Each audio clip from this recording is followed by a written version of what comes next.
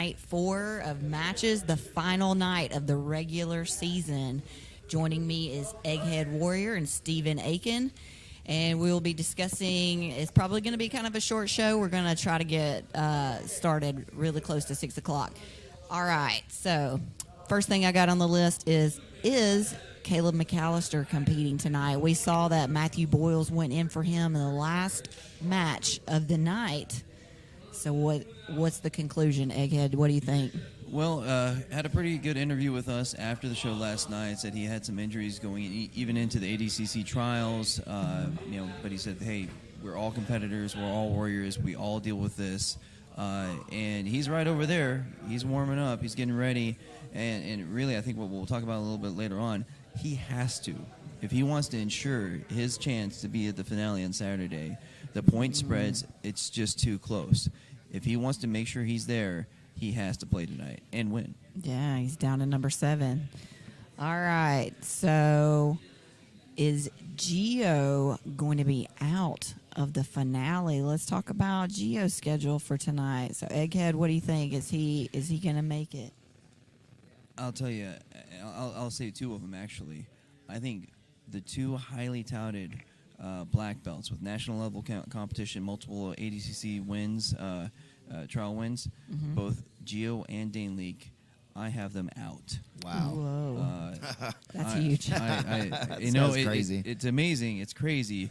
But right now we got Gio Ortiz here at 17 points, so he's really tied for the 8th spot right now with David Evers. Right. But he is facing Mario Gayor, which I have as a draw. I mean, it could go either way. The thing is, Mario and has Sean, there, and Sean Applegate, his coach, he knows Gio, so they have to have a plan, and I think Mario can execute that.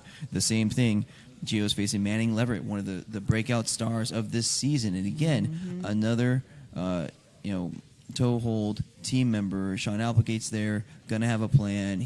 Manning's got all the skill sets you could ever want, and then he's got Tyler Woolsey, who I'm pretty sure he's going to get a break on. He might get a kill. Okay. But I think a break. So you think 3 points? I think he's only get 3 points, maybe 6. All right. And that's not going to be enough. But if he gets 6, you don't think that's going to be enough to get in with 6? What 6 would put him at 23? Yes. If he gets 6, he'll get 23, and that's not enough. I currently have, even if Mario only gets 3 points, I have that means he's at 25 after tonight, and I have him currently, my estimate, to be the 8th man in. Mario's your 8th man in? Yes, because I think Quadzilla, who's tied with Gio, I mean, he's going to do what he came to do. He's going to take some legs today. I think he's going to get 3 breaks, and he's going to slide up to that 7th spot. All right. But here's the thing: is we see, like, right now the last people in are 17. Hey, you could get 7 points per match tonight if you get a kill in that first minute. So if somebody goes out there and knocks out a grand slam, 3 kills in the first minute, almost anyone has a chance to get in. Oh, that's pretty exciting. All right, Stephen, who do you see going into the finale that's kind of a surprise? Honestly, one of the biggest surprises I have is going to be Marcus Elkins. I think Marcus Elkins is going to make the playoff. I have him having a really big night tonight. I think he's going to cause problems for everybody that he's facing. Let me see. The first match tonight is going to be Josh Gibbs filling in for DeWitt. Okay. I think Elkins may be able to pull out 6 points right there because he's really hunting for it, and he knows this is his chance. It's the last night to get in there and get it up. Gibbs is going to be super tough. We had a talk today, and I think he's game, and I think if he catches Marcus in the right place, then he'll have a shot. But I really think Marcus eventually will be able to overwhelm him, and I think he might even get a 6 there. So I gave Marcus a 6 for that. All right. And then also, he's got a match with Elijah Carlton. I don't think Elijah's super worried about that matchup. I don't think that he's going to necessarily score, but what if he did happen to slip something in because Elijah's looking ahead to another thing? I'm not going to count that one as any points, but it's a potential thing that could happen. Okay. And then for his third match, he's got Kevin Primo.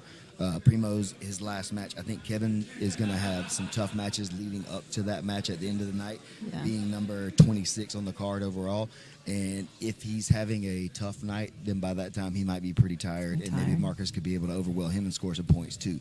I don't know that that's going to be the case, but I think that he can pull it off just because of the energy that he's been bringing into the room every night. He's doing things that people don't really expect and know what they're doing. He doesn't even know what he's doing out there.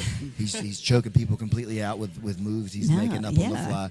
And so I think that kind of energy is what the PGF's about. And on this final night, he's going to be the one like big surprise that's going to make it to the finale Saturday. Exactly. His matches have had the crowd and all the competitors on their feet. They are yelling. I wish you guys could be here and feel this energy in this PGF crowd. It's something.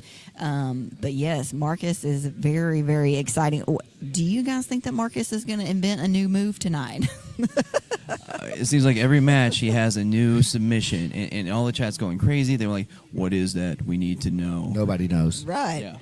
He's just moving. He just has mat awareness, and this is the thing about those guys who've wrestled their whole lives or for a long time, even though they've not done jiu-jitsu, if they're doing a no-gi competition, the mat awareness and the way to create leverage and create scrambles and then get control of the other person in weird positions is what they've done their entire lives. So I'm not really surprised to see that from them, but I think Marcus's length and how like gangly and stuff he is a different thing for most people to handle, because he's not the big sturdy kind of wrestler that Jake is. When you go in there and hit Jake, it's like running into a wall. But when Marcus hits, he like bends around you and then like he's on your neck in some kind of weird way. It's incredible to see. Yeah, last night I remember Scaff saying, "Man, if I was Marcus's coach, I would be like, what are you doing?" You know, and I was like, that man's an artist. Give him a brush. Let him paint. Let him create. That's right. So he's creating all kinds of things right now. So I'm excited to see what Marcus is going to do tonight. All right, so let's talk about the top 8 as of right now. So before any of the matches tonight happen, let's talk about the standings. So right now we have Elijah Carlton in number 1. Well, actually tied for number 1. Tied for number Manning 1 Leverett. with 30 points. Manning Leverett, 30 points. So number 1 and number 2 both have 30 points. All right, Jonathan Roberts has 25 points. Number 4, Kevin Sherrill, 23 points. Number 5, Mario Gayor at 21. You know, we talked in the pre-show yesterday. We were like, "Oh, is Mario getting in?" And he did. Do you have him he had in? an amazing night. Do you have him in the playoffs after tonight? What do you think, Egghead? Yes. He's with my estimates, he's going to be the 8th ranked guy after tonight. He'll make it in, and we didn't believe it, but the mastermind, the genius, Sean Applegate, he said he's going to have all 5 of his active duty roster guys on there in the finale, and he's going to make it happen. Maybe we need to make a rule. You know, if Sean Applegate coaches again, you can't bet against Sean Applegate. Same thing with the Pete Rose. Concur. Yeah. Right. Sold. Number 6, Kevin Buehring with 19 points. Number 7, Caleb McAllister with 18 points. And then tied for the 8th spot is Gio and David Evers with 17 points. Super close, that 6, 7, and 8 spot, all within 1. That's super close. So tonight is going to be super exciting. Very exciting.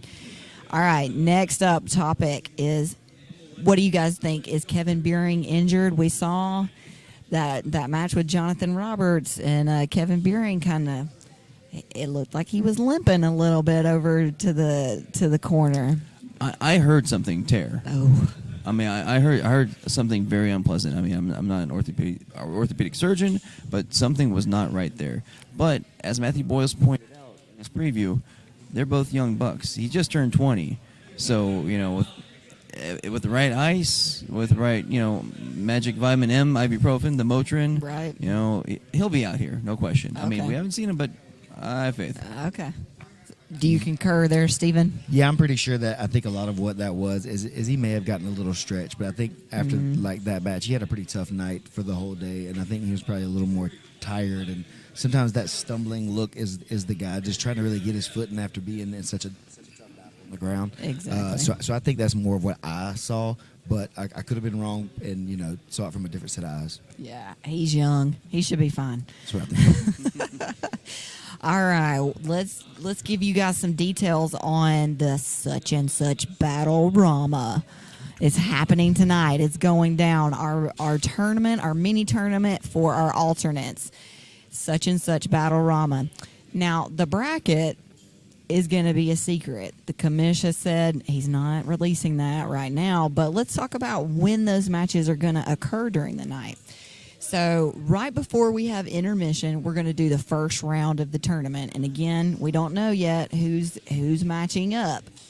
But the first round of the tournament will happen right before the intermission, and the finale, you're going to have to wait. That's going to be the very last match of the night. So stay tuned. Make sure that you are with us all night, and it's probably going to be a long night.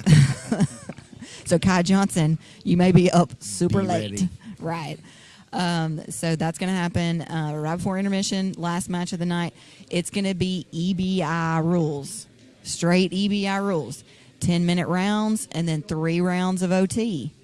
So I'm hoping that these guys have been practicing their OT rounds. All right. Then we're going to talk about what happens if there is a tie for the 8th spot.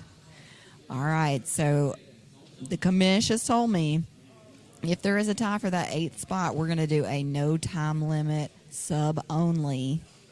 And then that's going to happen after that Battle Rama finale. So that will actually be, if that occurs, that will actually be our last match of the night. So Battle Rama finale, next to last. And then if there's a tie for that 8th spot, we're going to do that absolutely last. And the competitors wanted that. They said, we're going to settle it like men. You're right. Incredible.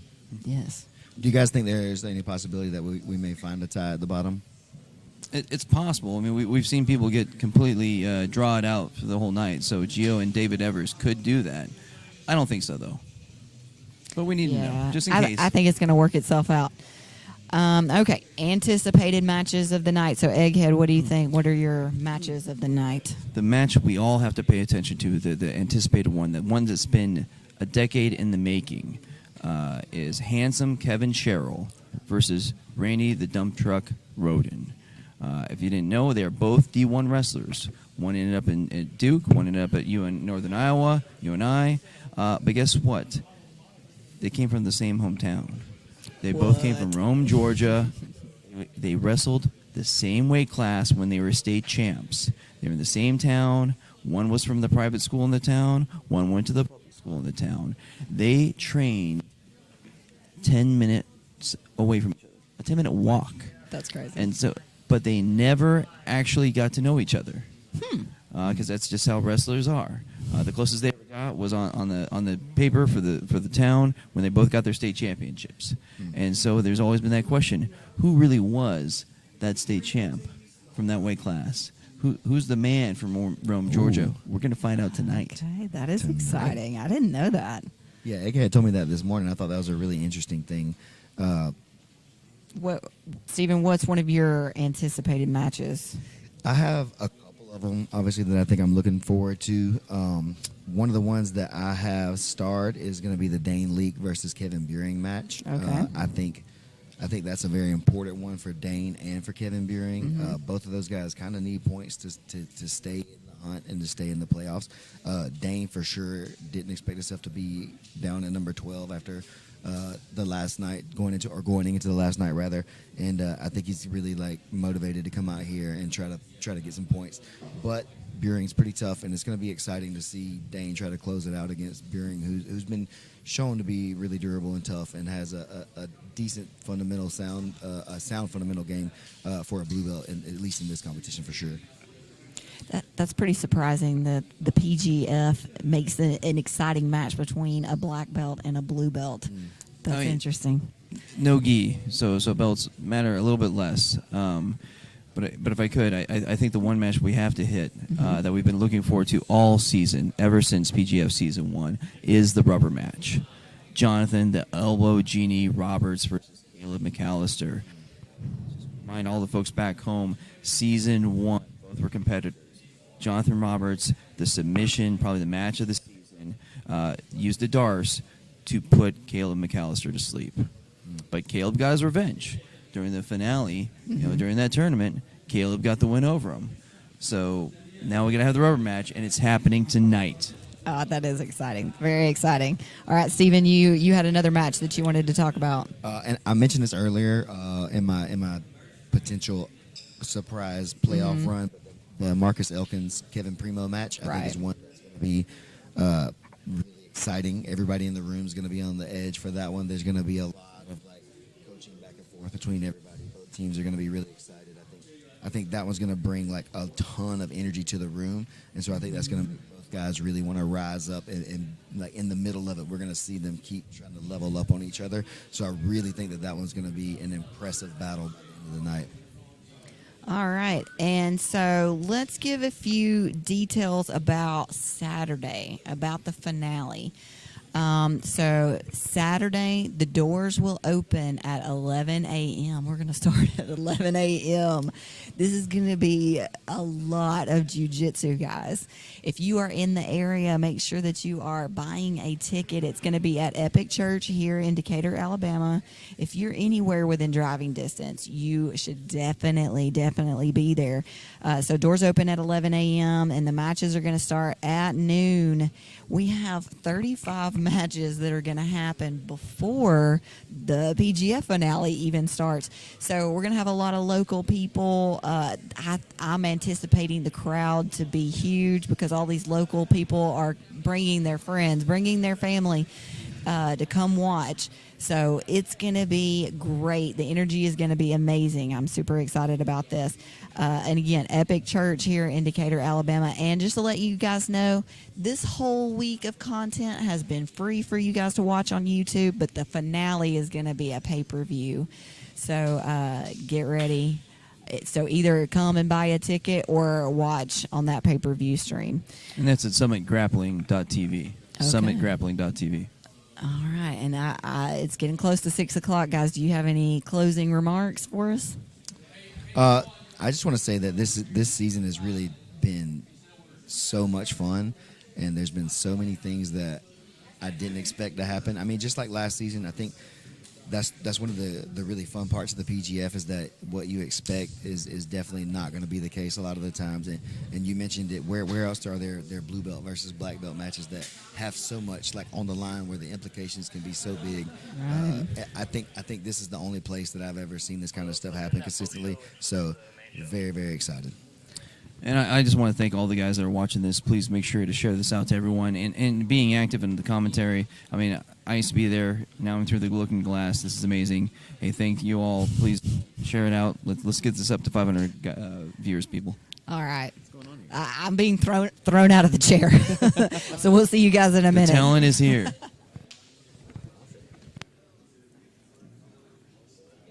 No, you got to protect me from her, man. She's gonna be kicked out of the gym next week. So. Ooh, guys only, huh? Yeah, literally the guy was like, "Hey, make sure we're doing this."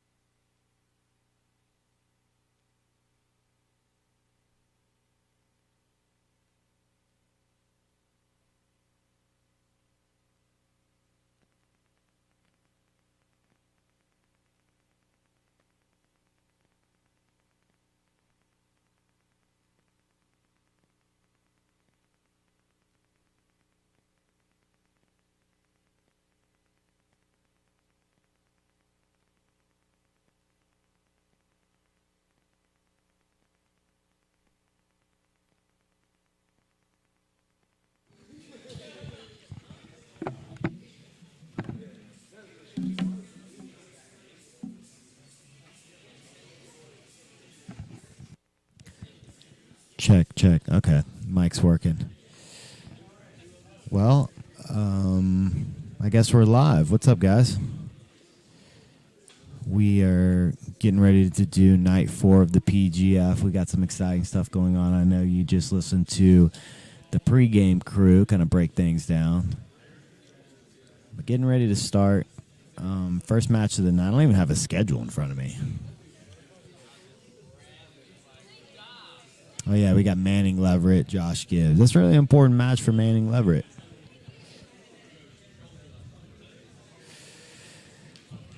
Yeah, so the alternates competing tonight. It's going down.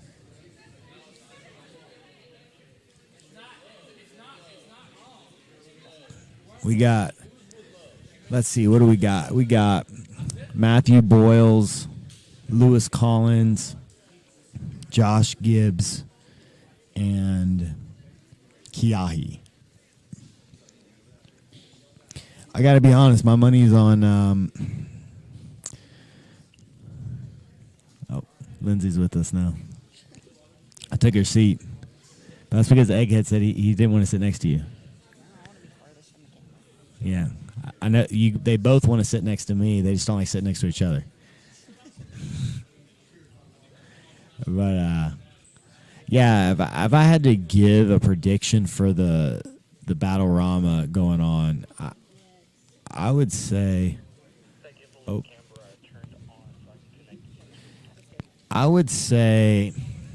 I mean, Matthew Boyles, to me, has got to be the favorite. Kid looked really good during the qualifiers. He looked great last night against Noah. And to be fair, you know, Noah was 9 matches in, and Matthew's coming in off the sideline. He's fresh, but he still looked great. And I've been really impressed with his spirit and just what he's about as a grappler. I think he's going to be a very, very tough out for any of them. The rule set that the Battle Rama is going down under, is it EBI rules? Yes. Okay, so EBI rules, yeah, that's definitely going to play a factor. I don't really know. I mean, I haven't seen Kiahi compete since PGF Season 1. I've trained with Lewis a handful of times since PGF 1. He's doing great. He did pretty good in the qualifiers. I think Lewis and if I had to be, Lewis and Matthew are the 2 favorites, in my opinion, for that $1,000. You know, Matthew is who I want to win. I'll admit that. I'm a big fan. I really want him to win. I want him to get the exposure. Super big fan of his. Unfortunately, I don't know because Gibbs is just, he's showing such strength and athleticism and size. I mean, he was in PGF Season 2. He's probably up to 185 now. So he's got some good size on him. And Lewis Collins, saw him during the qualifiers and in Season 1. He's got the leg locks. He's got some sweet arm bars. It's not going to be easy for Boyles, but he's going to push him. And that's going to make it really exciting. Yeah, no, I agree.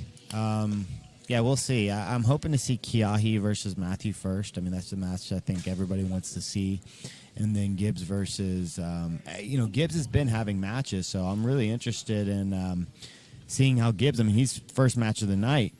How affected is he going to be from having had matches in the actual PGF? I think Gibbs is going to be wore out, and I think that's going to be a disadvantage for him.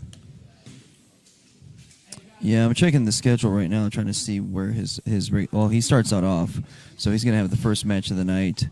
He's going to second, and so he'll have at least 2 matches before that first Battle Rama match. So he could be very tired. Yeah, and we know that the reserves are, I mean, they're fresh. They're going to be going into this thing $1,000 on the line. None of them have ever competed for $1,000. I just imagine that they're going to be just ready to go.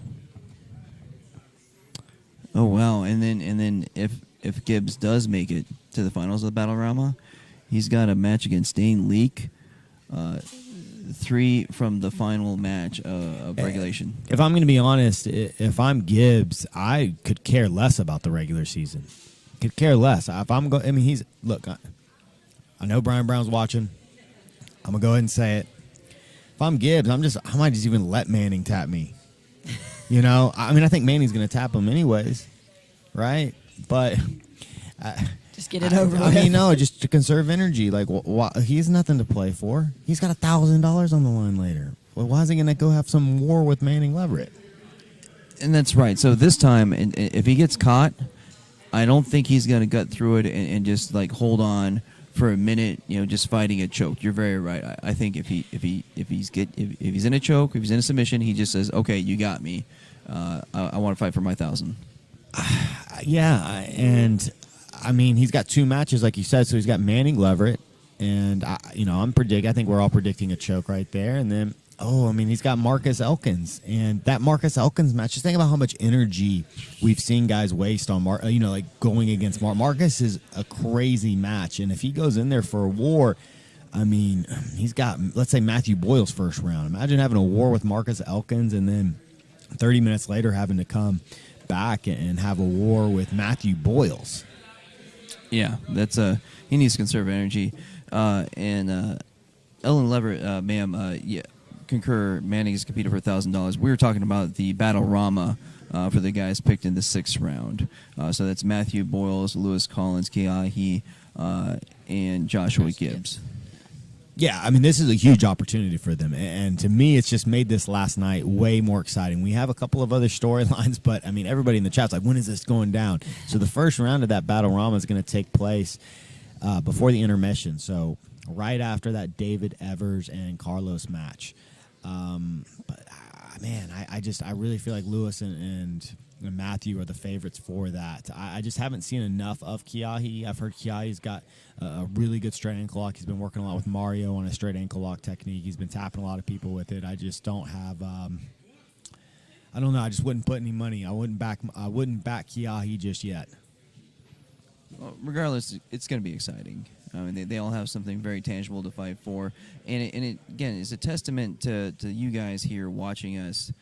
Please share, get more people on here. But you guys started this idea. You said, hey, we want to see them. We want to have something for them. And you started donating money to make it happen. And then such and such came through. Just awesome sponsors said, you know what? We're going to sweeten the pot. Make it $1,000. Wow. That's awesome. Yeah, I mean, these guys, I don't know. You think some of the active competitors are a little jealous? Oh, 100%. I mean, some of these guys, let's just say Tyler Woolsey, for instance. He's got 6 points on the board with that really nice choke over Randy yesterday from that guillotine. But, I mean, you're telling me right now he wouldn't switch places with Gibbs to have a shot at 1G? I think he would, yeah. Yeah, for sure. I think one of the broadcast team actually put in a super chat asking if Isaac could play there. Oh, really? Stephen Aiken. I mean, that would be kind of cool, man. Throw Isaac in there. But, I mean, Isaac's been on the regular roster, so that's definitely a no-go. Yeah. It's got to be those 4 dudes. Oh, yeah. Just to the point, though, that so many of those guys, man, they love a shot of that grand. Yes, I think it's just great that, these guys, even their alternates, they still had travel expenses to come down here. They've been maybe paying for a place to stay. Some of our sponsors, we use that money to get hotel rooms, but some of them got Airbnbs, gas money or a flight. And so they're incurring expenses just like the people on the active rosters. And so this is an awesome opportunity for them to be able to recoup some of that, or, maybe it's more than what they spent. Hopefully it's more than what they spent. So, yeah, it's very exciting. A lot on the line today with the points and who's going to be in and out. I mean, we've got a tie at the top, Manning Leverett and Elijah Carlton. Manning's got a tougher schedule for sure than Elijah. I mean, Elijah's got Dane Leake, who hasn't given up points, so that's going to be a tough match. But then he's got one of the stars of the PGF, Marcus Elkins, but that should be a pretty easy victory. And then Elijah's going against Eric, and Eric's given him points in most of his matches, and they competed in season 1 of the PGF. Elijah, got a pretty quick choke. I'm expecting Elijah to, be first, but I'm expecting Manning to be second. I think Manning's going to come out. He's going to choke Josh Gibbs. And if he can find a way to choke Randy Roden, I mean, there definitely is a chance that he could be walking away as the regular season king.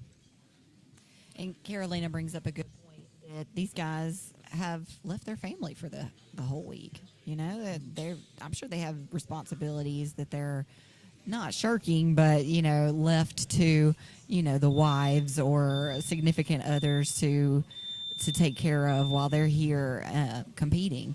And so, yeah, $1,000 would go a long way to making the wives and significant others feel very, very much better about them leaving for the week. I think that's called a vacation, right? Yeah. Do you think this has been a vacation? Good job, Matt. You're going to get them all in trouble right now. But here's one benefit we haven't talked about, though. They're still on teams.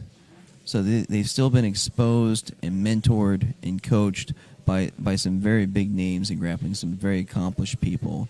I mean, Matthew Boyles was on team such and such with the Elkins brothers, but Caleb also has taken him under his wing and says he's coaching him for tonight. You know, Kiahi has been in, you know, with the toe hold guys, you know, coached by Sean Applegate, you know, and they've been here, as we've said, 2 hours at least before every night getting coached. Not today. They were here early. They were here early, but Maybe not not 2 2 hours. hours? To me, that's that victory rubbing off on. He's like, we've already got it. We don't even need to meet tonight. Sorry, guys. All right, so Brandon has an announcement that he wants to make before we get started, but I don't see him. Oh, I hear him, though. All right. Before we get there, just give a quick womp, womp, womp. Oh, I'm sorry. There it is. Lindsay's hearing you. Womp, womp, womp, super chat from Bias Hacker. It's for the Battle Rama. Thanks, Bias Hacker. Dang, dude. Everybody wants to be a part of this Battle Rama. No, Caleb is playing. I talked to Caleb 30 minutes ago. He said, you know, he kind of in jest was like, yeah, I feel great. Can do anything for 18 minutes. So he's going to gut this one out. He wants that Jonathan Roberts match.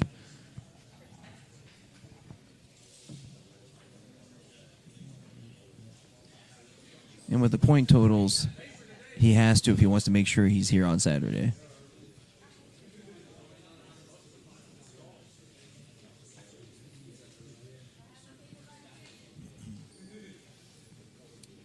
We said early in the pre-show, almost all the competitors, if they hit a Grand Slam, they could be in the playoffs tonight.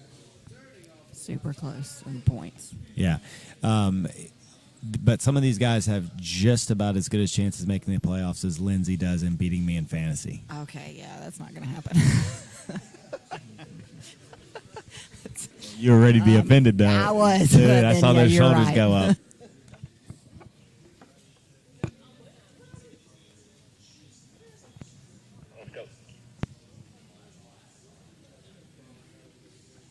Getting ready to switch to the commish here.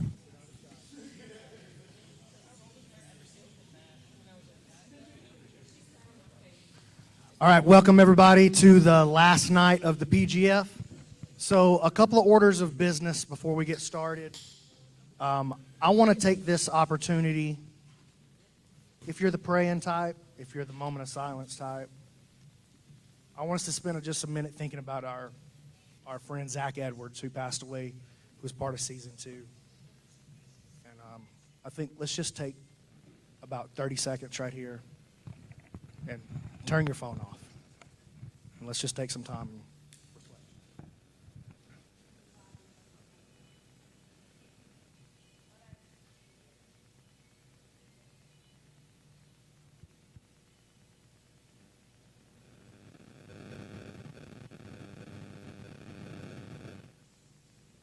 All right, thanks, guys. I appreciate that.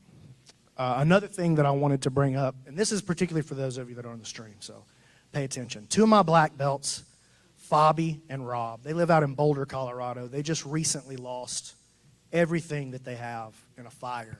Like literally everything they own. They lost it all. And they have a GoFundMe. The link to that is in the description of this video. If you've been blessed, if you feel lucky, let's extend that to them right now. Thank you.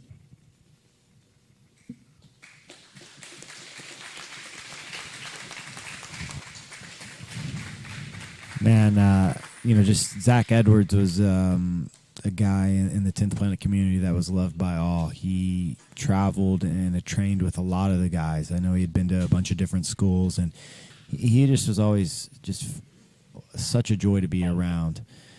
Man, I really just miss him, and I rest in peace, Zach.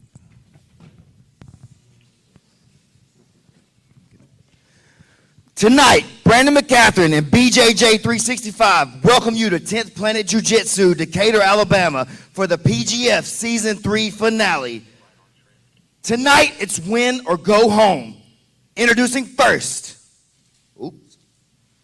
representing Primo's Heroes, it's full-time Josh Gibbs.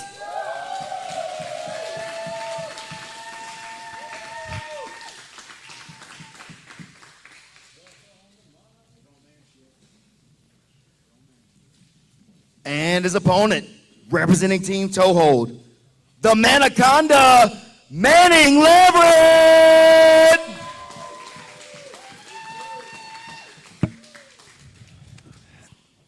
I mean, Gibbs's mindset is critical for some of these guys tonight. Manning Leverett being one of them. Like, again, how much is Gibbs going to push? How much is he going to fight like he did against Caleb McAllister yesterday? No way. If he gets locked up in a submission, then he knows he's eventually gonna, get submitted by. He should just tap. I mean, he's still a warrior. He might hold out a little bit, but he. Oh wow, we might Yeah, I already mean see it soon. we're already talking about it. I mean, Gibbs definitely rolling. Really nice mat return right there. Immediately, Manning gets one hook in. He's looking for that choke. Manaconda. He's got both hooks in now. This is a great time to reset. I'd reset back to the middle if I was the ref and go from there. But they're going to keep fighting out of bounds. Well, it's half out of bounds. Half in bounds. Yeah, we got this body triangle. But Gibbs, man, he did such a good job defending yesterday. We'll see. And this isn't going to take too much out of Gibbs. I mean, he could fight in this position for 5 minutes, and it's not going to be that taxing. This isn't wearing out your grips. Not really. No. I was gonna ask the same question, Lindsay. Oh, yeah? Yeah, I mean, not to the extent where it's going to really where Gibbs is going to get tired is going to be in the middle space, right? The takedowns. I mean, what he's already been through. This is just that last 5 parts, but Manny's going to get this choke right here. He's going to tap. Anything under the nose? No, I don't think he can dig that hand out. Yeah, and he gets the tap. Oh. Big 6 points right there for Manning Leverett. Hey, we got a new number one.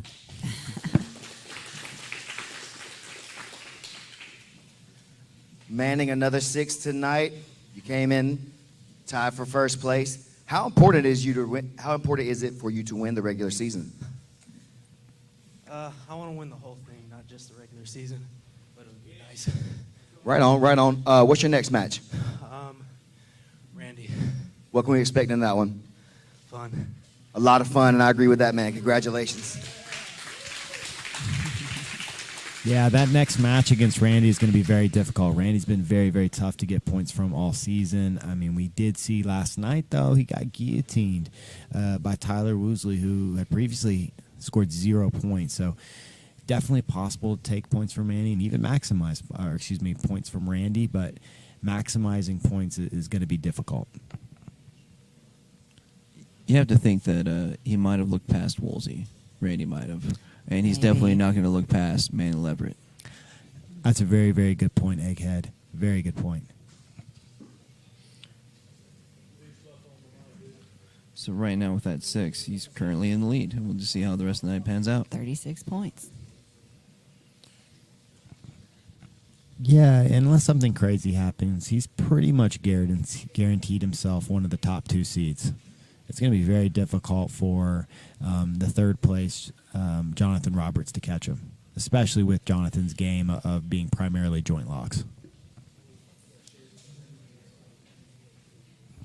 But we got Elijah Carlton. It's pretty cool. The schedule, again, is random, but we get to see our top 2 guys coming out here in the first 2 matches. Elijah Carlton, can he match? Is he going to be able to match Eric Longar?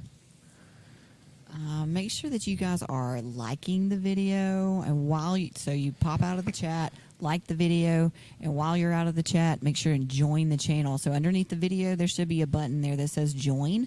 You can join the channel for 99 cents a month, or you can choose a different amount, greater than that. But you'll have access to different videos. We had a Sean Applegate seminar 2 hours ago. We had a Jake Elkins wrestling seminar today. So those are the kind of things that you're going to be able to see on once you join and become a member. So join the channel. It'll be worth it. Yeah, and we'll see. Is Elijah going to be able to match Manning? What do you guys think? Is he going to be able to choke Eric Longar? Does he get the Elijah? choke or not? Yes. Yes. Man, I talked to Elijah, though. He went back to Chattanooga last night. Ended up getting back really late. I mean, just think about when he left. So he got back real late. He just had a couple things he had to take care of, and then he drove back. Elijah's condition has been a little off this season. I think he's a little sore. He's not worried about his hydration. Yeah, it's like been a little dehydrated. He just hasn't been feeling, I think, as good as he has when in the previous season. But he is completely healthy. He was telling me today he's just a little sore, and again had a late night driving back and then making it in today. So I'll just be interested to see how he does in this first match. He's building in a lot of excuses in case he doesn't win this thing. You think that's what it is? He might be just a little bit of fear there, huh? I don't know. You guys talked to him yesterday before the matches, but then, then he got 2 draws. So he was already making excuses before the matches. And, that might have been to throw you guys off or just to be a little bit stubborn, because David Evers was saying he was going to kill everybody with, break everybody's feet. So, I don't know. But we're ready for the next match.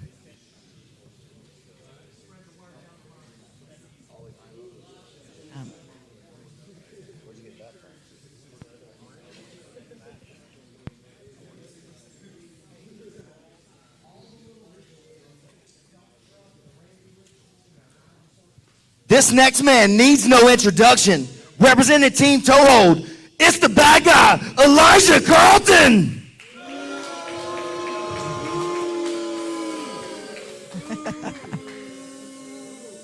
That's a bad guy.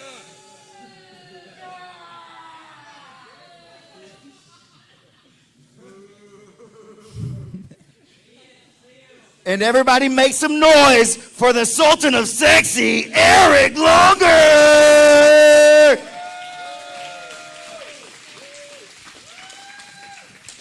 The Sultan of Sexy. Okay, that's a new one. We got Eric Longer here, black belt, going against Elijah Carlton, who is looking to possibly surpass Manning. If he can get that 1 minute Jonathan Roberts bonus point, he's going to be 1 point ahead. This is a big match for Elijah. Personally, I get it. The end of the season, the final tournament's the one that matters. But, man, Elijah, he needs to come out here and win this regular season. I mean, he's the face of the PGF. I want to see him come out here and, go for the chokes. Now, if Manning happens to dethrone him, that'd be great. But I want to see Elijah really go for first place during the regular season. Womp, womp, womp. Super chat from Dale.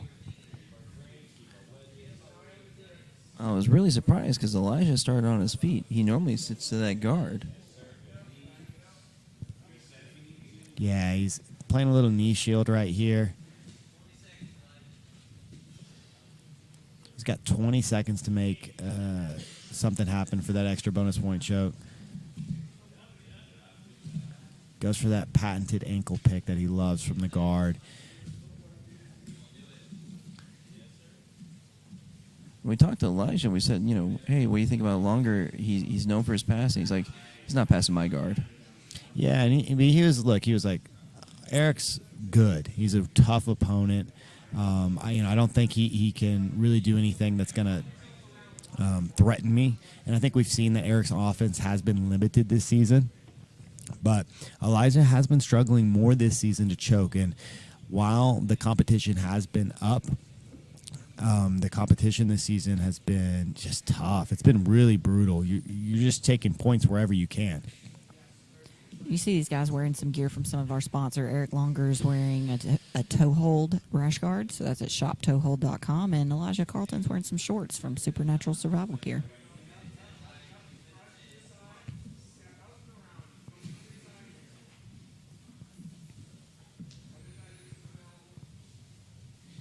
Some really good passing right here by Longar.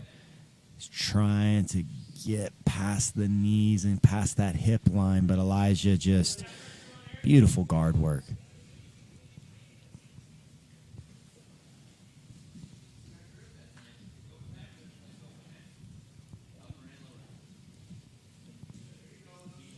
I mean, Eric's been tough all season. No match really showcased that more than his match with Jonathan Roberts.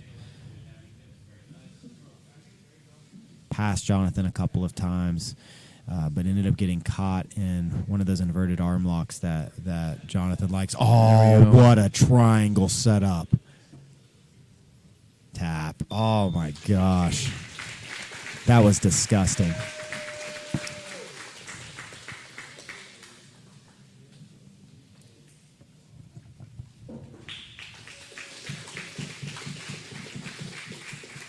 Still tied for first. I want you guys to go and share this link. Share it in all your social media Elijah, accounts. I know you're really looking forward to this Saturday. Tonight, you just got another 6 points, keeping you tied for first place. How important is it for you to take first place in this season? I don't care. In your next match, you have Marcus Elkins, right? No, I got Dane League. Dane next. Okay, my bad. I had that out of order. How do you see in that match go? Same as every match. What's that mean? I'm going to win. All right, he's going to win. You going to get a 6 on that one? I don't know. All right, you know Dane League's never been submitted as a black belt. I don't care. All right, let's go, man. Congratulations. Love it, that bad guy apathy. I don't care. And he's feeding off the booze. Really excited for that Dane League versus Elijah Carlton match. That should be really good. I mean, yeah, you can tell. I think he just took up a little bit of an injury right there. So I think we were seeing a saltier Elijah. I think his wrist got tweaked a little bit. I know he had kind of come in with a little bit of a wrist thing. But man, dude, Elijah's one of my favorites, man. That was hilarious. Bill Sockman asked, how many matches are there in the finals? So on Saturday, before the PGF finale even starts, there are 35 matches. There are 35 matches. Yeah, we're starting at noon, and it's going to be a pay-per-view that you can get through SGC. So this is a co-promotion. We're doing a joint promotion with them for the finale. SGC, run by Jamie Houston. He runs one of the best MMA promotions in the Southeast. And the couple of cards, I actually commentated his last SGC card, and it was a blast. A lot of great talent from the Southeast, and there's some really, really good dudes coming in. So if you're looking to spend all day watching grappling, look, football's over. There is no football Saturdays anymore. It's time for you guys to, buy that pay-per-view, and let's watch these guys get down, throw down, not just the PGF guys, but a bunch of other talented people from the Southeast. If you are a local or you are visiting the area, make sure that you visit Such and Such. It's a restaurant here in Decatur. They have burgers and tacos. They are one of our team sponsors. They have a food truck outside. They've been feeding us all week. And so make sure that you show those guys some support. You want to get some of those drunken waffle fries. I promise. Delicious. Yes. Getting ready to go into the next match. We've got Isaac Stackhouse versus Mario. And Isaac was, he was really confident today. I mean, he was talking, he had his in high spirits, and he was talking, he was like, look, I have a chance to still make the playoffs. If I get three chokes, I'm in the playoffs. If things go my way and Caleb doesn't score, I'm in. He is right. I mean, it is possible. And he also has some crazy different techniques he's been wanting to try, and now that it's win or go home, so I think we're going to see some interesting stuff from him. Yeah, the match I'm looking forward to. I mean, we got Marcus Elkins versus Josh Gibbs. Anytime Marcus steps on the match right now, it's much watch. But Isaac has a match against Noel Randolph coming after the intermission, and I think that could be a crazy match. Now, we talked about it early on the pre-show, but the Kevin Sherrill, Handsome Kevin, versus Randy Roden. Did you know that they came from the same town? Yeah, Kevin Sherrill was telling he was telling us actually that crazy story, right? About how, hey, we're from the same town, but I'd never met I had never met Randy Roden because we wrestled on rival teams, and you just didn't talk to people from like a rival wrestling team. Well, the crazy thing was they were the same weight class, state champs at the same time. One went to the private school, one went to the public school, so they're different classifications. One like 3A, one 5A, and so I know Randy was undefeated his junior and senior seasons. I can only imagine Cheryl was either undefeated or pretty dang close to it. But now we get to see who's the man out of Rome, Georgia. Yeah. But in fairness, Darius, I meant college football's over. I hear you. I'm a pro sports fan myself, and so I will definitely be following the NFL playoffs. But look, there's only 2 games Saturday. There's more games Sunday, so let's skip the Saturday games, and if you want to get your football in, watch Sunday. Yeah, we've closed down our open mat. All of our students to come watch these finale, and we have several guys competing from 10th Planet Decatur, so we want all of our students to come and support these competitors. Now, Matt, I got to ask you. We've been looking forward to this one match coming up for almost a year. Who gets the rubber match between Caleb McAllister and Jonathan Roberts? You just can't trust Caleb right now. I think he might be a little too injured. It's hard to pick Caleb. Jonathan Roberts is on fire. Yeah, right Jonathan's on fire. He's really been on a streak. I mean, that first day, Jonathan found himself with 3 points, and I was wondering, again, how his game was going to translate to, is he going to make the PGF playoffs? And he's answered that question and more. I mean, he's in 3rd place right now. Caleb really, again, he's been limited. He was telling me about his injury and kind of how it's limited on the mats, and yeah, it's pretty obvious to see, especially if you've watched a lot of Caleb McAllister, that, yeah, again, he's coming in limited to these matches. But everybody's injured. All right, we're ready for the next match.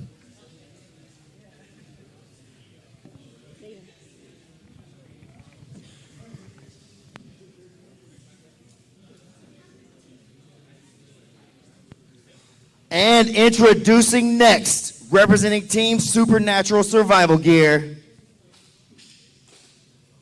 the wandering grappler, Isaac Stackhouse.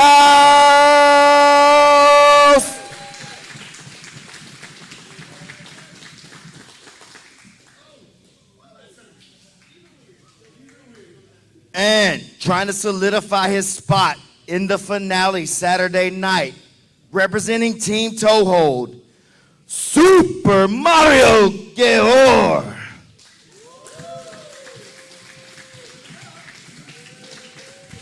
We've got Mario and Caleb with the tie right now. This is a big match for Mario. We've seen Isaac again give up points every single match. Has to win. If he wants to secure a spot for Saturday, he needs to get some points today. Yeah, 6 would be huge. Because who knows what happens? I mean, Marcus Elkins has been wild all week. He's at 12 points. Who's to say Marcus doesn't do something crazy and he finds himself in the finale?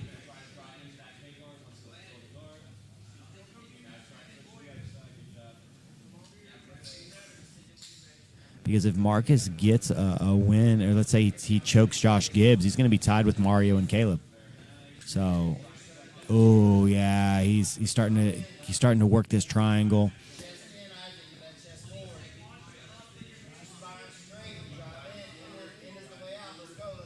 Mario working towards this triangle. Isaac still has his both hands in, but it's Isaac needs to stack in.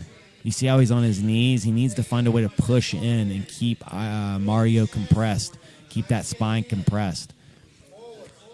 Yeah, he needs to stay forward. There we go. Now he's on his toes and he's stacking.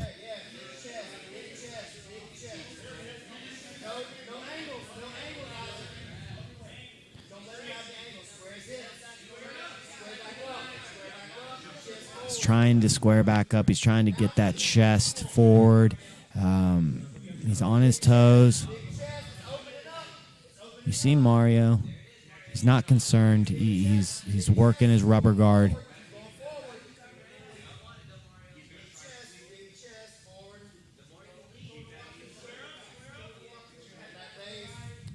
So what's his way out of this?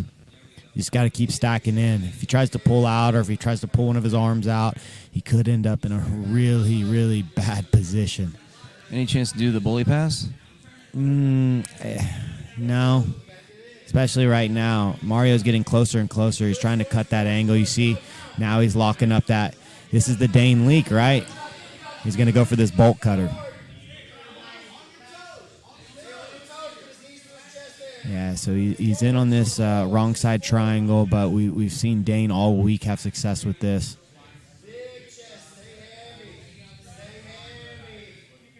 We'll see if Mario has this in his game or if he's going to use this to try and find another submission. Oh, Isaac dropped to his knees for just a split second. Oh, wow.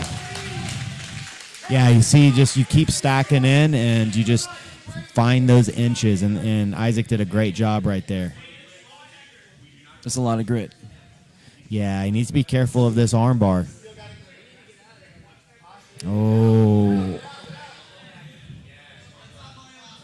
Okay, he's out the back door, and this is some of the stuff that Isaac wanted to work. He wanted to work some of this weird, like, upside down.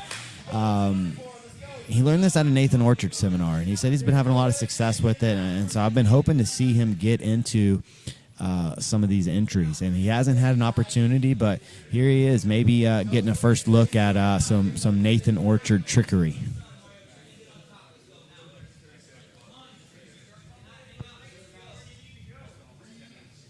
Two and a half minutes left.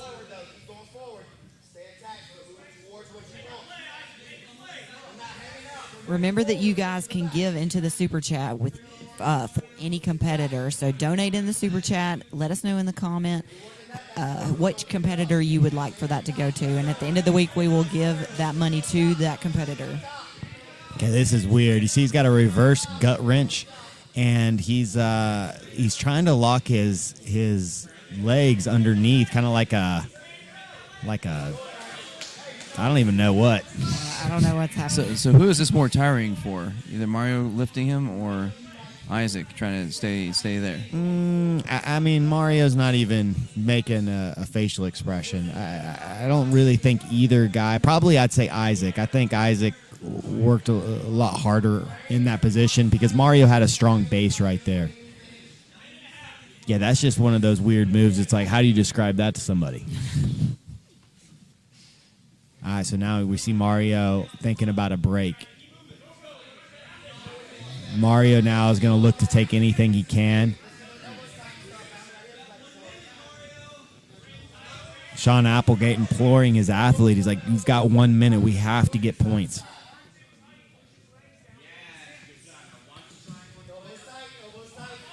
Oh, okay. Isaac having his best match of the season. Just reach for the head a little prematurely right there. Mario now locking up this Kimura grip, but he's got to take something. I mean, he's got 45 seconds. The back might be a little too long because we also know that Isaac's going to go to sleep. It's strange because as we get closer to the end, they always say you got to go for the limbs. You think he has enough time to get a choke? That's what I'm saying, especially with how we know that Isaac's just going to go to sleep. I mean, that going to sleep takes 10 seconds. So, and he's got 20 seconds now. I would have probably stuck on that Kimura and tried to get a break. But we see him now going for a reverse triangle here. Or maybe he can rotate to that arm bar. Yeah, he just doesn't have enough time. He's got 5 seconds. Time.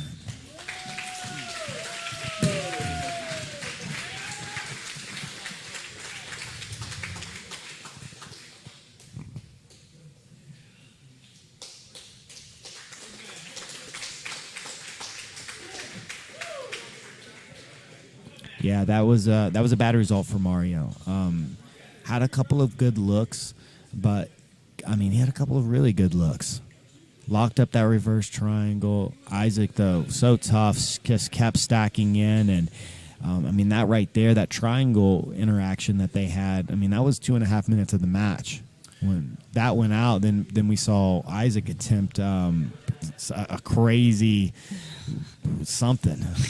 And then there goes another 2 minutes. And whenever there's 2 minutes left, I mean, very, very difficult to tap any of these competitors. Right now with that result, I'm not sure if he makes the finale. Mario? Because I had him for getting a break there. Okay. And he needed those points. Because he's got two other tough matches that I think are both going to be draws or possibly losses. And if somebody like Dane Leake makes a move and gets 2 kills, you get time. Yeah, we had talked about, Scaff and I had talked about in previous seasons, it really mattered, like you really needed the kill over the break in previous seasons. But this season, it just seems like you just need to put points on the board. It doesn't really matter whether it's a kill or a break, whether you're getting the 6 or the 3. You just need a submission. All right, we're ready for the next match.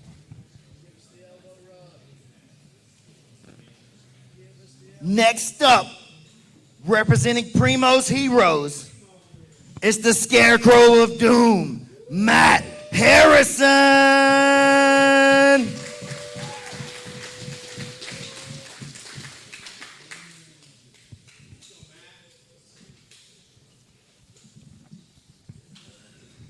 And his opponent, representing Team Such and Such, it's the Elbow Genie, Jonathan Roberts.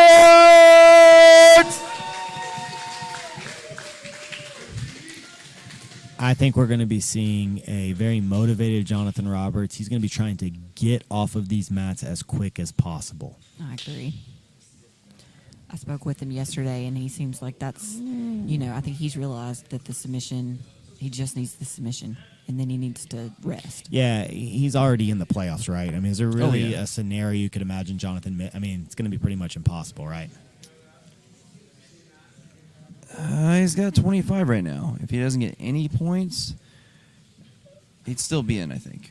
But possibly the eighth spot, and that means, well, he does want to see Elijah. So that make it happen. With how tough everybody's been playing, though, I mean, 25 is, I think very few guys. If he didn't score another point tonight, I can't imagine many guys passing him, just with, again, how tough it's been to score this season. I think you're right, but I do think if he didn't score any points, he'd probably end up in that 8th seed.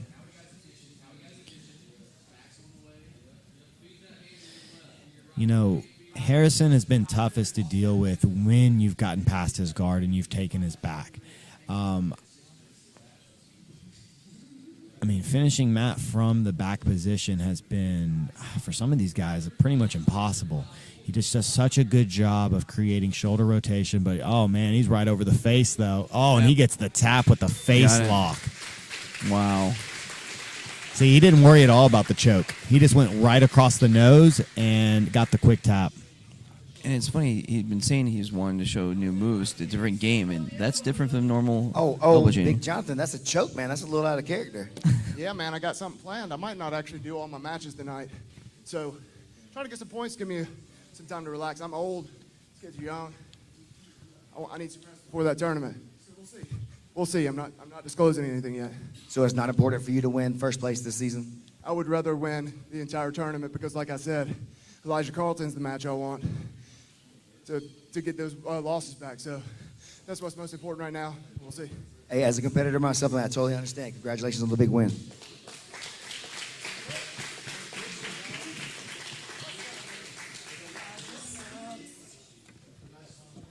Yeah, quick match, and I understand, guys, that going across the face is mean. It is. It's mean, and it's mean to do to your training partners, but you have to train it, and that's a very, very that match right there is a really important reason why. We saw Elbow Genie all season. It was so difficult to get underneath his neck, so Jonathan didn't mess with that. All Jonathan did was go across his nose, and he bellied him out, and he got the tap almost immediately. Gotta practice your face locks. You have to. Now we have a very important match, David Evers versus Kevin Primo. David Evers is tied for 8th currently. If he wants a shot at showing up on Saturday, he needs points. And, this is do or die for Kevin. 0 points in this match. There is a 0% chance he can make the playoffs. One of our sponsors is Lonnie Jones. He has a podcast, Keeping Up with Jones, the Lonnie Jones podcast, and it's available on Spotify and Apple Podcasts. He also has a book that's available on Amazon. So go to Amazon, type in Lonnie Jones, and purchase that book. I think it's $8. It's so yes. And also another one of our sponsors is Dr. Michael Cantrell. He's an orthopedic surgeon out of Huntsville. He trains at 10th Planet Huntsville. He also comes and trains with us some. And he is a blue belt. He can take care of your shoulders and your knees. So make sure you are paying a visit. If you've got some issues, pay a visit to Dr. Michael Cantrell. Yeah, how would you guys feel if Jonathan did his 2 matches and then skipped the Caleb McAllister match? So he's going to be, I mean, he's in now with that 6 points. I mean, Jonathan is in the tournament, and he's probably going to be a top 4 seed if he didn't score another point. But how would you guys feel? So he's got Isaac Stackhouse now, so let's just say he chokes Isaac out. How would you guys feel if he just skipped that Caleb McAllister match? Well, okay, so that would probably, where is that going to put Caleb? So I'd be infuriated. You I want to would? see that dang match. The people want to see that match. No. You'd be Overruled. upset. No, not allowed. He has to do it. I think we could see an instance where they both use replacement players. If Caleb can find a choke in his match against Kevin Sherrill, I think we could see just both of them using reserve players. But actually, I mean, can you really use the reserve players? Because, I mean, they're getting ready to have a tournament for $1,000. I mean, why would they want to jump out there for a match right before the finals? It's really interesting because I've heard from a lot of competitors that they actually like almost having a warm-up match. Like the first match has a lot of nerves, and so getting a match beforehand might be a good thing. But this coming match, Kevin Primo needs to get a kill. Introducing next, it's Quadzilla David Evers.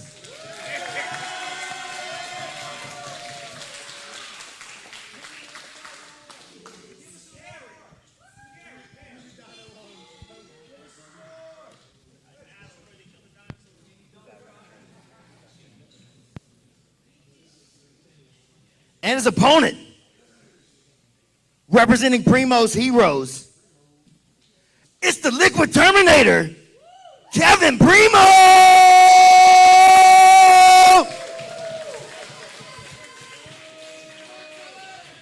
Yeah, must-win match right here for Kevin Primo. And I mean, David Evers isn't that far behind from also being in a must-win situation. Yesterday was really big for him. That reverse triangle submission that he hit was huge for him to get those 6 points. Yeah, so Kevin Primo has 6 points coming into this match. To get a shot, he's got to get 3 kills. He needs 3 kills tonight. He's going against one of the toughest competitors this season in David Evers. These guys have trained, a handful of times together. Kevin Primo goes to 10th Planet Huntsville a lot, and 10th Planet Huntsville is where David calls home. Those guys have done a great job with David. When David first came to them, he didn't have a leg lock game. He was more of a traditionalist. He was already a purple belt, but he was just more traditional jiu-jitsu. And, oh, wow, really nice butterfly sweep.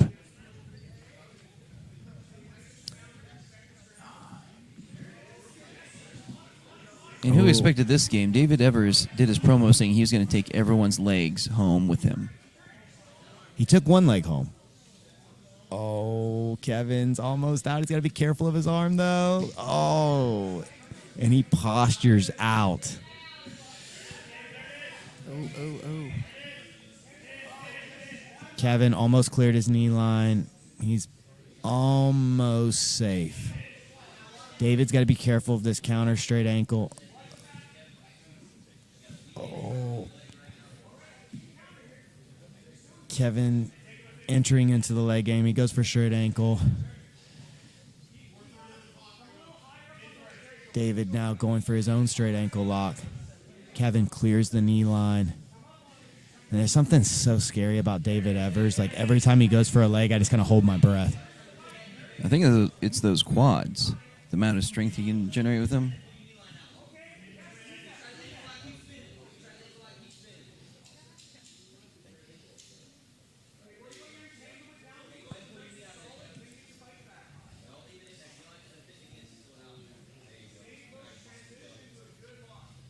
Kevin looking for a straight ankle lock of his own. Yeah, I want to see Kevin go up and pass.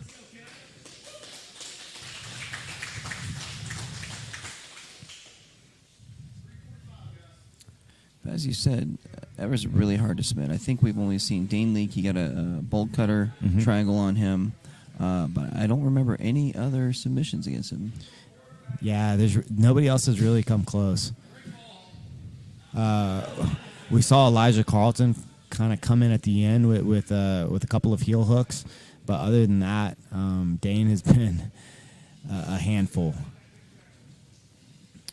I mean, David Evers was actually the first draw Elijah has had in the PGF.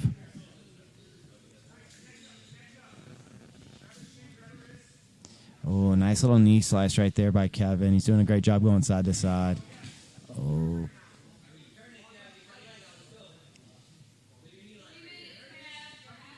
Kevin needs to clear his knee line. He's doing a good job of pushing the feet. Yeah, Kevin doing a great job. Kevin has defended leg locks well all season. He's done a really, really good job. Yeah, still Illard says it's squat night for me after watching Meat Sickle. I feel inferior. I think we all need to make sure we double down on leg day. Agreed. You see, oh, Evers, little kick to Kevin's face.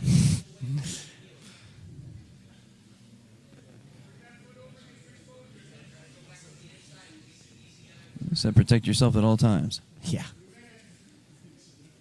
think we might see Kevin attempt a straight ankle lock of his own. He's going to go for a belly down right here. Kevin's going hard for this straight ankle. Oh.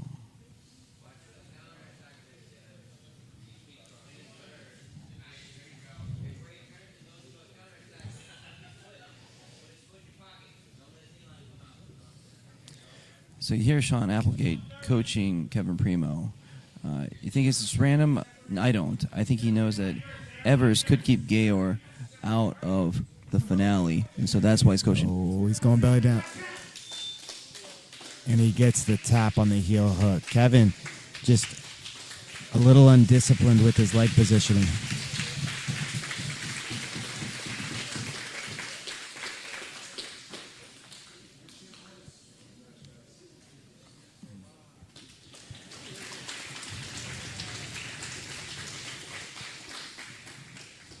David, great match, man.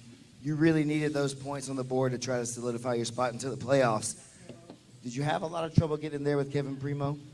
Yeah, sir. Did you see that? That man's a behemoth. I hear you guys spend a lot of time training together anyway, so you're pretty familiar with each other's stuff. Do you think that played a factor in how the match went? Oh, definitely. I knew if he gets a hold of your head, it's over. If he gets Kimura grip, it's over. So I was trying to be sure to be safe and just be defensively sound. Right on. What can we expect from you in your next match? Oh, man, I'm trying to solidify my spot, so hopefully more steps. That's the goal. All right, man, let's get back to work. What's up? Hey, thank you, sir. Hey, and Ham, did you see this? Oh, the freaks, baby. Thank you for that. Thank you for that. Yes, sir. Yes, sir. Congratulations, man. I want to shout out 10th Planet Huntsville. Thank you guys for coming out. I really appreciate it. You guys made my game so much better. Thank you. Thank you, man. Good job.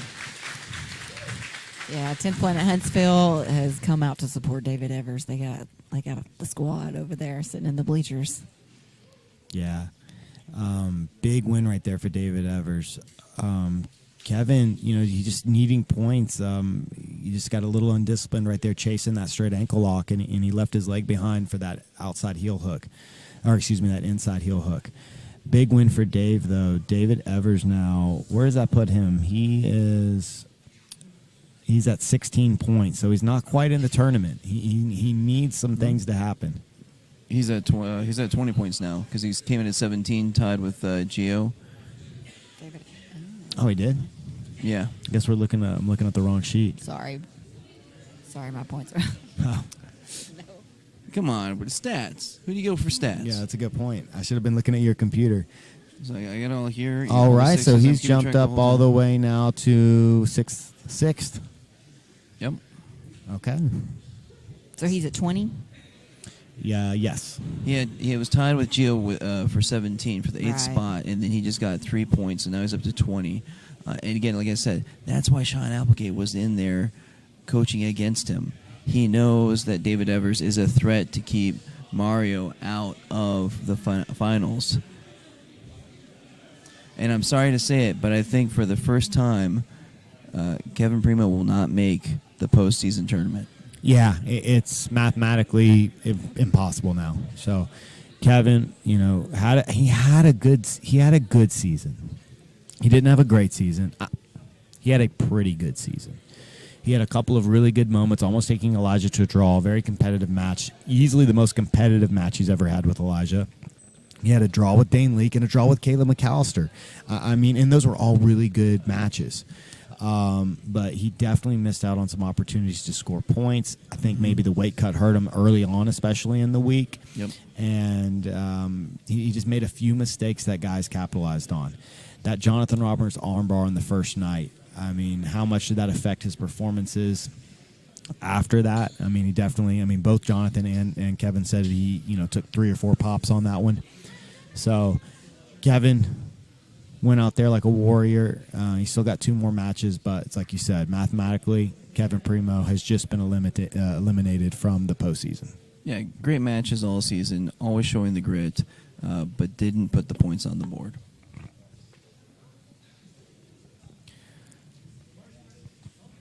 Yeah, we're getting ready to go Caleb McAllister, Kevin Sherrill, and must win for Caleb.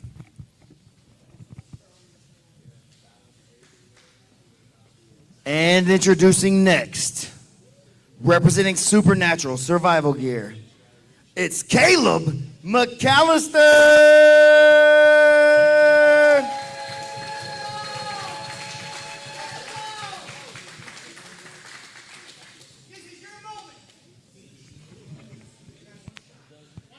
And representing Team Toehold, it's handsome Kevin Sherrill.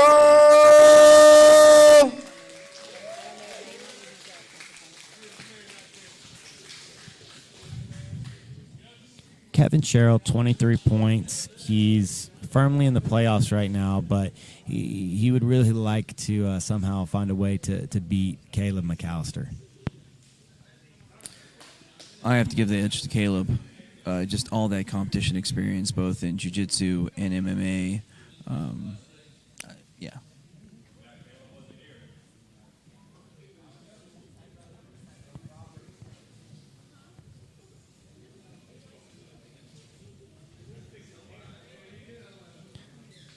Kevin Sherrill, Division I wrestler at Northern Iowa, state champion out of Georgia.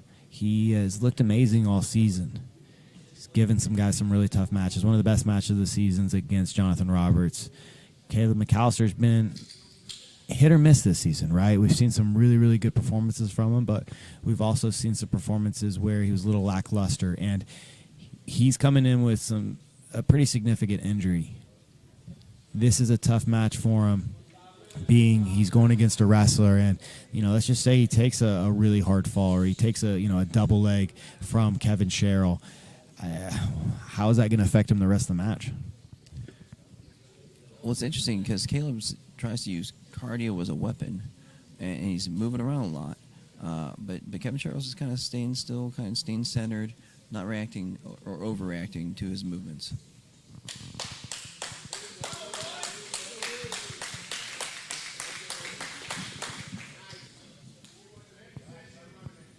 Nice takedown by Caleb McAllister. But Sherrill's immediately in on the head. He's looking for that anaconda or Darce. Oh, he's locking that Darce up. Yes. He's locked that Darce up. It's a little high, like up on his chest. Yeah. finishing wise, he's got a couple of things he needs to fix.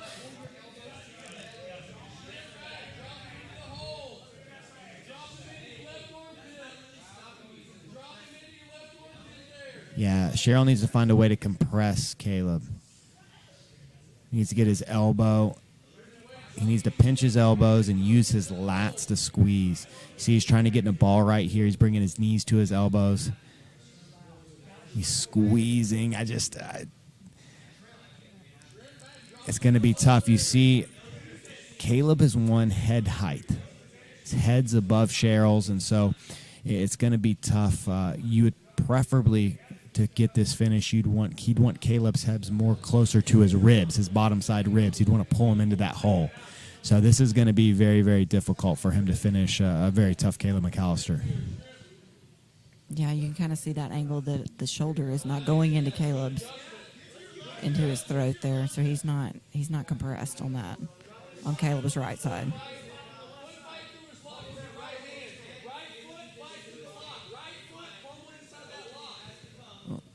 So how does he progress? How does he break that posture? And get him there? It's going to be very tough. What you'll typically see the best darts guys do is they'll force a re-roll. So he would roll over his shoulder if you watch like the Rutolos. But he's trying to use his legs to kind of collapse and break Caleb's posture. But I think this is a kind of a no man's position right now. I think he's going to have to let go. Yeah, you see Caleb now. He's just won a little bit more space. Yeah, he's smiling now. He just won even more space. Coach Applegate just said Caleb could hold him here for 20 years.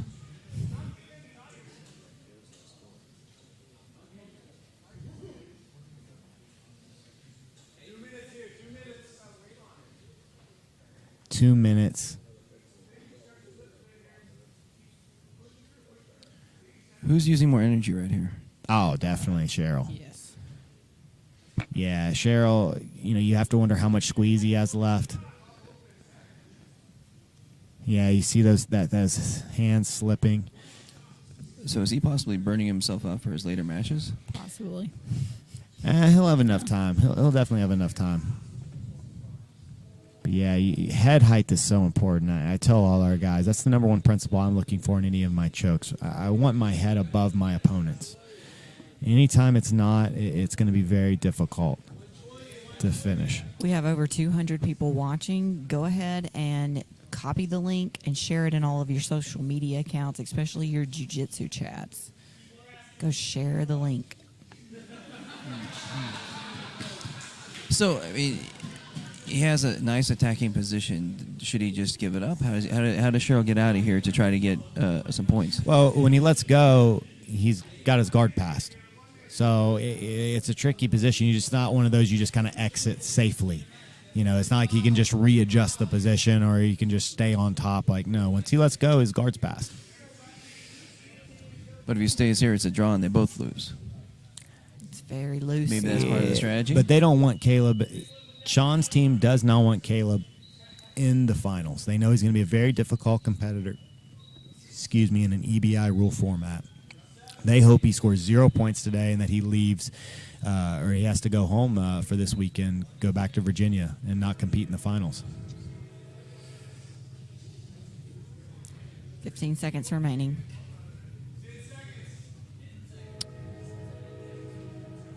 And Caleb has 2 other tough matches, so getting more points is going to be hard. Yeah.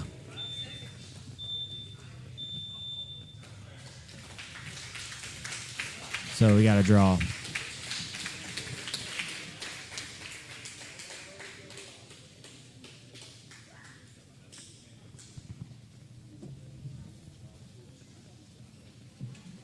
Up next, we'll have Carlos and Kevin Beering. Yeah, today's going to be tough for Caleb McAllister. He's got Jonathan Roberts now. Whether Jonathan takes that match, and he doesn't have to fight a reserve, but his next match now is absolutely crucial for him. All right, we're ready for the next match.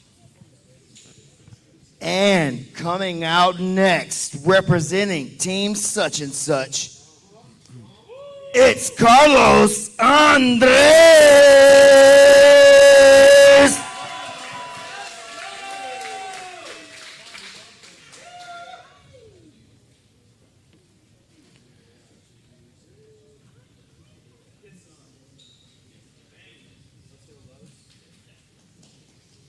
And representing Toehold, it's big time, Kevin Buring.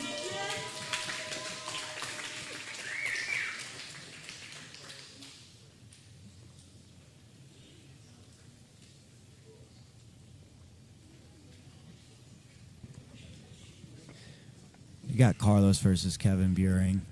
Carlos been one of the most elusive competitors this week. Kevin Buring, though, has really become a star. He's been one of the fans' favorites. He had his birthday a couple of days ago. He's 20 years old, and he looks every bit the one of the up and coming best guys in the Southeast. He's been the best blue belt, right? I mean, he's been the best under black belt guy in this, right? Him and Manning Leverett. Okay.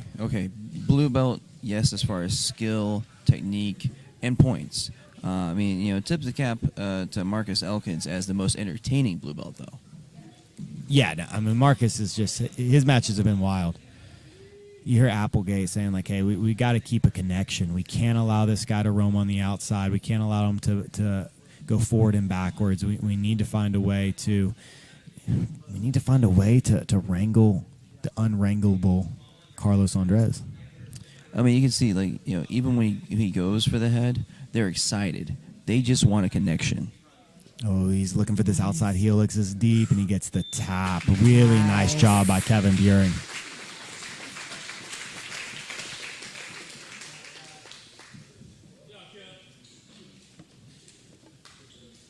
Big time. You like that? That's definitely better. I've been thinking about it, man. I was trying to come up with a good one for you. You're out here with these dudes as a young blue belt competitor. You're putting massive points on the board. You're getting a lot of breaks on people and stuff. It looks like you're going to make the playoffs, man. Did you expect to do that when you were coming in? I did. I honestly did, yes, sir. Thing you want to say? Man, I'm super excited to see you keep going. That's okay. I'll talk for you. You're doing a great job, man. Let's see some more of that tonight.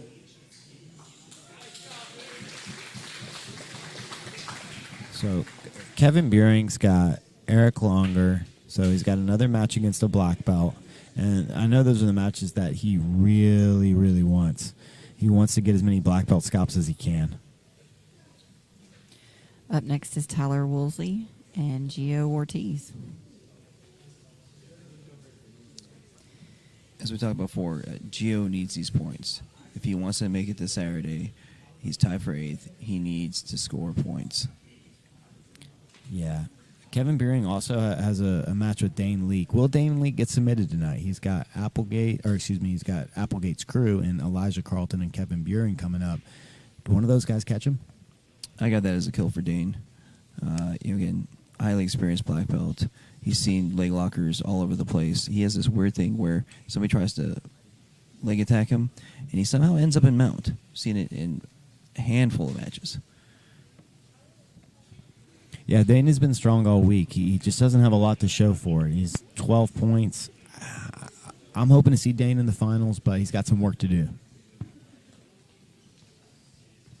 This next match has huge playoff implications. Representing Such and Such, it's Tyler Woolsey.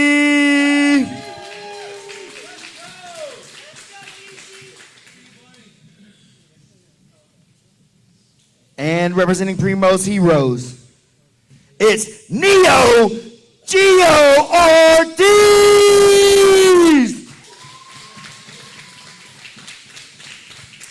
Womp, womp, womp. Super chat from Jarrett Bryant. And that goes to Caleb McAllister.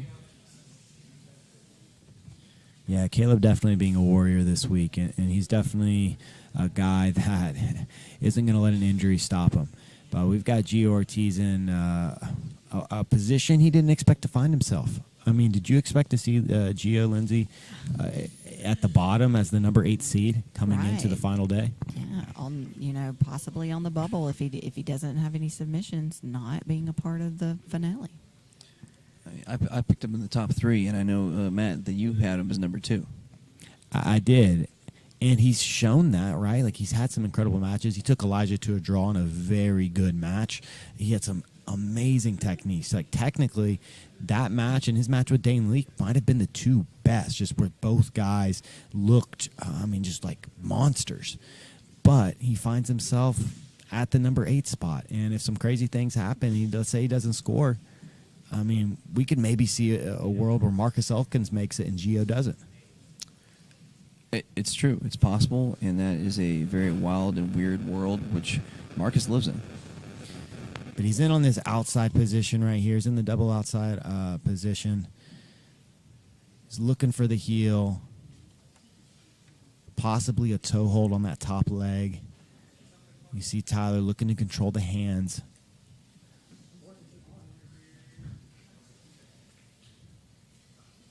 Yeah, he's looking for a toe hold on this top leg. But you see Tyler, he's looking to take the back of Gio.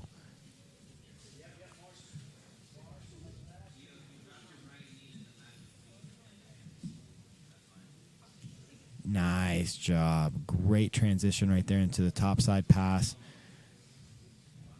Looking to knee slice to the left. Tyler in the quarter guard position.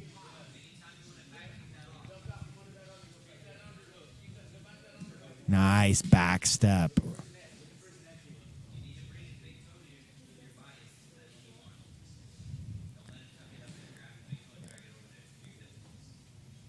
Looking to control the primary leg. So it's funny, Gio's got the secondary leg, but he lost the primary leg that he was attacking. So he's going to switch, I think, to an Ashigarami on the left leg. He's going to look for that straight ankle lock. He's got a very... Ooh. That was a gnarly pop. Ooh. Oh, my gosh. Sounded like somebody took a bat and hit something.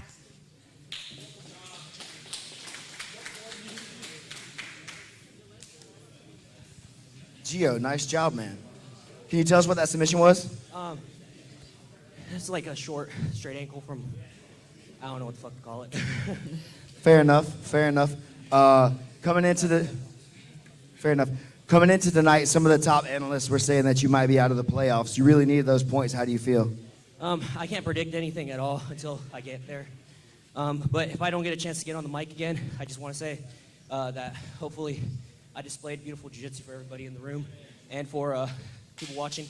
And we'll see what happens the rest of the night. No, man, it's been amazing having you part of season 3, and I'm sure we'll have another talk tonight. And we have seen some beautiful jiu-jitsu from him. I just think that, maybe people weren't expecting the 6-minute match and the level of competition. I think some of the higher level competitors came in going, oh, yeah, I got this. Yeah, as you see the graphic there, that is updated.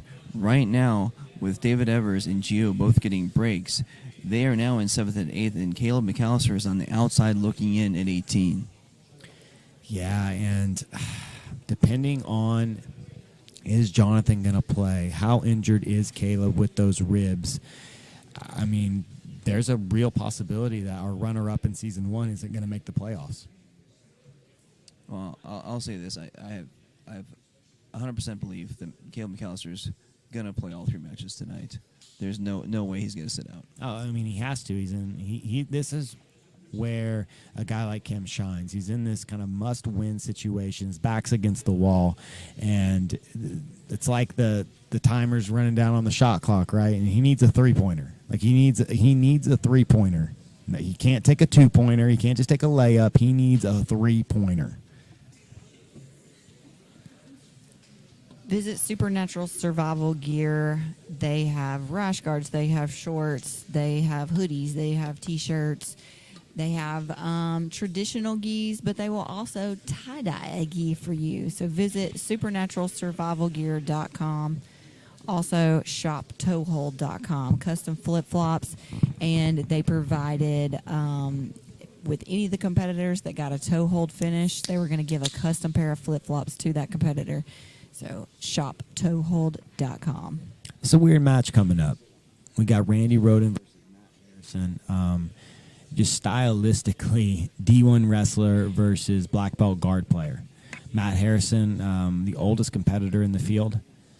Randy Roden, again, fresh off of blue belt, D1 wrestler at Duke. I am interested to see how this match plays out. I think Scarecrow's had a really, really tough time this season. In only one of the matches has he been able to work from the closed garden, and that was against the very tough and great Dane Leak. The Scarecrow's had a tough season because he hasn't been able to get to his best weapons. I think we're going to see more of that, more of the same against Randy Roden. All right, everyone. I need you guys to back it up for Team Supernatural Survival Gears, the dump truck, Randy Roden.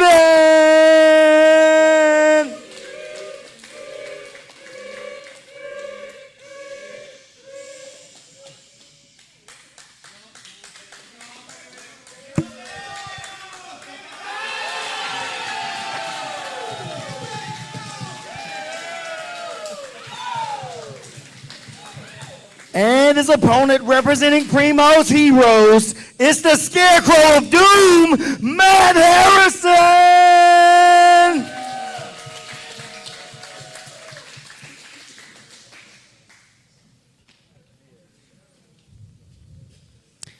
So we got Matt Harrison in the black going against Randy Roden. Dump truck. Oh my gosh, just an immediate double leg.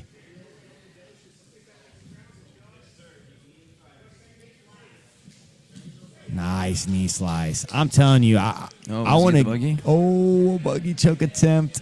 We've already seen one from Matt Harrison. Got that first night.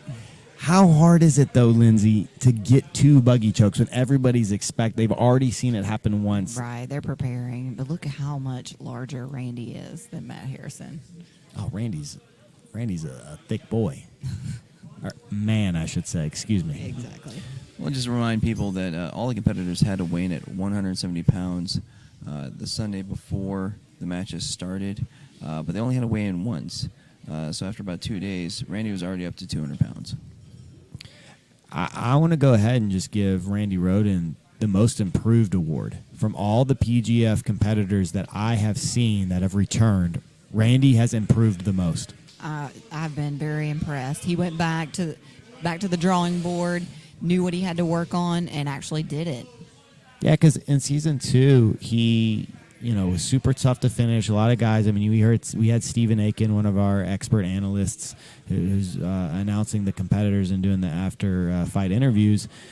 I mean, he's a season 2 vet. Fought Randy, and he was like, dude, he was a handful. But, I mean, we didn't see Randy really pass the guard very much in season 2. We didn't see him really navigate the leg locks that well. This season, we've seen him get a leg lock. We've seen him defend the leg locks at a really high level. We've seen him take down, pass. I mean, the dude is truly becoming a complete grappler. He did a scissor leg takedown right into a heel hook. Yeah. And against Marcus Elkins, and the more we see Marcus, we're seeing that's a really good win. That's not over some shot. I mean, Marcus has been very competitive in a lot of his matches. And there we go again, Randy passing the guard of a black belt.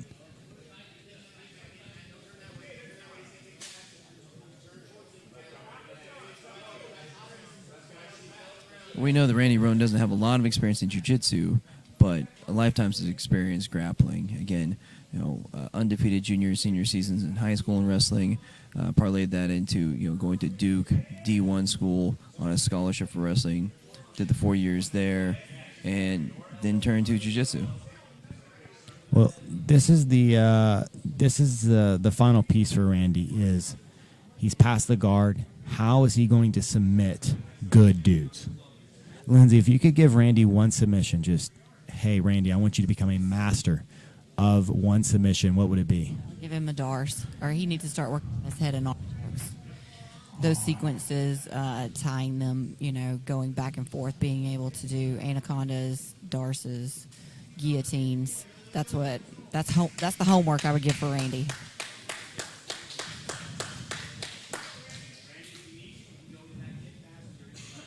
Yeah, I'm going to go ahead and call it Season 8, Randy Roden champion. All right. Who knows when that'll be?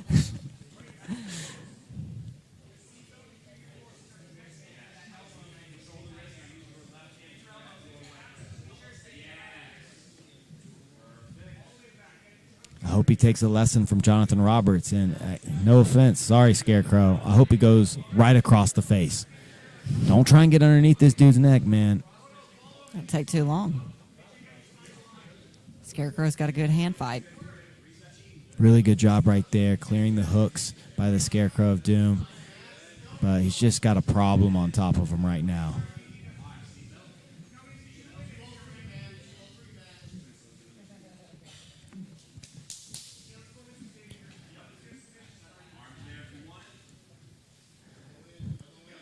Yeah, I really feel like the arm lock or the Kimura is going to be Randy's best bet of tapping the Scarecrow. I don't think his choke game is high enough level to catch the Scarecrow. We did see him hit an arm triangle last season, possibly two. Yeah, but not on the level of a guy that Scarecrow is defensively. He's looking to flatten him out. He's going to switch to the arm triangle. Oh, okay.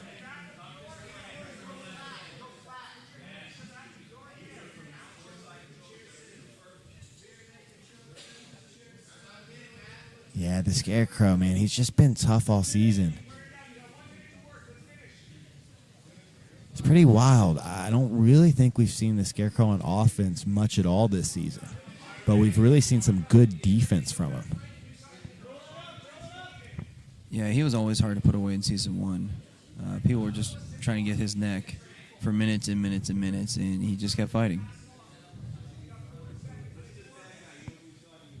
I think it's a good example of the progression of the level of athlete from Season 1 to Season 3. Oh, he needs to go right across. He needs to go for it. He's so strong. Just rip it. Oh, the Scarecrow, so good at escaping the hooks.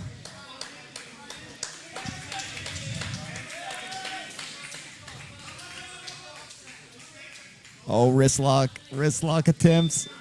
Ooh. He was going for that $20.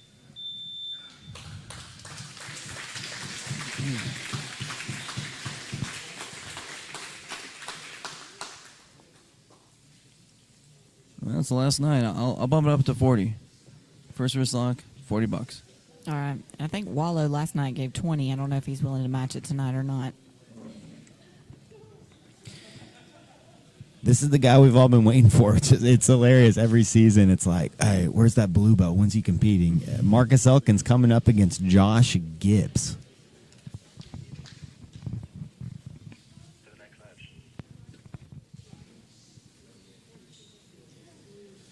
And our next match features from Primo's Heroes. He's full-time, Josh Gibbs.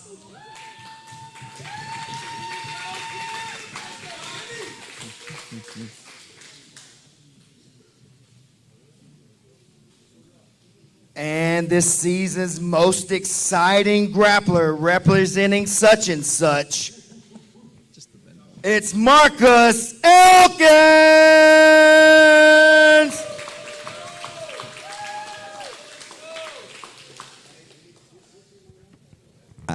I mean, I'm going to be, at this point, I'm just going to be disappointed if he just, like, rear naked chokes or, like, goes for, like, a rear naked choke. I want to see something crazy. And this is a match against Gibbs. It should be competitive. We see Gibbs pull guard. Marcus Elkins, like his brothers, was a state championship Step. wrestler. What a step right there. Cross step, gets to the hip, passes that hip line. He's on top. I think he was the one talking about a topside buggy choke. Is that him? Is that a thing? Oh, if it's crazy, it's probably Marcus. But again, it makes us think, if he gets that Dars locked in, how much is he going to fight it? Because he's got to worry about the Battle Rama. Yeah, well, this is the match I was really thinking about. Gibbs, getting ready to compete in the battle Rama. How much is he willing to exert himself in a match against Marcus Elkins that is bound to get crazy? He's got tons of cardio. I mean, I think it was yesterday he ran 3 miles in the morning before What? PGF even started.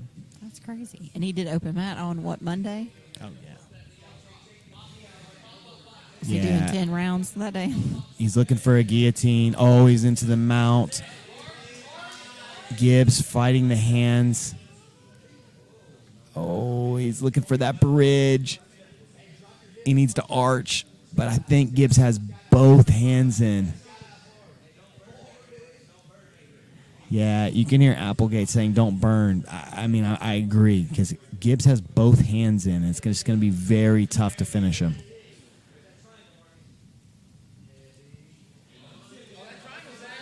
Oh, he's going to turn this into a triangle. I guess he's staying on the guillotine. No, he turns it into a triangle. He's just flowing and creating. Oh, he's going to go for the same triangle, I think. Yeah, he's got this same triangle, except now it's a reverse triangle. There he goes. There he goes. It's on the wrong side. Every match, a new submission.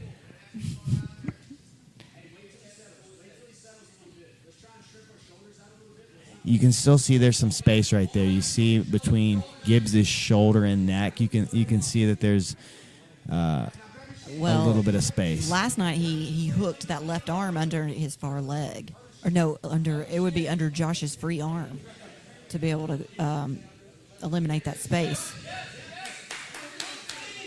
Yeah, Oh, he needs to change his angle. Oh, man, this is starting to get tight. But you see Gibbs has his hands together. Yeah, both of them are in there. He's got both hands in the lock. But yeah, Gibbs is doing fine right now. You think he's just waiting for Marcus to use up his energy? I mean, he's got 3 minutes. I mean, Gibbs has been, no offense to Gibbs, he's just been purely defense. His whole goal has been to survive. So, I mean, he's just trying to wait out at this point, he's just trying to wait out submissions. For him, every draw is a win right now.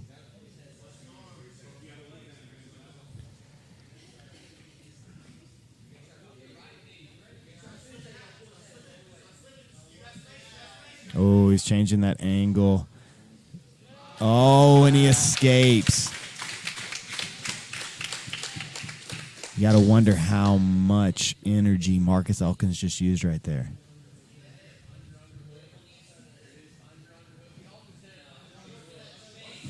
Oh, and he rolls him from Gibbs's guillotine attempt, and he's going for a... What do you call that? I don't know. Something...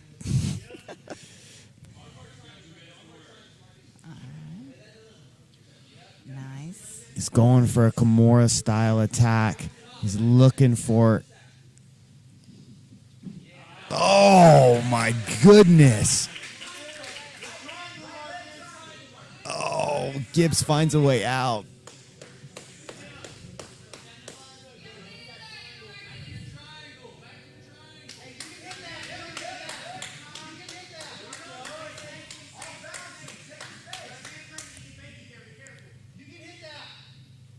I can hear people saying you can hit that.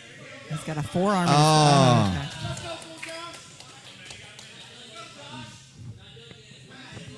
Man.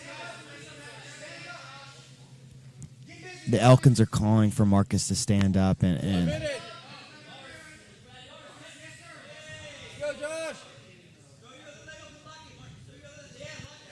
oh my gosh. What is this? I mean, you're The the black buggy belt. choke. Come on, help me out. It's a upside down buggy choke? I think so.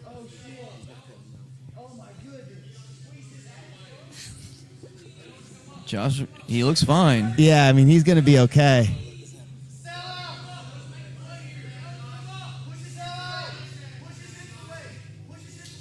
That's interesting. It looks like Marcus is almost armbarring himself, though. Yeah. Oh, shoot. Yeah, he's not going to be able to finish this. 10 seconds. Dude, that was a upside down buggy choke.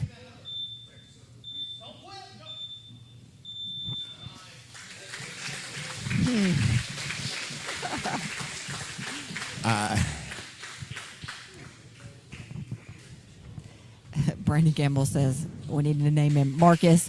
What was that sub Elkins? But I got to say, That was some weird and wild stuff, but coming up next is one of the matches I wanted to see all season. Elijah Carlton versus Dane Leake. yeah. So we made a mistake. Dane has been submitted once at black belt in regulation, and that was by the great Keith Krikorian. And then Keith tapped him in OT as well. But regulation, I don't really count those OT taps. So hold on. He was tapped by Keith twice, once in regulation. Yes, and once right in when he OT? got his black belt. Right when he got his black belt, Okay. he did a tournament. I believe it was in Tulsa, Oklahoma, that Keith showed up to, and Keith tapped him. Okay, so one super high caliber ADCC runner-up, three years in a row guy has tapped him, and that's about it. I mean, yeah, but he struggled in the PGF. Because the PGF's all about getting the submissions. You got to get those points. It's not like the other rule sets where you can hope to have a judge get you in there.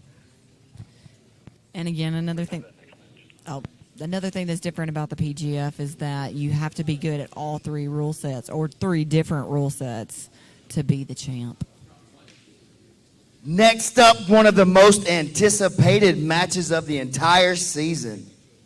Representing Toehold, it's the bad guy, Elijah Carlton.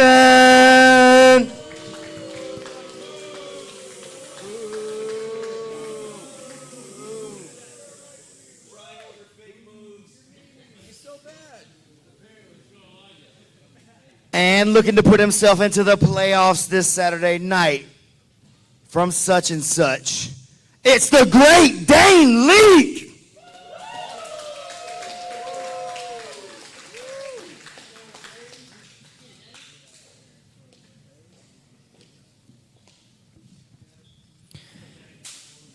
We got Elijah Carlton versus Dane Leake. Dane has, he's looked good all season, but 12 points, not enough to make the playoffs. He gets a takedown, more of kind of a guard pull though. Elijah wanted to be on bottom, and Dane's got to be very careful. Elijah is very tricky from the bottom. Elijah looking for this top side, looking for that heel hook right here. Dane escapes his knee line, but has to concede the sweep.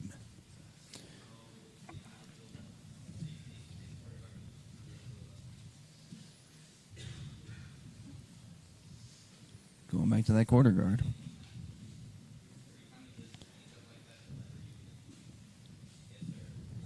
Oh, wow. Really nice work right there by Elijah. But Dane has been so tough from these quarter guard positions.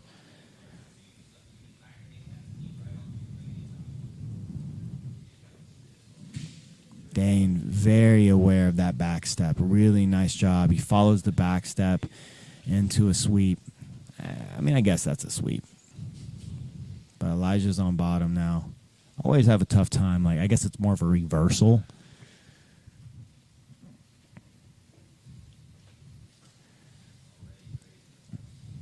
Dane, fundamentally so strong. Really not any big weaknesses in his game. That's what a solid black belt looks like. Elijah Carlton tied right now in the lead with Manning Leverett. A win right here would go a long way for him to be crowned the Season 3 regular season champ. Honestly, if I was going up against one of Sean's guys, I'd probably do the MMA thing where I go to the other corner of the mat as far away from him as possible because he's just coaching him right there.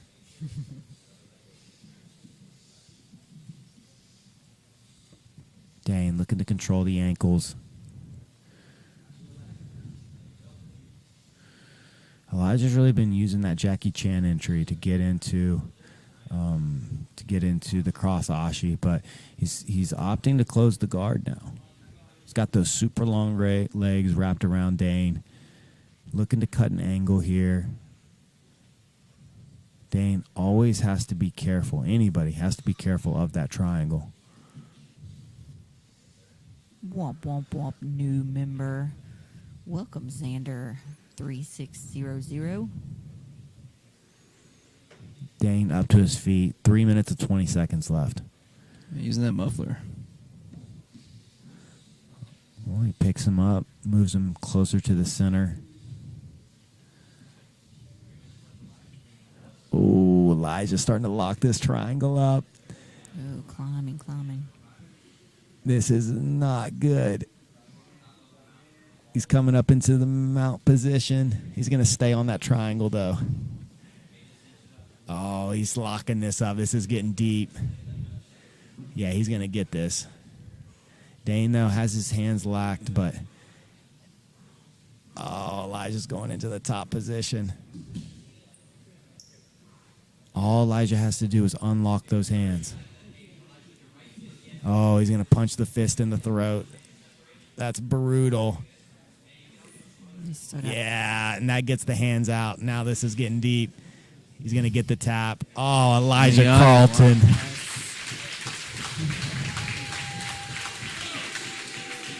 I mean, that's just what he does. The bad guy being the bad guy. That's a huge win for Elijah. Lots of cred. Elijah, that was a really big win, man. Really, really big win. Dane is a super tough black belt. How do you feel after getting those 6? Easy fucking money. Anything else? That's it. That's all. So like you said before, I don't care. He's the bad guy, and he's showing it right there. I mean, the Elijah Triangle, the most dangerous weapon of the PGF, right?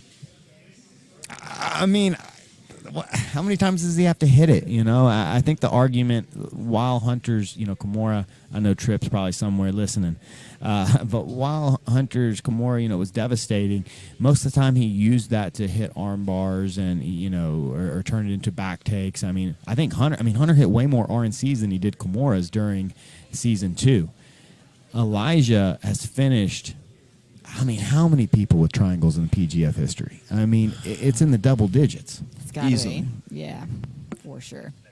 And I know other competitors and coaches warned Dane about his triangle. All right, ready for the next match. Up next, representing such and such, the Elbow Genie, Jonathan Roberts.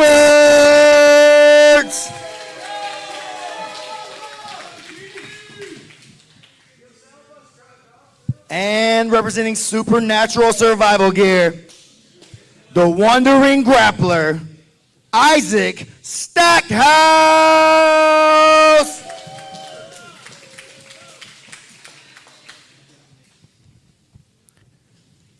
So we got Jonathan Roberts coming in facing Isaac. Isaac in his last match getting his first draw of the season.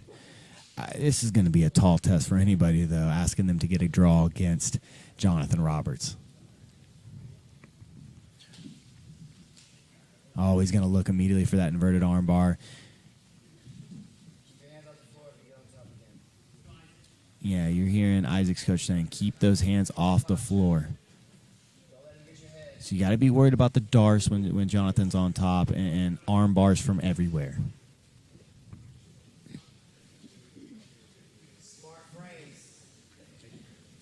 I was so impressed with Jonathan's performance yesterday.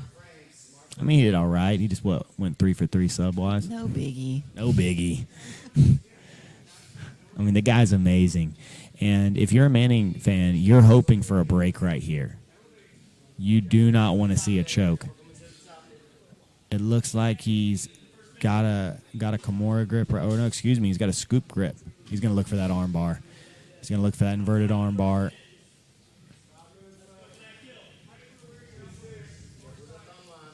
Oh, that. Oh. Man.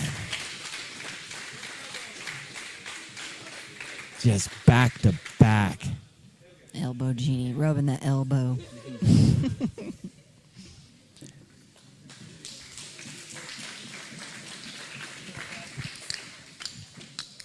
Another one. Yes, sir. All right, next matchup is you versus Caleb McAllister. Are we going to get to see that match tonight? Possibly. Coin toss. I might two-face it, might flip a coin. Because for me, Elijah's just got that triangle. I can't get first anymore. You know, I'd be doing it purely for the fans and against my body and actually against my ability to win the tournament. So if I don't take the match, guys, please understand where I'm coming from. There's been a lot of matches this week. This match doesn't better my position in any way. It's purely for the fans, and of course I want the match. If I run it hard, I'm going to have less to give in the final, but I'm thinking about it. Caleb? I'll make you guys a promise right now. We are going to beat the hell out of each other tonight or Saturday. One way or another, it's going to happen. I can promise you that. All right, guys. We'll see. We'll see.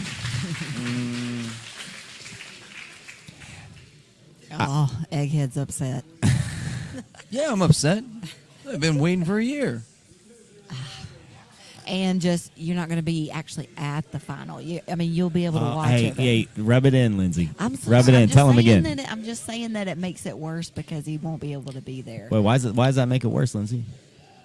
Stop, Matt. Okay, I'm just asking. I didn't bring it dang up. winter storms and family stuff, and I gotta leave. I can't be there.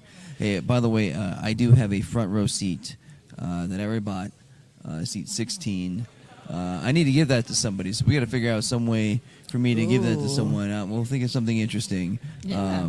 But you'll be sitting right next to Kevin Buring's dad and Miggy from the PGF Insiders. But like, no kidding, front center, front row seat is available. We'll just have to figure out who to give it to. It's a prime location. Yeah. Well, let's look on. That's kind of sad that you're leaving Egghead, but totally understand family and winter storms. Yeah. And I was glad to get, the Elbow Genie's, what he was thinking about, because it sounds like he's probably not going to take the match. But just to hear, his thinking behind it, and, he's had a long week. Yeah. So, all right, we're ready for that next match. Dang. And coming to the PGF mats next, representing Primo's Heroes, it's Mr. Noah Randolph!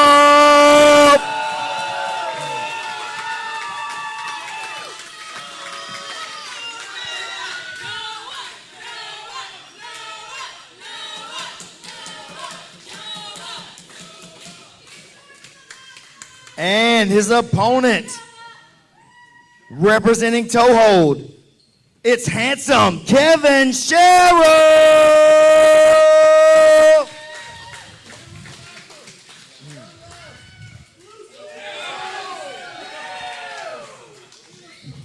I mean, are these the two most handsome guys in the PGF? We got the Hollister model and the GQ cover model. Womp, womp, womp. Super chat from Jeremiah Bowman for Egghead Seat and from Travis Sparks for the Wandering Grappler. Yeah, every time I see Noah's picture, I'm just like, he definitely worked at Hollister for a summer. He just reminds me of Tom Welling from Smallville, the Clark Kent. Oh, okay.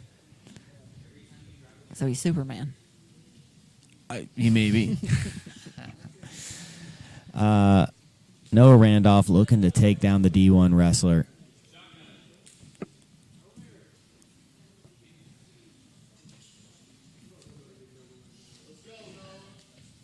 Yeah, I don't think Jonathan's going to take this match. And again, nothing against his decision. I mean, I can understand where he's coming from. 12th match of the week, and he's got this finale, and he doesn't care about it. They're 1-1 against each other. I don't think he really cares about that match with Caleb. He's dying to win the PGF, and especially to beat Elijah Carlton.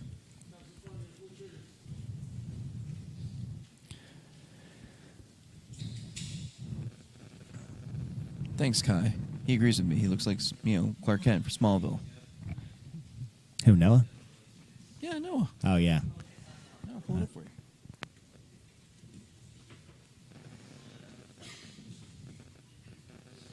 This is a really good match. Noah has been one of the toughest competitors this season. Cheryl has had some really good moments. Oh,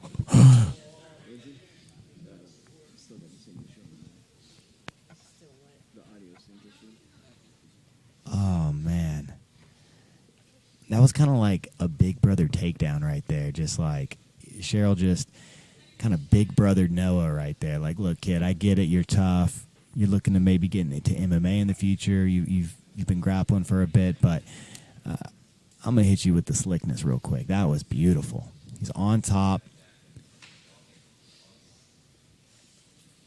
looking to pass, or excuse me, he's already passed. I couldn't see that far leg, so already past the guard. Noah framing into the neck.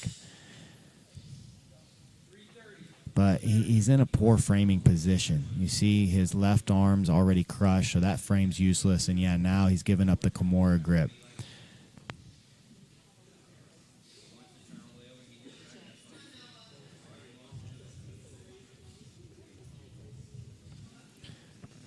Cheryl, one of his favorite movements is this Kimura grip. The darts and his Kimura, I believe, are his two favorite submissions. Noah trying to grab anything he can. You see how he's got his hand tucked in between his thighs. Cheryl, though, starting to win some inches here. He's looking to get that left knee. You see how he's wedging that left knee inside of Noah's left arm. That's really good Kimura work. But, man, look, Noah, he just never breathes out of his mouth. You think the kid would just at one time show just a little bit of panic. Wonder what he's thinking. There's no telling because he doesn't say any words. So I can't, think of words that he might be saying to himself. Oh, this is starting to get pretty nasty. He's trying to fight yeah. Oh, Noah, nice work. Cheryl's going to get the back. Nice grappling from both guys, and Cheryl's immediately in on the choke, and he's going to go right across the face. This is deep. Kevin fixes his head position. He's going to get the choke right here. This is very, very deep. Noah barely has his fingers in. We're hearing the people say, they're like, look, man, Cheryl, you're going to have to kill him. Oh, I think I just heard. Yeah, I was going to say, we just heard some gurgles.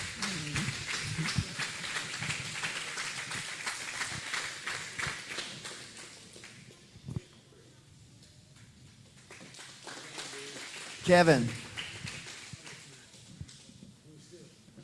Man, really making a name for yourself this season in the PGF. I knew coming in that you were going to be really exciting. You bring a lot of high energy to the room. You're very sharp with your finishes and stuff like that. What can we expect from you for the rest of the night? I got Randy, so I think I'm going to chest-to-chest suplex him. Okay, we're going to see some belly-to-back action. Yeah, we're going for 5. Oh, 5-point throws, baby. Y'all tune in. Congratulations, dude.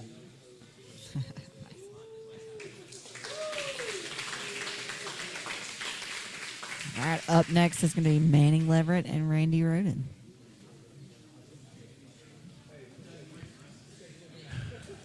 So if Jonathan Roberts decides not to go up against Caleb, that puts in Matthew Boyles. I mean, that's a fun match. Yes. Will we see any headbutts tonight? We might in that alternate battle Rama. Dude, I want to see just Kiahi, Matthew Boyles, do a fight. We're probably going to see it. Like a fight. Oh, like fists? So, like fisticuffs. A good thing, though, is that the Jonathan Roberts-Caleb McAllister match is after the intermission.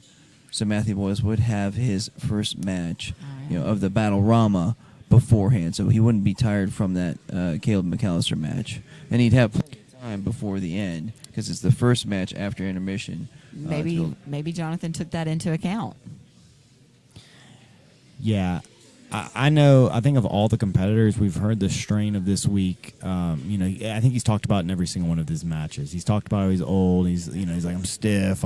These young guys, Jonathan Roberts. So I think Jonathan mentally is like, he's done and ready for the weekend. He's not looking to go to a war with Caleb McAllister tonight. He said he can't get enough nutrition just with the schedule, how it's going. He's actually lost weight. All right, we're ready for the next match.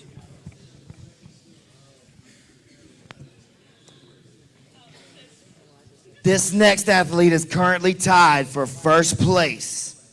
Representing toe hold, it's the Manaconda, Manning Leverett.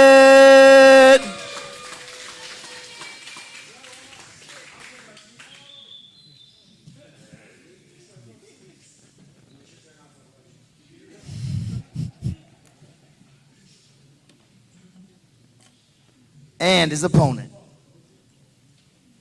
from Supernatural Survival Gear, back it up for the dump truck, Randy Roden!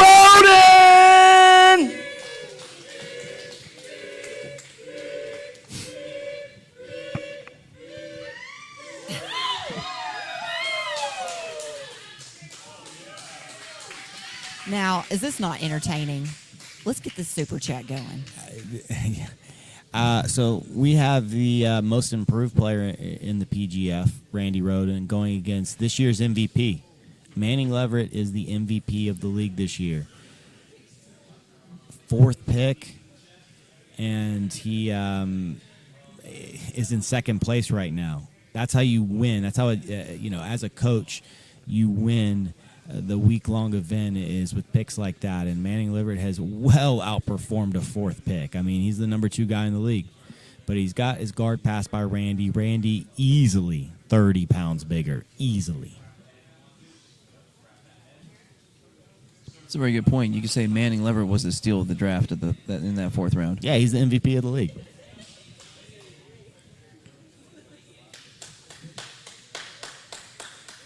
But he's got a tough problem. Almost said a truck problem. But he's got a tough problem in the dump truck, Randy Roden. See, I see Randy getting into this position a lot. So this is why I'm saying anacondas, Tarsus. Yeah. Just looking at his passing. I was talking to Manning today, and I was asking him about his matches. And, he felt really comfortable in his first match against Gibbs. But he was talking about Randy. He's like, Randy's a really tough matchup for me because he's like, when I pull guard, because he just knew he was probably going to lose that wrestling battle. He's like, when I pull guard, I really do my best work from the half guard and from the quarter guard. And that's where Randy excels. And it's a lot like Dane Leak, right? Dane Leak does his best work from the quarter and the half.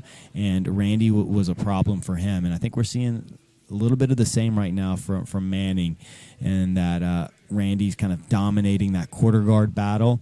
And so I think we're going to need to see Manning he's going to need to make an adjustment. It's going to be very difficult for him to get any of his normal wrestle ups or his normal sweeps from the quarter and half to work on a D1 wrestler that outweighs him by 30.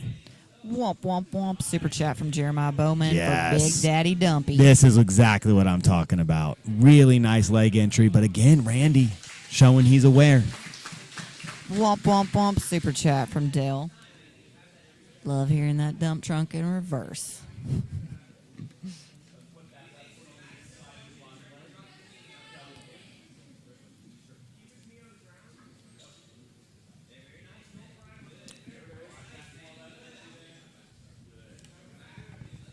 Oh, nice sweep attempt. Really nice butterfly sweeper right there. Randy basing, and I love that he tried to follow it up to the head, but Randy just aware, stands up, and we're seeing Manny right back into the guard.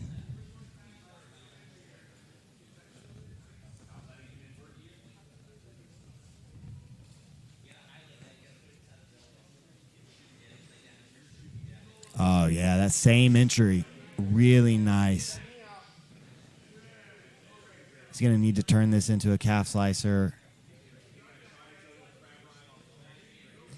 3 points for a break is any kind of joint manipulation. Oh, he's going into that reverse grip. He's looking for the heel. He might have this. Wow, Randy. Really nice job defending. Great attack, though.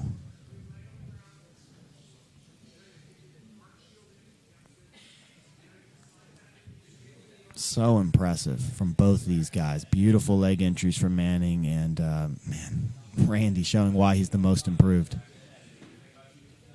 He's got to be cautious. Yeah, you see Randy he needs to control that outside leg, or Manning's going to hit these same leg entries.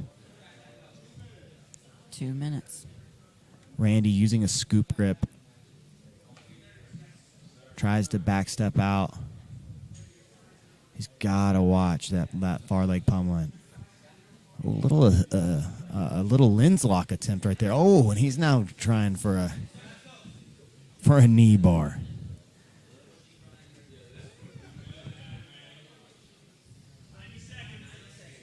90 seconds. I've loved every second of this match. This has been a really, really good and fun match to watch.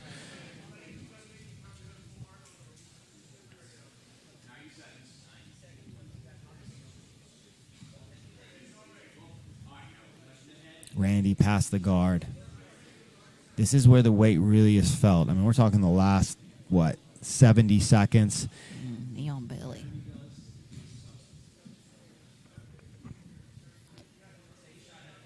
$60 seconds.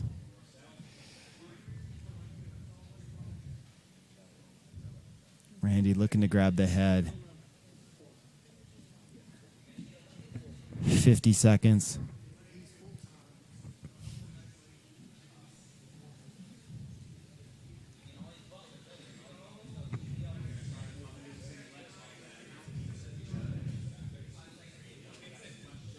He's looking for a Ezekiel? Yeah, an Ezekiel. Got 30 seconds. Randy needs to be very disciplined about these legs. Yeah, really nice leg entry right here.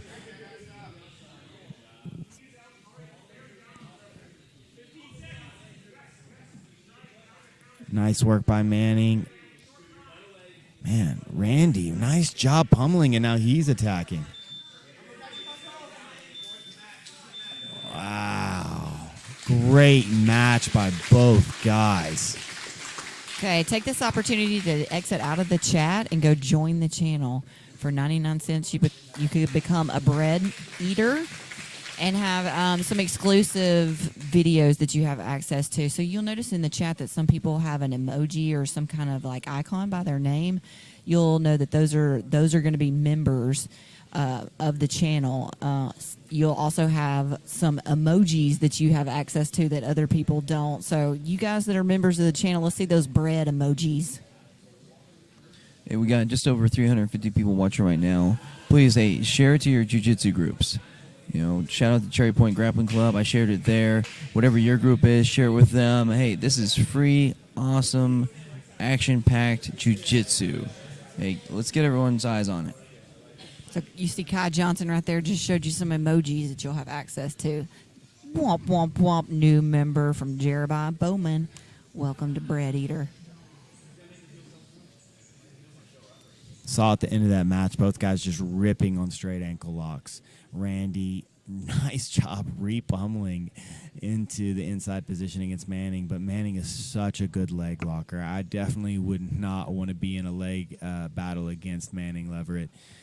Both guys just technically showed really, really good jiu-jitsu. All right, we're ready for the next match.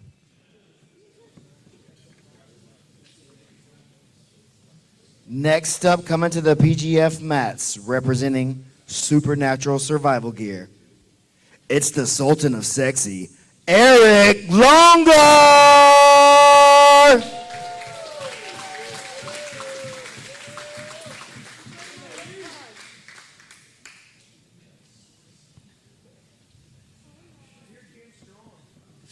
And his opponent, representing Primo's Heroes, the Liquid Terminator, Kevin Primo!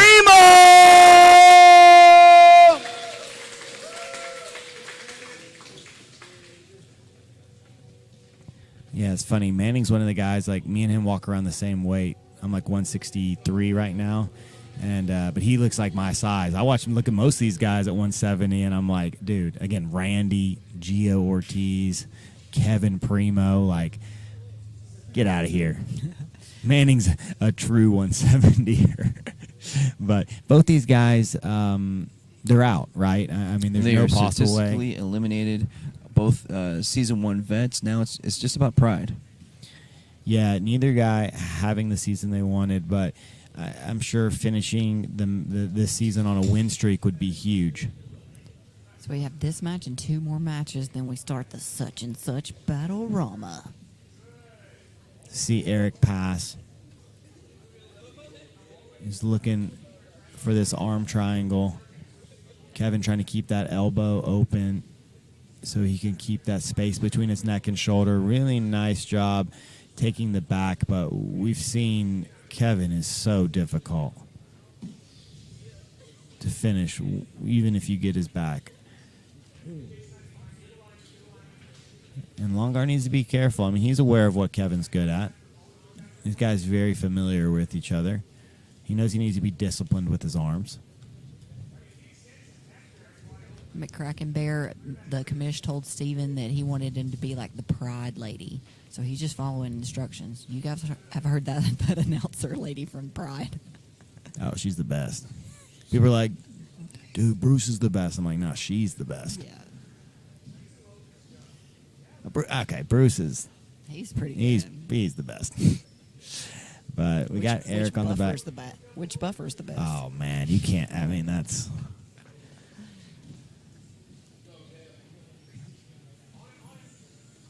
Nice work.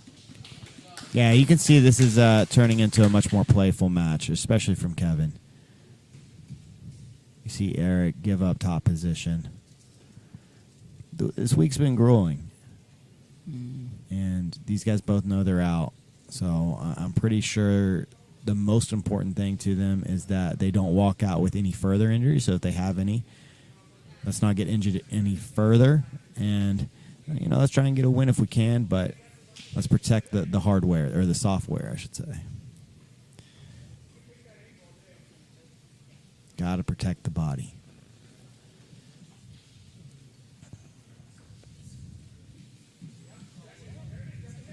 He's playing a little donkey guard, showing his back. Sometimes matches like this can be the most fun because both guys have just got zero pressure now.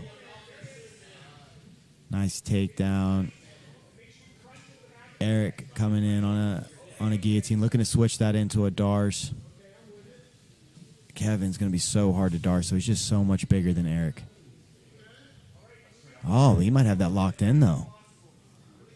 That's deep.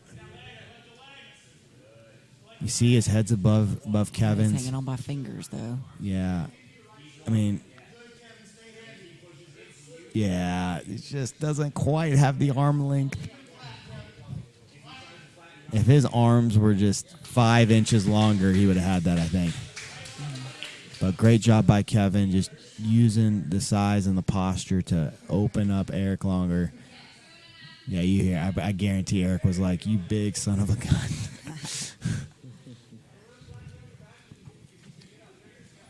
It was 2 days ago. He was up to 192 already, right? Yeah, Kevin walks. I mean, I think he was walking at 197, so I wouldn't be shocked if that's what he weighed right now.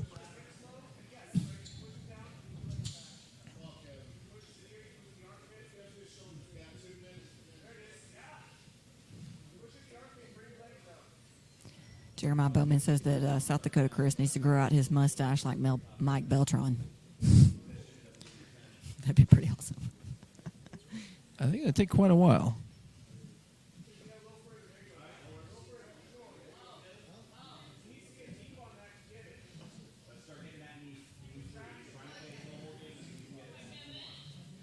Kevin looking to attack the legs. Kevin's got a really good knee bar. I'd say like his knee bar and his straight ankle lock are his 2 best foot locks.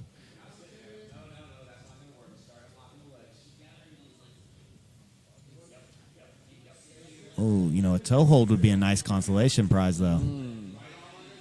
If he did a toe hold on somebody wearing a toe hold rash guard. Yeah. shoptoehold.com. So a reminder for everyone, if any competitor gets a toe hold submission, toe hold flip-flops will give them one of their high-end, amazing flip-flops. Even the Louis Vuitton ones. Yeah, he gets the toe hold.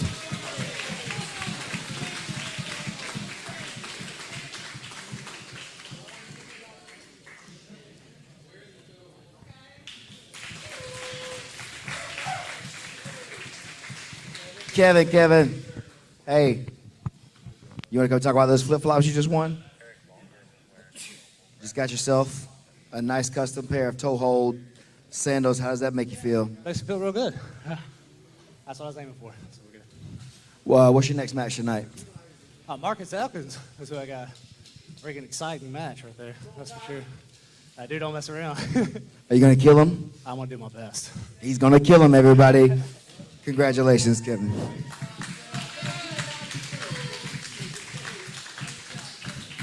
So that brings up an interesting point. If the guys are statistically eliminated, do you think they're going to just be spamming toe hold submissions? I mean, that's what I would do if I was Kevin. Dude, What do you got to $300. lose? I mean, Yeah. these are legit, handmade, really, really nice flip-flops. I mean, we're talking $300, $350 a pair. So, yeah, if Kevin could walk out of here with another toe hold submission, he's walking out of here with $600, $700. Yeah, all kinds of different leathers like ostrich and elephant leather that's imported from Africa of like elephants that have passed away on game reserves, that kind of thing. And it's all kinds of really, really cool materials. Yeah, could you guys imagine Sam Barboza in here at 170? He's cutting weight for his next fight, and he's going to be 170. What a beast at 170. Oh, my God. I feel bad for any competitor. I couldn't imagine. Brian Brown says he's getting ready to do his MMA debut at 170. Well, he says he's walking around right now at 185 to 188, but he's going to make a pro MMA debut at 170. And knowing that the finale, the first set of matches is all in EBI style, he would destroy people. Yeah. And he would definitely be the favorite to win that finale. All right, we're ready for the next match.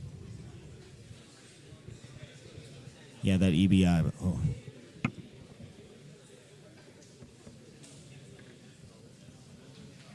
Coming up next, representing Team Such and Such, Tyler Woolsey.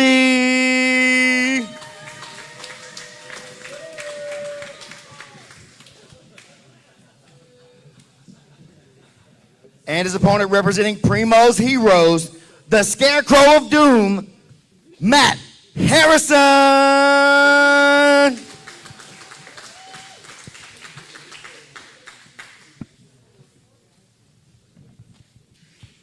Yeah, I mean, if Eric just had like 7-8 inches longer arms, that Darce might have been in. That was really beautiful technique, and I'm a big fan of Eric Longer. And whoa, we're starting right off the gate with a jumping guard pull that ends in Tyler Woosley on top and mount. That was wild. He's fire right off the bat. Woolsey not taking any time. Yeah, Scarecrow, he's just had a really rough season. We haven't seen him get to any of his A-game positions. When he can get to the closed guard, he's so dangerous. But, I mean, everybody, besides his match with Dane Leake, avoided it. They did a really, really good job of game planning and taking Scarecrow out of his favorite position.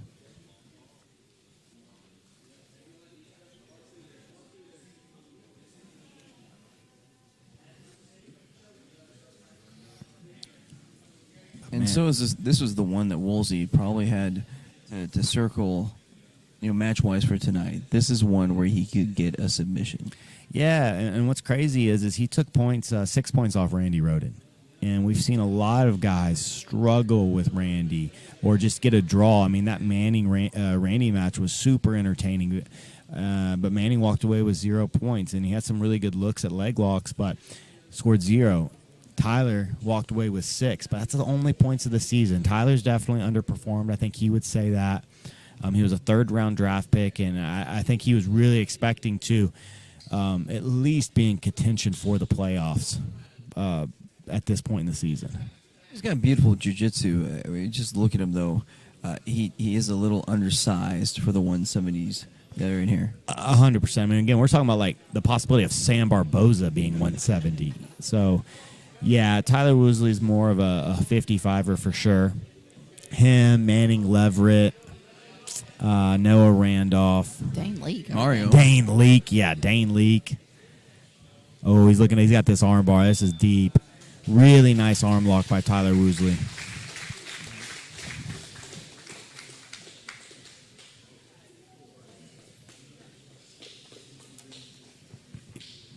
Tyler Woosley getting that. Tyler got you another 3 points there, man.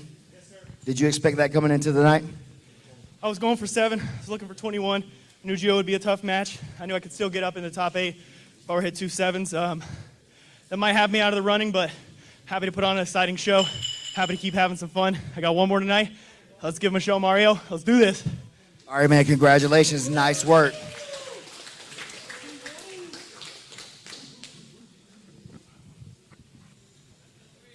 Do you think 155 PGF could be in the cards at some point? No, at least not in the near. I think next we're looking at a female one, 135, 125, 115, something like that. I mean, we have a couple of really, really good female competitors here.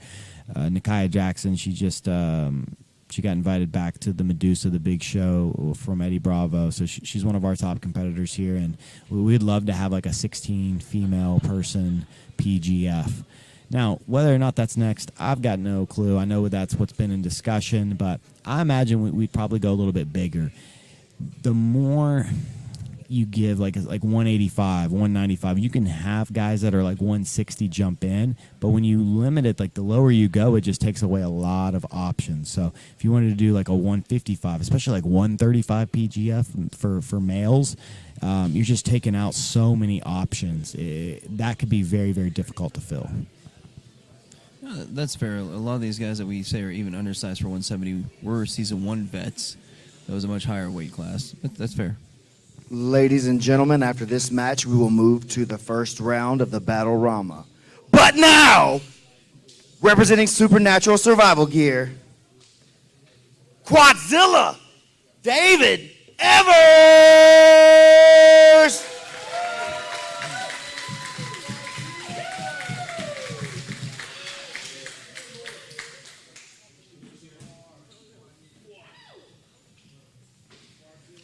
And his opponent, representing such and such, Carlos Andres. Yeah, I mean, we didn't even mention Carlos, but Carlos is super undersized for this. I mean, he's 145. I mean, Carlos has had a great season for being the smallest person here. He's really, really, really done well. He's put on some really exciting matches. He's definitely not going to make it to the finale, right? He is mathematically, it's just going to be impossible for him to make the postseason. Yeah, no way. But he can definitely put a wrench into David Evers' plans. Yeah, David not I was thinking this, we might have somebody that can actually hold him down. Oh, this is looking deep. And he gets the toe hold. Oh, we've got 2 toe hold submissions tonight. Very quick toe hold.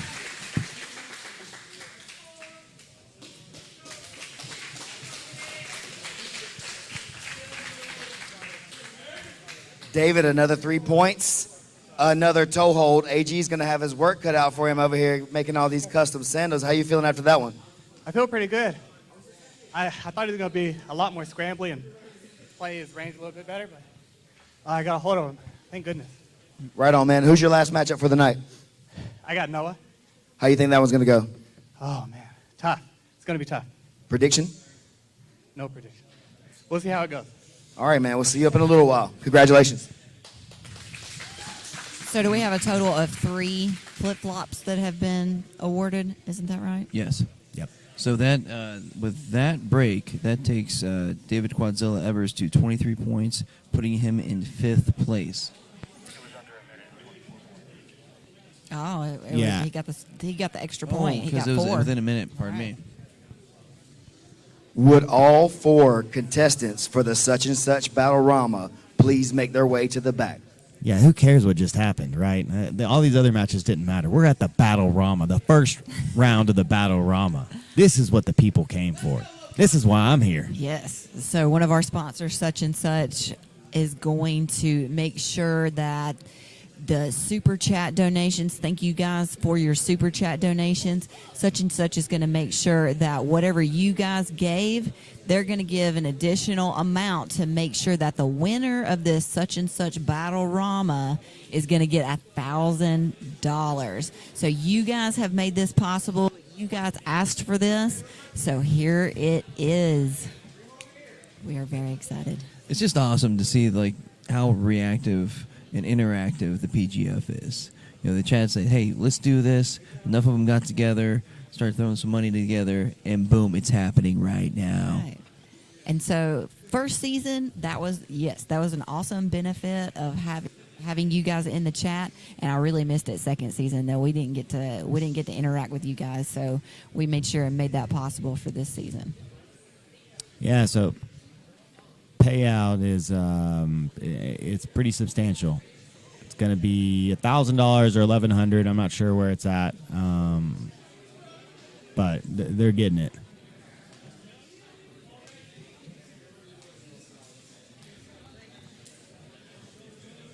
But we'll see. We don't even know the order. I would love to see Kiahi versus Matthew Boyles. First round. Yeah, grudge match.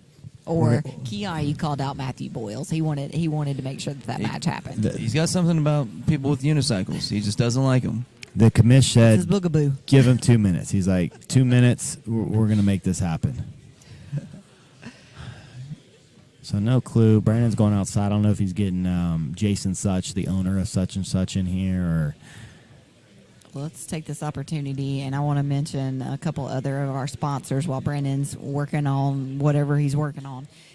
Keeping Up with Jones, the Lonnie Jones podcast. It's available on Spotify and Apple Podcasts. You guys go and listen. Do yourself a favor and go listen to Lonnie Jones. I remember whenever he was speaking in the area, Brandon and I would always drive just to hear what he had to say. I love listening to Lonnie Jones speak. He also has a book. It's called Grappling with Life, Controlling Your Inside Space, and that's available on Amazon. So make sure and give him your support. He's supporting the PGF. You guys make sure and support him. Another one of our sponsors is Dr. Michael Cantrell. He's an orthopedic surgeon in Huntsville, Alabama. He specializes in shoulders and knees. Scaff can speak to his professionalism. If you go in and you tell him what is happening in all of your jiu-jitsu injuries, he knows. He is a blue belt in jiu-jitsu at 10th Planet Huntsville, and he trains here with us in Decatur. So, it's nice to go to a doctor, and when you tell them, well, I was doing jiu-jitsu and I overextended or something like that, he'll know exactly what you're talking about. So visit and support Dr. Michael Cantrell, the Orthopedic Center in Huntsville, Alabama. the best part about Dr. Michael Cantrell is it's, after you're injured, right? Well, he's going to be able to understand how, what you did to get injured, whether it was a joint lock or you got tangled up in a wrestling exchange. He's going to be able to give you advice on how to get back to the mat or when you should go back to the mat. Or, hey, I injured my rotator cuff, or, I sprained my this or that. He's going to be able to say you can train or can. He's going to be able to kind of know, hey, am I able to at least do shrimping? And he's like, no shrimping. All right, I'm hearing from Keelan that we're ready for the match. Here we go. It's the match we all wanted.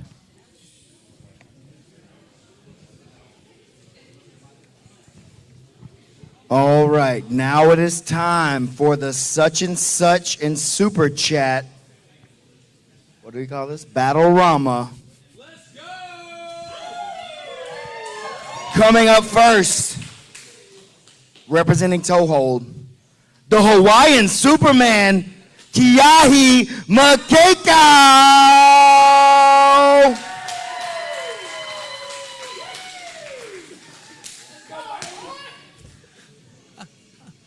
There's that back slap everyone was waiting for. And his opponent, representing such and such. It's Matthew Low Country Boyles. Low country.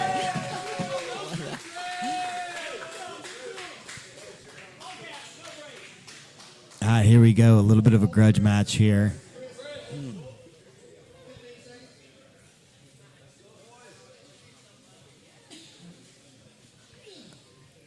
We're resetting the timer here for a 10-minute Oh, so we're match. doing true EBI. I didn't know. EBI Okay. rules. So this is a 10-minute match, guys. Man, seeing Matthew Boyles for 10 minutes, that's tough. That's tough. The kid just goes.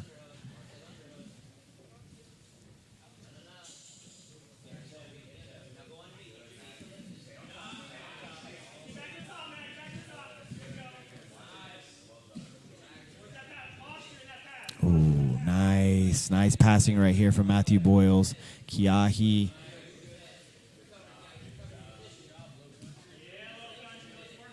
Kiahi looking to find his frames. So we've got the two blue belts going against each other and then the two purple belts going against each other. This is what the people want. I'll admit, my pulse is a little higher than normal. I'm kind of excited about this.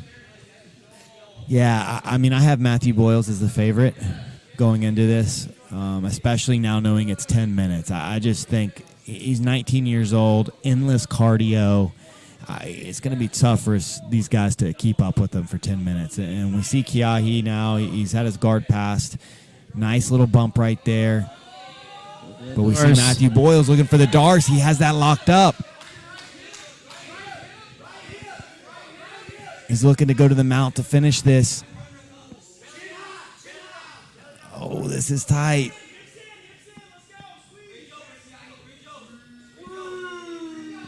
Oh, Kiahi bridging over. Oh, and he finds a way out. Nice, Kiahi. Oh, man. And he sits.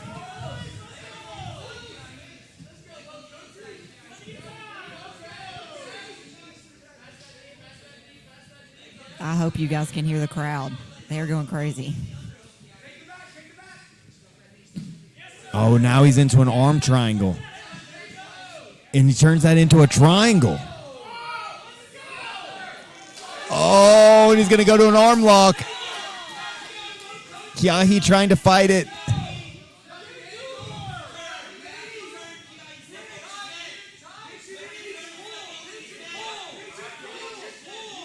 This is deep. He's going to go for the arm bar. He's getting extended here. Straighten it out. Oh, and he gets Got the it. tap. Matthew Boyles. Wow.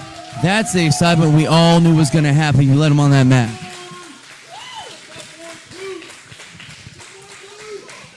Low Country. You've had one match so far this week, correct? Until then? Yep. How'd you feel coming out tonight? I felt good. You gonna take home that $1,000? You know it, baby. Anything you want to say to the people at home?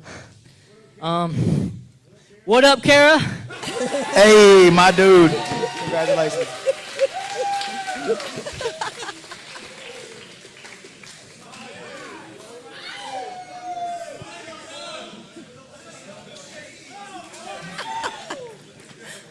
Oh, Kara. I got to be honest. Marcus Elkins might be lucky that Matthew Boyles was in the regular season because he might have stole the show. I mean, Marcus Elkins is the showstopper. Just like most exciting, crazy underdog we're all rooting for. But, dude, Matthew Boyles. Yeah. We might have found the fourth Elkins. I mean, they're all there together, all supporting them. They're all chummy. Yeah, he might be the fourth. Yeah. These were his responses. Yep. Yep. Good. What up, Kara? What up? Next up, representing Supernatural Survival Gear, Lewis Collins.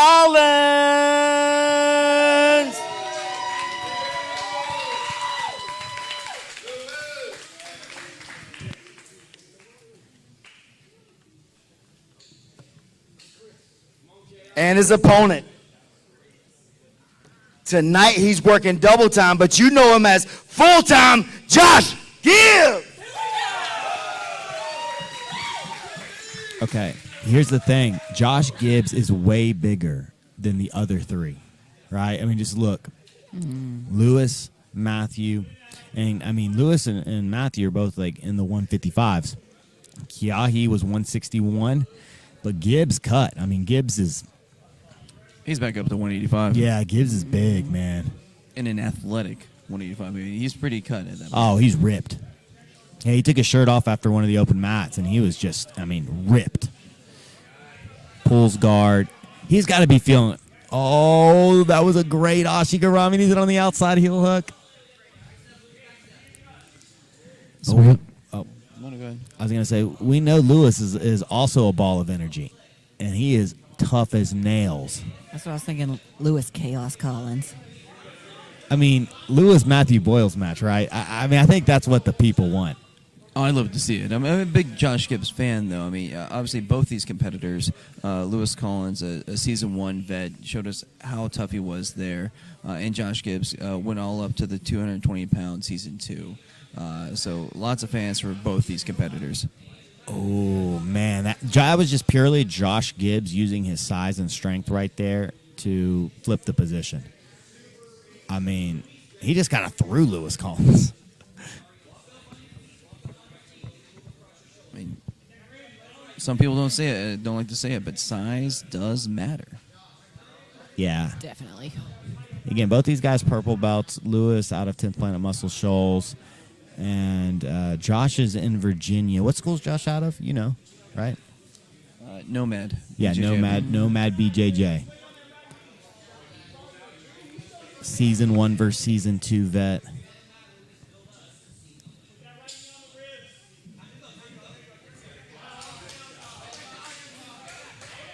He's looking for that punch choke, but it's going to be very difficult. Lewis has those butterfly hooks in, and now he's moving to the closed.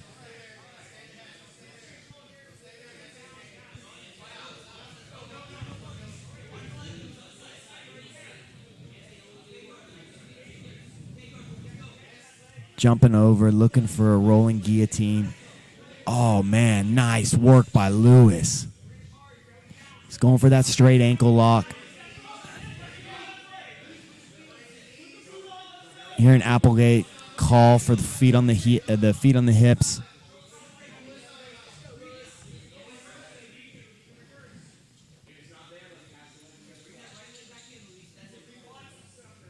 He's looking to go to a different leg configuration, but he might retry that straight ankle lock grip.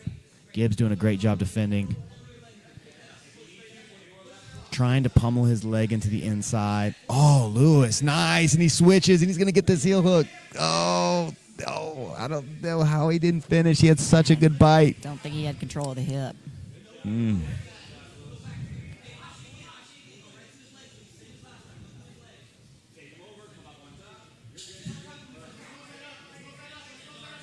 Oh, he's going for a Darce now. Uh-oh. He's going to go into the... Oh, he pulled guard with it. He's pulling guard again. Lewis trying to fight off the angle. He's trying to go belly down. He's thinking about tapping, and he gets the tap. Josh Gibbs versus Matthew Boyles in the finals. Full time. Man. Survives the leg exchange. Finds himself on top, gets the Darce, and really nice Darce work from Josh Gibbs.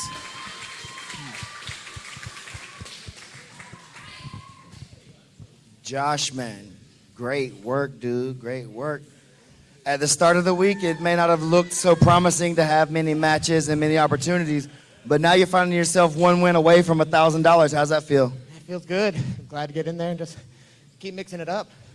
All right, anything you want to say to the folks at home? Man, thanks for watching. Mom, I'm still okay. Randy didn't kill me yesterday. He's a real nice guy. Keep watching. All right, man. Look forward to many more. Good job. Well, that's what the people wanted. They wanted the alternate such and such battle Rama. Oh. Right now, we're going to take a small intermission. I want everyone to make sure you go outside and check out the such and such food truck. They have lots of great burgers and tacos and more. Short break. So we're at the intermission part. We are going to have the finale of the Battle Rama as the last match. I mean, $1,000 is going to be given out. So it's the most important match of the night.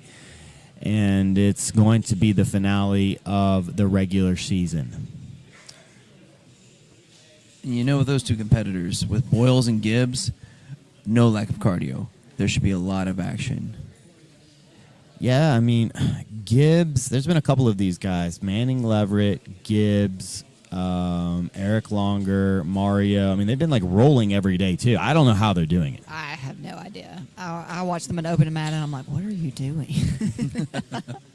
Yeah. But, yeah, we're going to have a nice long intermission. It'll be about 15 minutes, 20 minutes. We're going to come immediately back from the break, and we're going to find out, is Jonathan Roberts, Caleb McAllister going to happen? My bet, probably not. I think we're going to see Caleb McAllister versus a replacement. Jonathan's replacement is who? No. Matthew Boyles. Boyles. Okay, so we might get to see a Caleb McAllister, Matthew Boyles match. You know, I don't know. Would you do that to him? I mean, he's up for $1,000. Do you want to give him tired against Caleb? I hear you.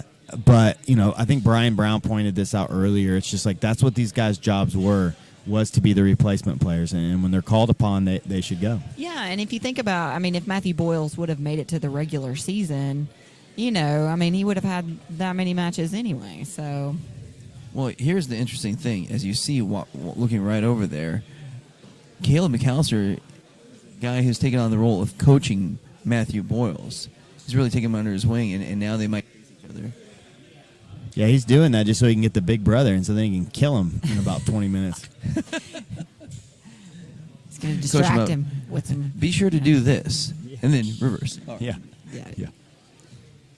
All right. I feel like I've had some coaches do that to me. All right. I'm going to go take an intermission break. I might send you some interview people. Are you going to take a break? No, I'm ready. I'm ready to go. This is the last night of the regular season. I want to talk to some people. Let's chat it up.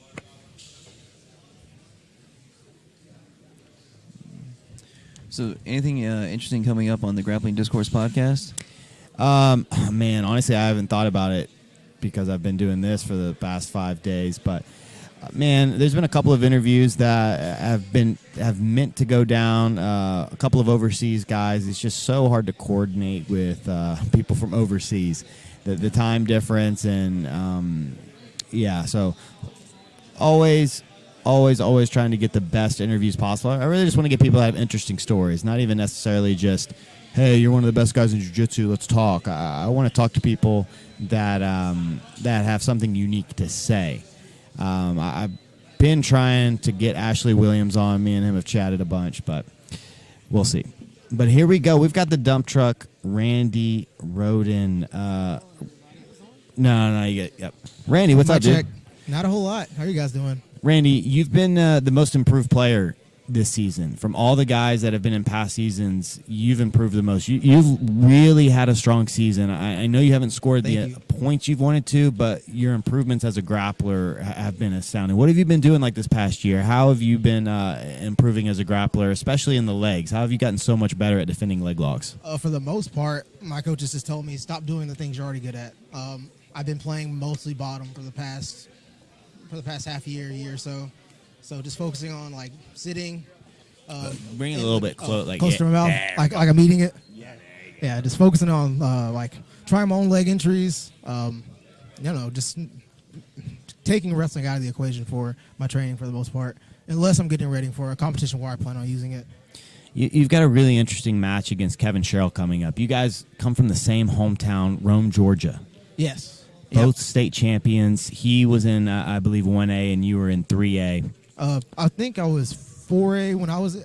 I don't know what the division is now, but it was 4 then, and he might have been 2 then. I'm not entirely sure.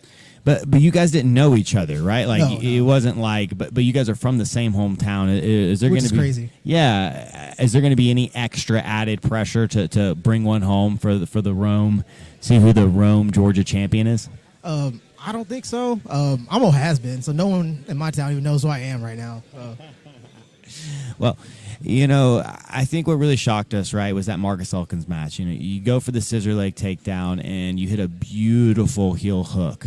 When have you, besides just sitting guard, how have you added some of these unique leg attacks like the scissor leg? I've never drilled that ever. Really? I've never drilled that. I just saw it in the moment and I just went for it. Something just called me to do it and I just went for it. No way. Yeah, Dude, never. that's insane. Never drilled it. My coach is like, where did that even come from? Well, it got you the bonus the bonus money for that night. How's your experience been so far in Season 3, and how has it been different than Season 2? I think that the depth, the depth, the talent. A lot of people mention that there's so much more talent, but I also like to think that there's like a variety of it too. There's so many different looks going on. I'm just trying to take as much as I can home, just watching everybody else. It's incredible, the different kinds of grapplers we have here. Have you enjoyed your experience this week? What's it been like? It's been great. Just being in a room with the environment of people who just love to do the same thing you like to do and just talk about it, nerd out over grappling. It's my favorite thing in the world. Yeah, and it is a unique room, right? We've got so many black belts. We've got multiple D1 level wrestlers. We've got, young and up-and-coming guys. We've got some old vets. If there was a PGF Absolute, would you be looking to get into that? 100%. 100%. I want to get a win over everyone who has a win on me already. I was joking because I've been just blown away by your improvements. I thought you've looked so good. You're passing. I think the one thing criticism is your offense. Once you have the whole game except your last part. That last bit. Yeah. That last part. I thought I cracked it, but man, this has exposed it for me. So back to the drawing board. But Season 8 champion, Randy Roden. I'm telling you, man, in a couple of years, you are going to be a household name if you want to be, if you keep competing, because you really just are a very, very sharp grappler. Thank you. I really appreciate that. You got anything you want to say to the fans, and how can people follow you, and what's next for you? I believe I've signed up for a it's not a Who's Number One. I think it is, what's the other promotion? Isn't Atlanta this month? Fight to Win? Fight to Win. So hopefully I end up on a Fight to Win card. You can follow me at Mr. Rantastic on Instagram. And for everyone who's been watching, thank you. Keep on following me. I appreciate the love and the support. Sorry I didn't get the points if you put me on your fantasy team, but maybe Season 8 of the PGF. Season 8 champion, baby. No, seriously, Randy, an absolute pleasure to have you this week. You are one of my favorite grapplers in the PGF, and you proved it again this season why the people love you. Thank you. I appreciate that. Man. Yeah, Randy Roden had just an incredible season. Going to be joined, though, by the people's favorite. What's up, dude? I told you we were gonna chat again. Coming off a very impressive victory against Kiahi. Dude, talk about this week. Give me your thoughts on your experience with the PGF. I came here, and this is like my first time like being on like a team again, like since wrestling season, and meeting all these new people for the first time and competing at like a really high level. This is my first time doing like an open rank tournament, Before that, I've only faced blue belts and like one purple belt. Make sure you're getting in that top of the mic. I'm sorry. There you go. You can, yeah, perfect. But you came out tonight, and Marcus Elkins is lucky because Marcus Elkins right now is kind of the fan favorite of just like fun guy to watch, an underdog. But if you were in this season, if you were a regular, that would be you. Mm-hmm. I think so too.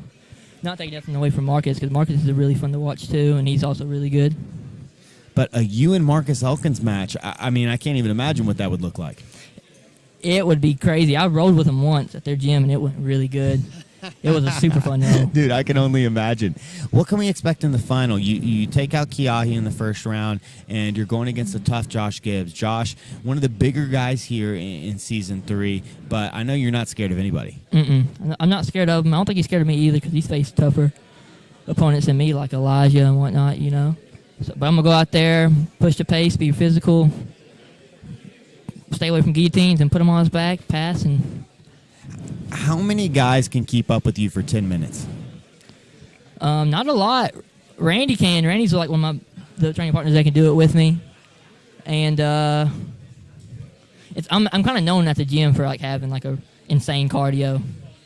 Yeah, dude. I mean, just in your matches with Noah and then the match today with Kiahi, I was saying, like, man, I don't want to see you for 10 minutes having to deal with the fury of Matthew Boyles. Thank you, man. Thank you, man. I'm glad like people are kind of finally like to see like seeing me and like not sleeping on me anymore. You know. Well, personally, I never was, and a lot of people in the chat weren't either. So I know it sucked, right, not being picked. But look, man, you didn't get picked. You were reserved. That sucked. But you have a chance to win $1,000. That's going to be more than most of these guys are walking out of. Even the guys that competed all week. I mean, you have a chance to walk away with some real money. I know. I'm excited for that, and this has been the first time like competing for like that much cash before, and it's awesome. What's your strategy going into this round? You've watched Gibbs a few times now. I've kind of seen Caleb McAllister take you a little bit under his wing. What's the strategy going into this final? I'm going to hand fight him really hard and push the pace and see. I got 10 minutes. He got 10 minutes with me, and I want to see how far he can like keep up with me. Well, go out there, try and put on a match of the night. I know you will, and I think Gibbs is a very worthy partner. Let's see if he can go. Let's see if he can hang with you. Are these matches like in the Battle of Rama? Are they like qualified for the match of the night? Like, are they? Oh, 100%, dude. Oh, heck yeah. Okay, I got you. 100%, dude. That's what I'm saying, dude. You might walk out here with even some more money. Heck yeah. All right, Matthew Boyles. What's up next for you? What do you got after this? You got any competitions coming up? I got one in Orlando, Florida.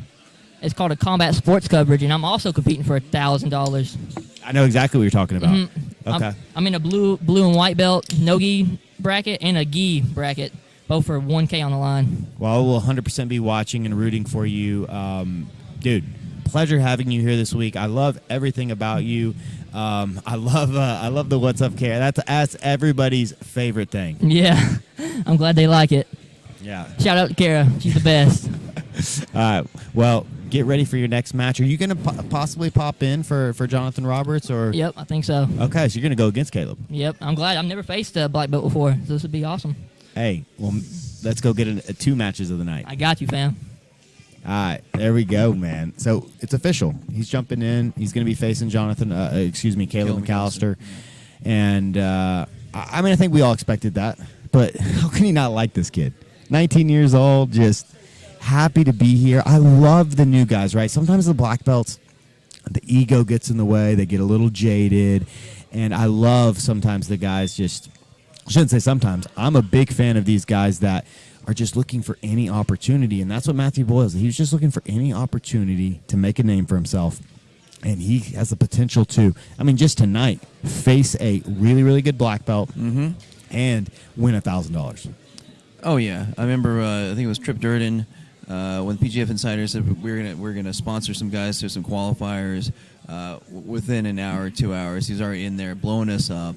And then we asked, well, same gym as Randy Road, and he's like, hey, you've got to get this guy out there. They're all so supportive of him, and you know what? They were right. That's exactly what we want to see. That type of just a great kid, and pardon, he's a pretty young guy, so I can say that. Tons of motor, just heart of gold. He's a good kid, man. Yeah, and Brian Brown, shoot, you've had some awesome events, and you've dealt with these guys. Just black belts that kind of feel like they're so entitled to they're just too cool for school and entitled to things. And it's really nice to have these hungry blue and purple belts that, are willing to put it on the line and are willing to do anything for a shot at glory. So we'll see what ends up happening with Matthew Boyles, because he's got a tough match. Josh Gibbs really did a great job against Lewis Collins. He ended up in a couple of he got his legs exposed a little bit, but he defended well, defended that inside heel hook, found himself on top, and he finished a really nice Darson. Talking to him, that was his plan. He had been working a lot on his chokes. Obviously, the PGF rewards chokes. He just found that, man, the quality of competitors in the regular season was just a little too much, and he was on defense most of the time. But in this reserve match, he had an opportunity to slap it on Lewis, and he had a beautiful technical finish, and he finds himself, potentially going from full-time to paid, right? with that finale match, do you think Gibbs, and we've seen him do it before, you think he might just pull guard to try to negate the speed and scrambling of Matthew Boyles? I don't know. That's when you get headbutted, I believe. With Matthew Boyles trying to pass the guard. You saw his eye was bleeding. You guys see that? No. He was bleeding a little bit from his eye. Because he headbutting. Dude, that's what I'm saying. I don't think Matthew Boyles can. Either he's leaving bloody or you are. I always love when I come back from the chat and then they start talking about my guns because they forgot while I was gone in intermission. Lindsay makes me wear a jacket or like a shirt with sleeves just so I don't take any shine. It's true. But you're responsible for my guns. Scout's my strength and conditioning coach. Yes. So just to remind everyone else, after that first half of action, we have Elijah Carlton with 42 points, Manning Leverett with 36 points, Jonathan Elbogini Roberts has 34. That's in third place. Kevin Sherrill's got 29 after that nice choke. Quadzilla David Evers now in fifth place with 24 points. Kevin Buring in there with 22 points. Mario Gayor at 21. And Gio with a break comes up 18 points. Get that 8th spot as of now. But we'll see how it works out at the end of the match. Yeah, I mean, Caleb McAllister now, you have to think he's a huge favorite against Matthew Boyles, and he needs a choke. I mean, it's really a boon for him because going against a blue belt, as much as we love him, a black belt, this is a real opportunity for him to get a 7-pointer, to be able to get that choke in that first minute. What's crazy is let's say Caleb McAllister gets the choke, right? That'll bring him up to what, 24 points? Well, if he gets it in the first minute, that get him up to 25. Yeah, and so then he'd be tied. He would go all the way up to tied with Jonathan Roberts at the number 3 spot. Oh wait, no, excuse me. He would be. Call him over here. So he would take over the 5th spot from David Evers. Okay, and that would put Gio on the outside again. So really, it could be a back and forth battle to see who gets in here. Well, Gio's got a match against Mario, and Mario's above him in the standings right now. So that right there, especially if we see Caleb get a choke on the young stud Matthew Boyles, that match becomes the most important match of the night. There you go. Yeah, It's circled. Yeah, you're right. And that's a funny thing because Mario Gayor is being coached by Sean Applegate, but Sean's also been kind of coaching on the side Gio. So a little bit of conflict there. So you have Gio at 18 points? I have Gio at 20 points because he had 17 coming in here, then got the break. Yeah, I have 20. Yeah, see, I was looking at his yellow because it's just bright. That's what I see real well. So I was like, oh, man, okay. But Here you go. Yeah. He's got 20 points. We'll make it flashing for you. Yeah. Nah, perfect. So, yeah, but Elijah Carlton looking like he's going to become our Season 3 regular season champion. He's got a 6-point lead over Manning Leverett. Jonathan Roberts firmly in at number 3, but he's not taking this last match. So, best he can do is 3rd place. So, Manning Leverett has officially, I think he's officially 2nd, right? Is there anybody that can catch and pass him? Kevin Sherrill could. I mean, he still has 2 matches left. Okay. He's got Randy Roden. Roden. He's got Randy Roden. Well, again, that's one of the most exciting matches we have left. Oh, no. I think No, that's he the had only the one draw he's with got Kevin Sherrill. So let's see. Sherrill has 29. Yeah, that's his 3rd He match. could. If he gets a kill, that would put him over the Elbogini. If he gets a kill within 1 minute, he could tie for 2nd place. Okay. If Manning doesn't get any more points. Okay. But yeah, Manning's looking like a really, really good shot to be 2nd place, which would be a huge accomplishment for him. I mean, man, you talk about coming into this field, guys like Dane Leake and Caleb McAllister and Gio Ortiz, and you're a purple belt and you find yourself at the number 2 spot behind Elijah Carlton. I mean, that's absolutely remarkable work from this young savage. Great company to keep.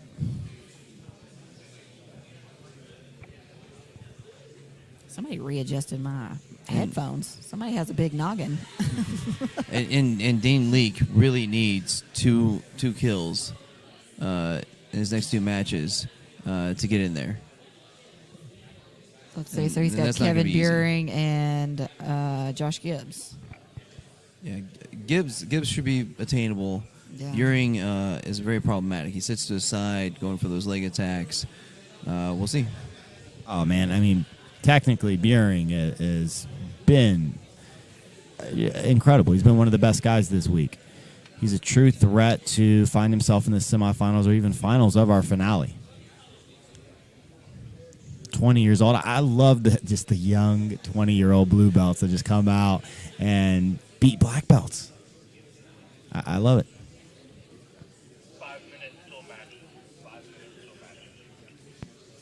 Oh, Brenda's asking if you need glasses. I mean, okay, because you couldn't see the screen. Yeah. I got you. I got Lindsay's glasses if I need to. I can't wear those and the headphones at the same time. I'm starting to get a headache. So. And I know that people want to hear from Kevin Buehring. I'm seeing it all over the chat. Everybody wants to hear from Kevin Buehring. We got 5 minutes left. Do you see him? Or Yeah, is he's he, over there. He's being coached. No, he's just over there and like in his own world. He's got his okay. headphones on. I don't think he's ready for an interview. You know, some people, well, I don't think I would want to be interviewed before I competed. I just, you know, some people need that clear headspace. Oh, And he's got a huge match coming up against Dane Leak, too. Yeah. Dane Leak. So Casey Overby asked, so all of Team Toehold is making it to the finals? Yeah. That's still in question. There's still some play to be had. Mario is the lowest point total so far, and he could be overtaken. We'll see. He's got 21 as of now. If Caleb gets some submissions and Gio does and Mario does not, he could be on the outside looking in. Yeah. So a lot of really entertaining things coming into the PGF. We've got... Everyone wants Big Daddy, Papa Buehring. oh, wait, over they want here. his dad. Wait, where's his dad? He's right over there. You want to bring him in? Oh, yeah, sure. All right. Oh, yeah, the people want his dad. The people get his dad.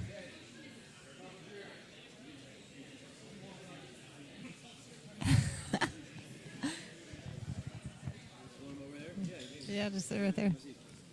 Okay, here we go. We're going to be joined by Kevin Buehring's dad. I got some questions to ask you, sir. The first thing is your son really 20 years old?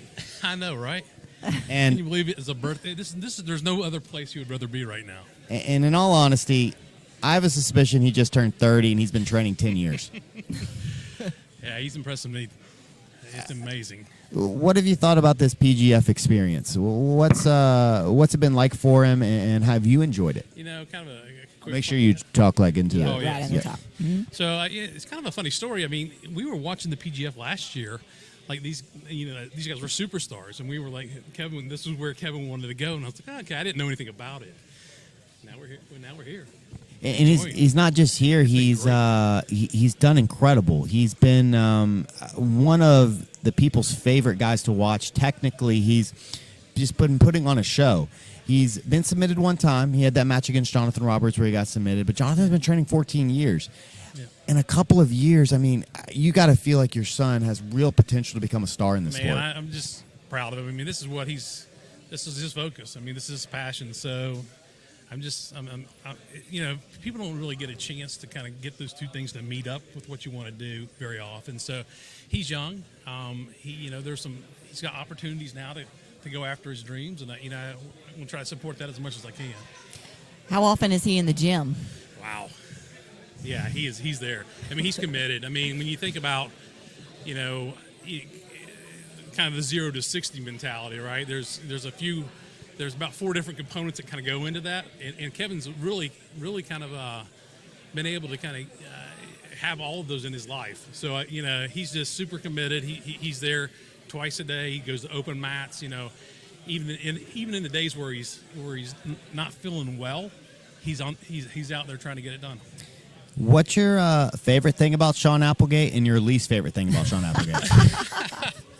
I don't have any least favorite things, but let me tell you, I mean, Applegate's it's an interesting study with Applegate because, you know, when I think about him as a coach, you know, he gives instruction that regardless of what level you are, you know, you take away from the same thing. It's basic. He's fundamental. I consider him almost a structural engineer, where he's building out the base of the building and the structure, and then you got all these designers going out and making it their own. But he's really kind of he's just amazing. And one other thing that a lot of people don't highlight, or maybe they do, I just haven't seen it much, is that Sean's been with Kevin. I mean, when you think about a coach, and you think about where do they invest their time, what's that risk reward? We went to the first Naga as a white belt. Sean was in his corner. We then went to the NFC. Sean's in his corner. I mean, so Sean invests some time in his student, which is fantastic. So how did you guys find 10th Planet Atlanta? Complete luck. Yeah. Luck of the draw. Yeah, Kevin walked in. As a matter of fact, he went with the idea that he was going to do a couple different things. So we did Muay Thai. So he was thinking about some boxing, but got into jiu-jitsu, and then a few classes later, he was in love, and that's what happened. Nice. Yeah, your son has so much potential. He's at one of the best gyms in the country. What's next for him? What you know any of his goals this year, or what's Kevin looking to do with this thing? Kevin's got goals this year. I mean, it's interesting as a parent because you want to see them succeed. And he's able to execute. I mean, it's amazing to me just kind of watching him grow and how quickly he's done well, and he does have some goals. I'd let him share those with you, but yeah, he's always pushed himself forward.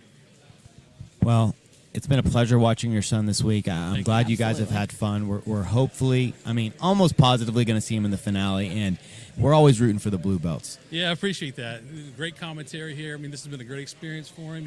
He may not have gotten any kind of exposure, this early in his career without having the PGF involved. So we're real excited. It's been a great experience.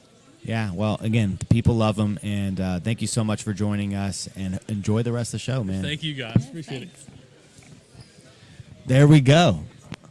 We got Mr. Buehring on the mic, man, and his son's turning into a legend in the South. He's already a killer, man. The kid's an assassin.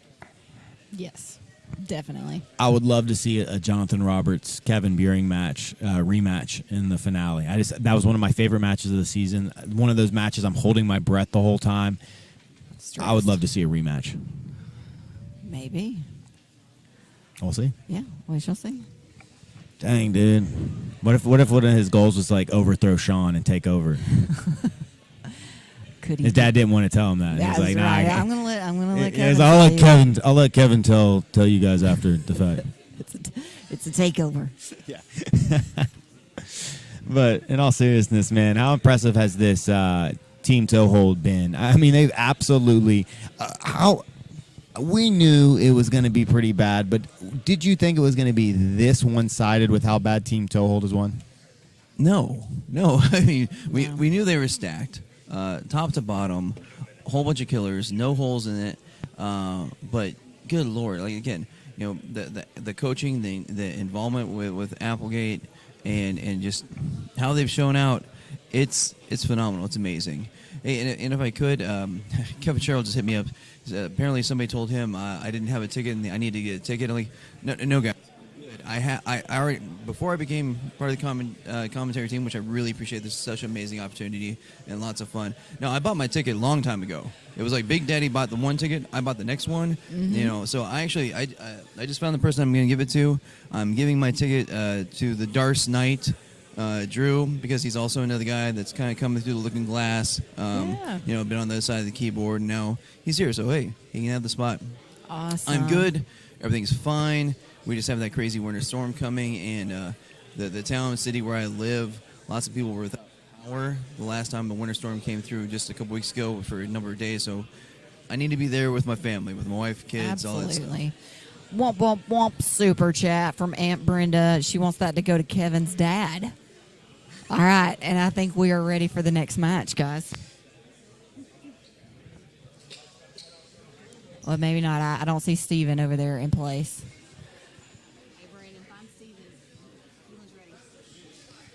It's like, who's got the better dad, Kevin or Noah?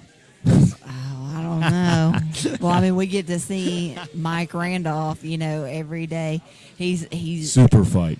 Noah's coming off the mat and Mike's throwing him a towel and a bottle of water every match. I think start a Facebook group, the dads of the PGF.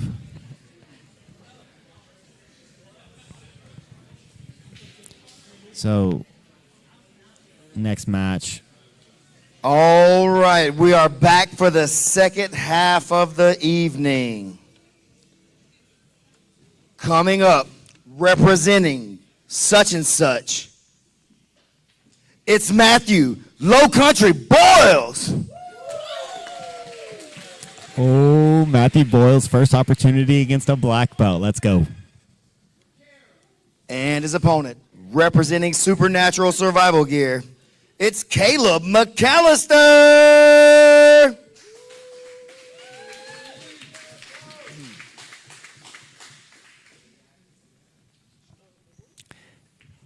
Kevin's got his dad. Matthew's got Kara.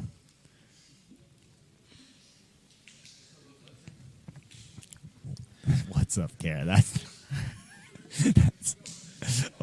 he comes right in. But he's going to try to get that choke. He wants that kill. Oh, he needs a choke. He's looking for that leg lock. But he needs that. He really needs that choke. Switching into a reap. Nice defense Oh, right wow. there by Boyles. Man.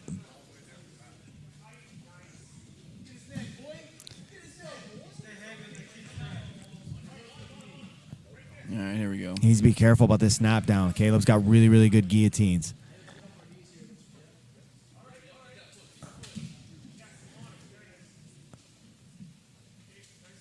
Caleb finds himself on top. He's got an underhook. He's looking for that same attacking position. He's 10 gonna seconds attack for the that- extra point. Yeah, he's going to attack that guillotine. He's looking for that chin strap right there. Is Matthew Boyles the type of guy that's going to go to sleep?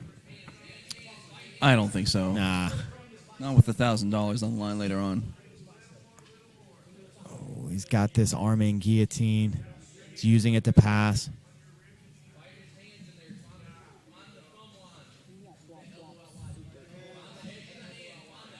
Womp, womp, womp. Super chat from Still Iller. Oh, he's locking this Darce up. Oh, this is deep. This is going to be a big win right here. Yeah. Really nice work by Caleb McAllister.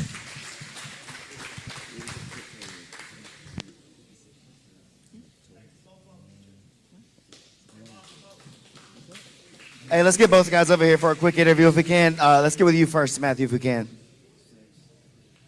Man, short notice again after that when you went out and took on one of the top guys after the intermission. How'd you feel going out there with Caleb? He's good. He's definitely good, man. He's definitely good. We're going to see some more from you tonight. 100%. What's coming up, that $1,000? You dang right it is. Anything else you want to say? What's up, Kara? That's my dude. Caleb, you got 6 more points there. Do you think that's going to be enough to get you a safe spot into the playoffs on Saturday? I hope so, but we'll see how it shakes out. Gotta control what I can control. What's your next match? I believe Carlos. That's gonna be a real fun scrap. You think you're going to choke him? I'm gonna do my best. All right, man. Good luck tonight. Congratulations.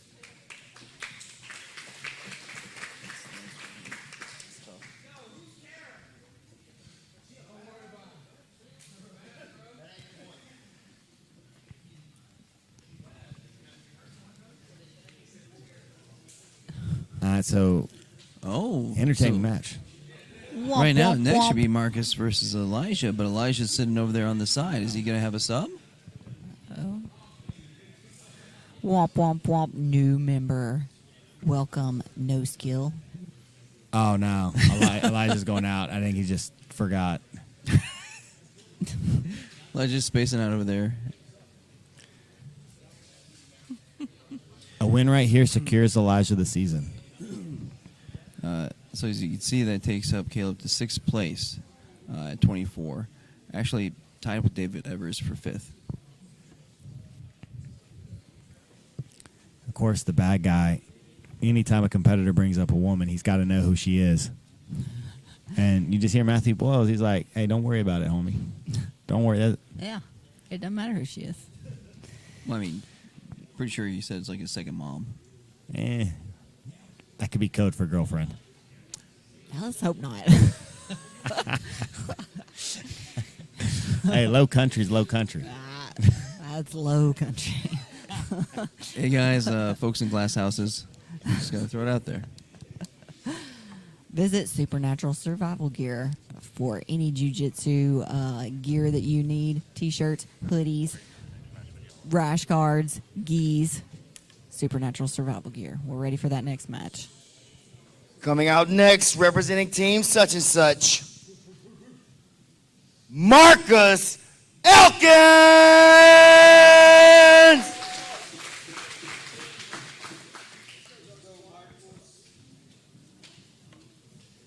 And the guy everybody loves to hate, representing Team Toehold.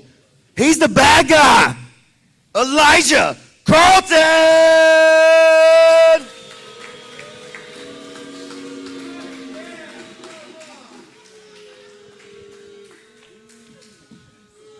We haven't seen the double birds very much. Okay, here's the thing. Here's what's on the line right here, Lindsay. Okay. Egghead. This is on the line. Elijah, with the triangle choke, will have choked the whole Elkins family tree. He's got the hat trick. He's looking for the hat trick. So I told him, I said, you've got to triangle him. We shall see. Oh no, he's just going in quick. Oh, come on. And he gets the quick tap. He's taking the four. Well, there you go. I mean, that secures the regular season championship. Or, yeah, the regular season standing. Our winner is Elijah Carlton. He will be the number 1 seed going into the playoffs. Surprise, surprise. Are you really a bad guy? Fuck yeah. It looks like it. You just took out poor Marcus Elkins in under a minute with a break. Can't fucking stand any of those Elkins brothers. So you have a vendetta just personally against the Elkins? Indeed. All right, man. Well, good luck tonight on your next match, and congratulations. First place. Oh. He loves the Elkins brothers. No, man. That family feud goes way back. No, it doesn't. Okay, it doesn't. But, man, look, Elijah Carlton, a lot of people thought he was a favorite. Some people thought he could be dethroned. And at least for the regular season, he's the guy. He's number 1. 46 points. Yeah. And it's crazy because like the two guys we thought was most likely to dethrone him, the two black belts with multiple wins at the ADCC East Trials, are clawing for a spot just in the playoffs. Both of them could miss it. Yeah, I mean, one of them's going to miss it, right? It's not guaranteed yet. He has 2 matches, and if he gets 2 kills, he could be in there. All right, we're ready for this next match.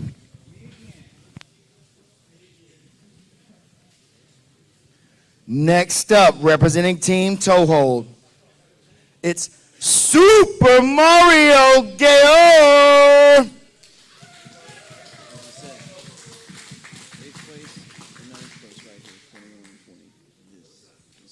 And his opponent, representing Primo's Heroes, it's Neo Geo Ortiz! Yeah, so, Egghead, why don't you tell the people where we're at point-wise with these two? Right now, Mario's the last one in with 21 points. Gio is the first person out with 20 points. So both of them are going to be gunning for a submission here. I mean, right now, we talk about a draw as a loss. For Gio, it is a loss because he might not make the finals. Yeah, because this final match is against Manning Leverett, and Manning is, hey, you want to get points on Manning? Good luck. Mario's got one more match, and he's got a. This is really interesting because, I mean, Mario's got a very winnable match against Tyler Woosley too. I mean, Mario's going to pull into the Ashigarami, but yeah, he's got a very winnable match. Tyler, he's got 2 wins this season, but if Mario can't get the job done here, then yeah, he's going to need to take some points from Tyler. But a draw from here is a win for Mario, a big win.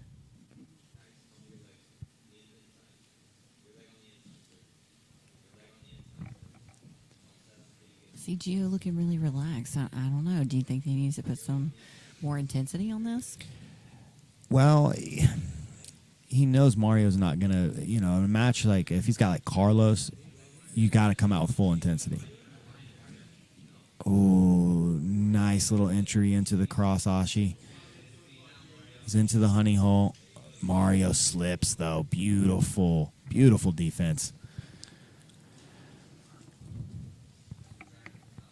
Coach Applegate was saying he wanted coachable people, and you just saw right there. Applegate said, "Hey, switch your feet," and Mario did it right away. I mean, coming in, Sean knew exactly who he wanted. He wanted his guys plus Manning and Mario, and whoever else came. But he wanted Mario and Manning because he just knew that of all the guys that they would be willing to listen, and he had some experience with them before, and he knew they were good grapplers, and it's really paid off. They've, all excelled this season.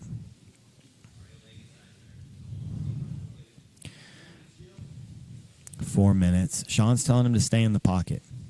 Sean said, "I don't want you to disengage. We're not running away. I want you coming in." The way Gio was bringing that leg over, it almost looked like Elijah's triangle setup. Well, Gio's thinking break here. I mean, all of his attacks have been leg attacks, but he's going to use this to sweep. Nice, really nice work from Mario. Mario's got great straight ankle lock attacks.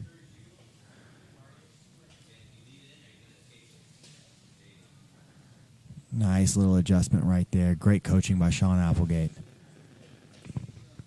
It seems like Mario prefers the straight ankle lock to the heel hook. Yeah, he said most of the guys he trains with are white and blue belts, and so he gets a lot of his leg work. Most of his submissions are white belts when it comes to the leg entanglements. Yeah, he goes for those straight ankle locks instead of those twisting.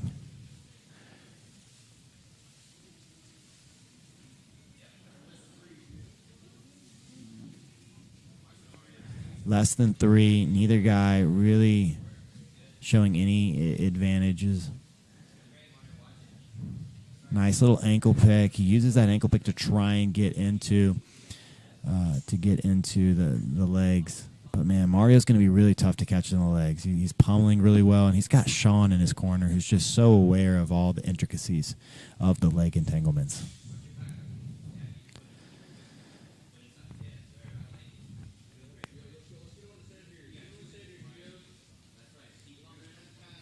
Yeah, but you have to think if Gio can survive Elijah's leg attacks, he's probably okay against Mario.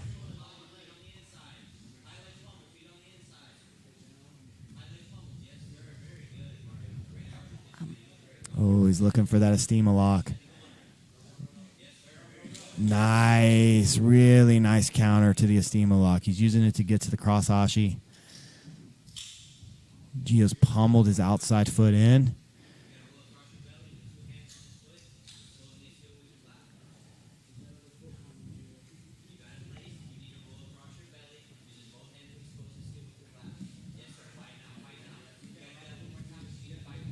Really good match so far.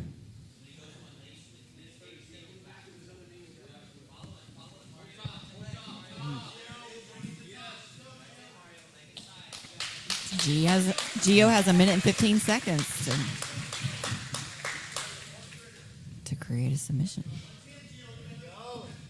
Nice ankle pick.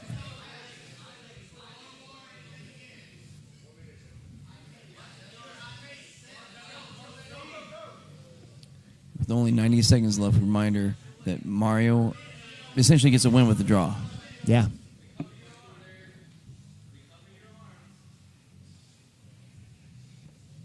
If Gio could get ahead in arm, that'd be huge. Yeah. It's going to be tough, though. I mean, he's got 40 seconds to work. Oh! What a back take. Got 30 seconds. He's got 30 seconds to finish. Oh, my goodness. That was wild. Mario's going to be fine.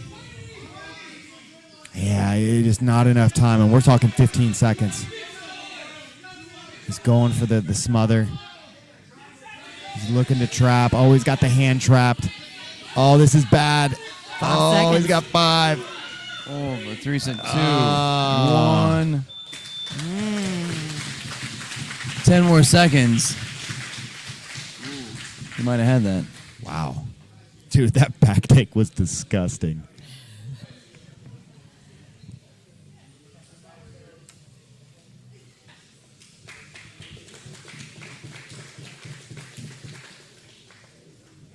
Man, one of the moves of the season right there. Just not quite enough time, but man, great jiu-jitsu display by both those guys. Mario having some really slick counters. That Estima lock counter to the cross ashi was amazing. But Gio's back take definitely one of the 10 best moves I've seen all season. Up next is Dane Leake and Kevin Buring. And if Dane wants a chance to get into the finals, he needs a kill. And that's got to be a tall order against Kevin Buring. And it has to be a kill.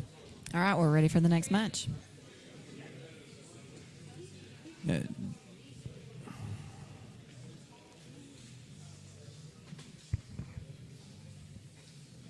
Looking to make his way into the playoffs, representing team such and such, the great Dane Leake.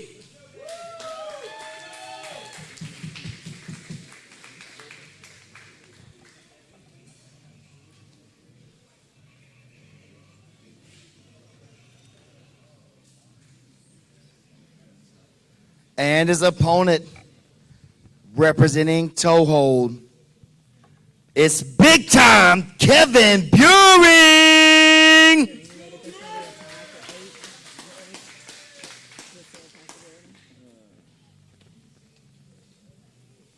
Well, if Dane gets a kill and a break, he actually would tie Mario if Mario gets a number of points. So I guess that's, sorry, I was incorrect. He could force the playoff. No time limit. Yeah. Well, there's so many crazy things that could happen. Mario's in that 8th spot right now. Oh, he's going right into a cross ashi entry. Dude, Kevin Buring coming out firing on all cylinders, but he finds himself in the close guard of Dane Leake. And Dane has shown that he's very, very difficult to entangle. Been submitted one time all season. That was his last match against Elijah Carlton. Elijah hit that patented triangle. So I misspoke. Technically, Dane Leake with 12 points. If he gets a break and a kill, so 9 points, he would tie currently Mario Gayor, and they could force that no time limit sub only. Yeah, but that's assuming. I mean, Mario's got a very winnable match against Tyler Woosley. Yeah. So saw Dane Leake looking for some. He's looking for a bottom side smother. He loves doing that. Just disrupt the breathing and make him worry about other things.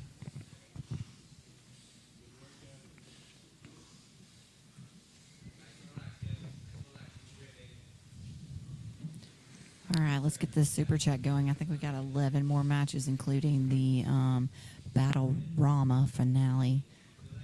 Man, Kevin Buring just so impressive. That's what I'm joking with his dad. I'm like, hey, tell me the truth. Your son's been training 10 years. I mean, this is a really good black belt in Dane Leake, and we saw Buring, I mean, a couple of really good leg attacks, uses that to sweep. He's on top. He's past the guard, showing great positional control. But Dane, though, so smooth with his guard recoveries.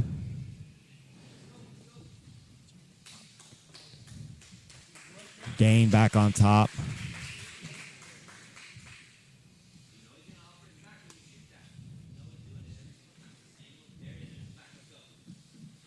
Yeah, and Sean's right. You know, he's telling him every time he defends the legs, he's exposing his back. So he's doing the same movement, and he was wanting Kevin to come up and try and take the back.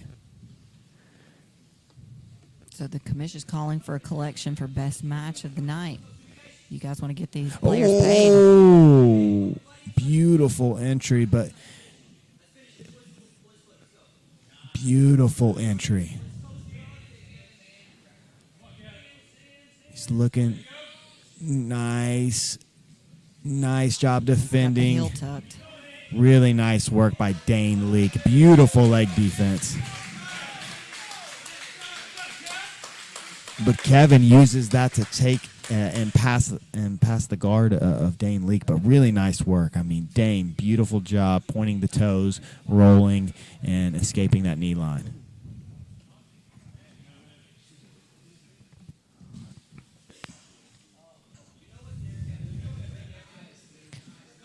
Nice sweep by Dane Leak, but good job by. Ooh, they're almost out of bounds. It's hard to see Kevin Buehring as a blue belt, you know, like because when you watch Marcus Elkins, you know, you see a lot of quality as a blue belt. But when you're watching Kevin Buehring, I mean, the kid looks like, I mean, you could name any belt right now, purple, brown, or black, and I believe it. Well, I was listening to this podcast, and he mentioned something about mat time being important. Yeah. And he trains at least twice a day for half the week. And they do single days on the ones. He's there at basically every training session at Sean Applegate's gym.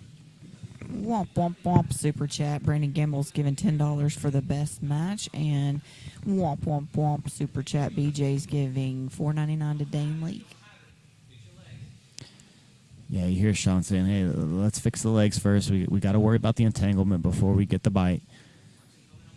Nice attempt, though. But, man, this is Dane Leak's world right here. Really nice sweep by Dane Leak.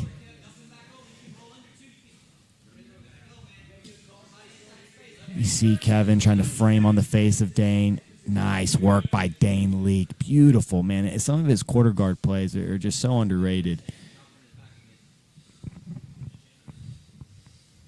Man, I love that boa right there.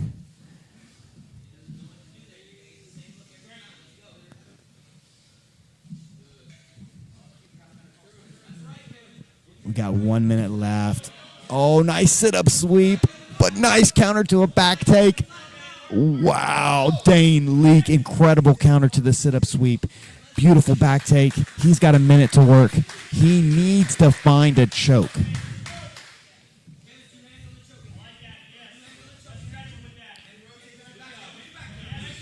Oh, he's going for the twister.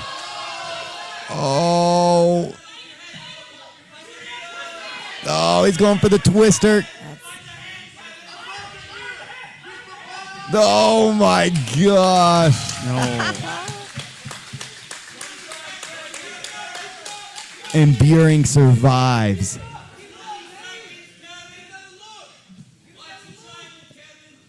Dane's in mount. He tries, but it's just not going to be enough time. Again, a draw is a win for Applegate's team because it keeps Dane Leak from being able to catch up and get in the finals. Wow. Wow. Incredible match. Yeah. So that means Dane's out. He's eliminated. I mean, even if he gets a choke within 1 minute, 7 points, that makes he's at 19, and Mario's already above that. I mean, y'all were talking about the last match needing money. I mean, that was best match of the night right there. I'm telling you, we need a 155er so Dane Leak can get in here and wreck stuff. Kevin Buehring will be right in here. He's an undersized 170. He's a 155. I'm okay watching that again. I watch that every week if you give it to me. Yes, definitely.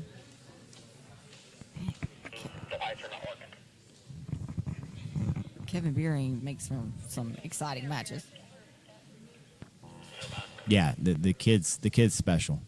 But that's work ethic. I mean, he's training twice a day. It's not like he just shows up to the gym like twice a week and it's like, he's only been training for it. But like, the kid puts in the mat hours, and you just said it. When the mat hours are there, I mean, yeah, it makes somebody look like they've been training way, way longer than they actually have. And for those at home, I was kind of making a little joke because that's one of Scav's podcast episodes, which I really enjoyed. Thanks, Egghead. Yes, tune into the Grappling Discourse podcast. You know, I haven't mentioned it all week. Somebody in the chat did, though. But you could. And I did. we've got, who do we got next? We got Noah Randolph versus Isaac Stackhouse. This should be another really fun match. Wow, I mean, we've just been putting on banger after banger. No, dude, this And you got to been think an that awesome night. you got to think that Isaac really wants to get some points on the board. He doesn't want to be the Mike Johnson, the season 1 Mike Johnson. He needs a finish, and kind of an enemy territory here. I mean, Noah has all kinds of fans around here. It'd be a big win for him. All right, we're ready for the match. And next up, representing Primo's Heroes, Mr. Noah Randolph!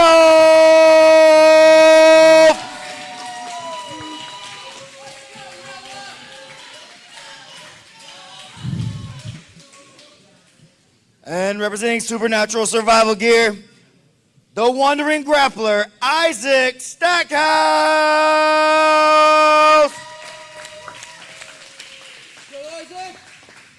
Womp, womp, womp. Super chat from Ann Beering. She says, that's my boy, Kevy. Shoot, he's about to be my boy, Cat. I'm a huge You Beering gonna fan. adopt I'm him? like, yeah. Come here, son. You've done so well. Oh, wow. No, immediately just on the neck. We saw one of the best submissions of the week, Noah against Mario, with that beautiful. We actually went back and rewatched it a couple of times, and man, that Darce choke he hit on Mario was just incredible. Womp, womp, womp. Super chat from Carlo Wheaton. Oh, wow. He's already got this. For Kevin Beering. He gets the tap. Oh, man, 7 points. Man, Noah just jumped on it and gets the finish in like 25 seconds. With the bonus point, yeah. What was the choke? Darce? Let me get both of you guys over here if I can real quick, please. Isaac. Noah. Also. Get Isaac first, please. If that's okay. Can I get him really quick? Isaac. Tough season, man. I know things didn't go the way you wanted to. I also know that you worked very, very hard for this, so that was not the reason that some of this stuff didn't work out. Is there anything you want to say to everybody back home? This is different, and this is a spiritual journey. You go through a lot. You go highs, lows. It's hard. So, man, love it. Thank you. Hey, we love you, brother. Hey, Noah is gonna kill some people. So, this dude, come here now. I'll be your voice for you occasionally, all right, bro? You are a killer, dog. Get it. All right, we love you, Isaac, man. Noah, you got the kill tonight on Isaac. You have one more match coming up. Can we expect one more kill tonight? I'd say so. I'd say so, and that's all you got to know. Congratulations, Noah. See you up in a bit. Womp, womp, womp. Super chat from Kai Johnson. He's giving Noah £5. And womp, womp, womp. Super chat from Brandon Gamble. Again, $5 for Noah. And womp, womp, womp. Super chat from No Skill. $5 for the best match. I feel like Tori needs to be in the production meetings. Exactly. She's always got some great ideas. Yes. She and I were texting a couple of nights ago, and I was just dying laughing. She's hilarious. Oh, man. We're traveling the world together and eating weird foods. That's what we decided. Yeah, y'all aren't going to do that. Yes, we are. We're ready for the next match. One of my favorite things is to tell Lindsay she can't do something. That just makes me want to do it more. Well, what's funny, though, is Noah's dad says when he goes home, he can't get him to shut up. I mean, I hear you. He's like, I yeah, don't know you how should that's see him with his possible. friends. And I mean, yeah, I don't know. Well, he's a high schooler, and now he's amongst all these men, and he probably feels a little socially awkward with them. What if he's just like, shut up, Dad, make me a sandwich? He's just like super like disrespectful. And Oh, yeah, I don't say that at all. But yeah, I definitely can't see him saying more than one sentence consecutively. yeah, what's weird food to you guys? Are we talking about just like, oh man, I had some sushi, or are we talking know. about like rabbit brains? I would try some rabbit brains. You would try some rabbit brains. Yes. No. What? I've had all kinds of weird food. I've traveled. I was just like, for you to know. I hear you. I've been places. I mean, you went to China with the dragon boat thing, right? Exactly. I may not. The voice, the sultry Southern accent may fool you that I've not been out of the South, but I have traveled the world, my man. I hear you. You've been to like 4 places. I hear you. That's pretty cool. Whoa. Our next match features from Supernatural Survival Gear, Caleb McAllister.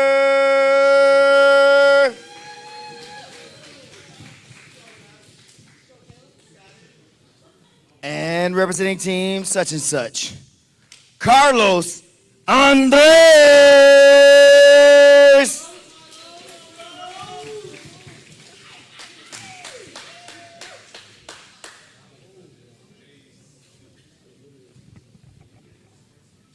Womp womp womp. Super chat from BJ Webb.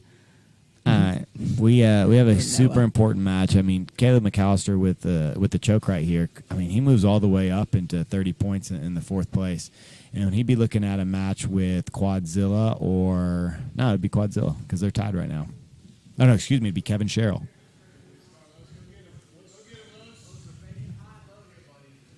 I've really liked Caleb's wrestling this season. He's really shown some really good takedowns. I love the Jordan Burroughs just head through the middle double. Womp womp womp. Super chat from Jonathan Greenbergs. Hey, let's pull up the standings real quick. So, I mean, we got Caleb McAllister at 24. He's looking like he's. It's not safe. It's not He's safe, at but all. he's looking pretty good. I mean, Ortiz. Here's the big thing. Ortiz is the first one out. He has Manning Leverett, and so that's gonna be tough for him to make up any points. Yeah, but Mario and Kevin Buring both have to pass Caleb in points. But they could, if Mario gets one break, and he's up against Tyler Woolsey, like we said, very doable. He could also get a kill against him. Oh, so we got Carlos in on a guillotine.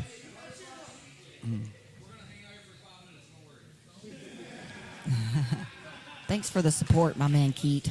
Yeah, this is going to be very difficult. I mean, if you do not have, especially an arm and guillotine immediately, it's so difficult. Especially a guy, Carlos, he's outweighed by Caleb. I mean, Carlos is the smallest guy. It's going to be so difficult for him to readjust and finish this. This now really does become like a stalling position because he's not going to get the finish. Well, strangely, I think Caleb, again, likes the connection because that's the hardest thing to get with Carlos. No, I said I didn't know what levers were. I was like, I just feel like somebody heard Donnie here say it, and they're like, levers. And so then everybody started saying levers. Oh, my goodness. So then Lindsay started talking about levers. And I tried to explain it to him. He's like, no, I don't get it. I did get it, though. It just took me a couple of weeks. But we're here. So there he goes. He's trying to run away. Yeah. That's Carlos's game. It's so annoying, right? Like, he enters, he shoots his shot, and then he's out. If he doesn't get what he wants, he's out. Nice. That was a really nice play right there by Caleb. But Carlos, great job right there, limp-legging out. 3:30, and man, I mean, if Caleb draws right here, it's like you said, he's not safe. He's not in a bad position. He's oh, that's a nice attack. He's gonna switch, nice switch. Oh, and he kicks Caleb right in the head. Man. That was one of those kicks, I mean, you could hear from across the mat. Ouch.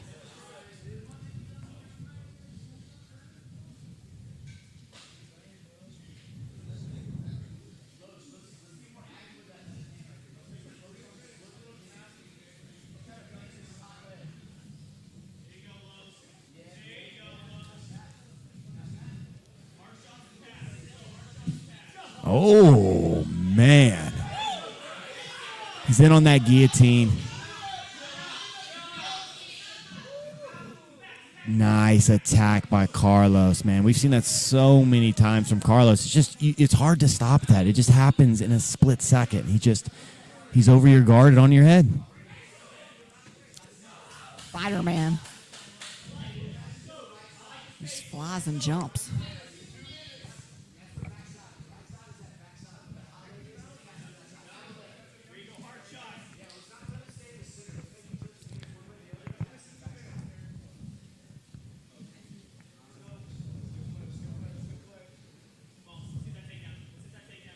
Do you think Carlos would have been willing to do a CJJ match with Caleb? Oh, yeah.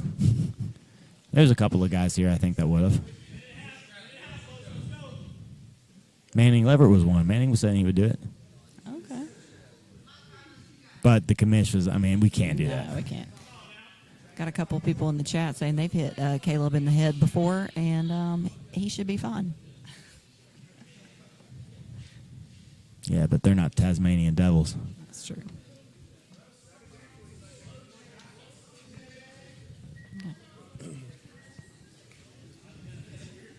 Got a minute 5.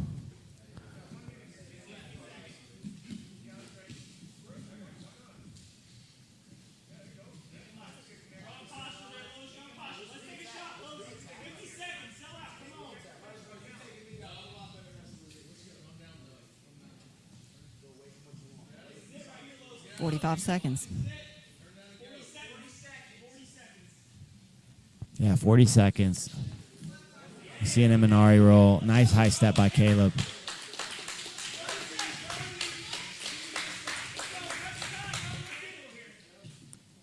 How many MMA matches has Carlos had? I bet that really benefits him in an MMA match. You just can't grab it. You can't grab him.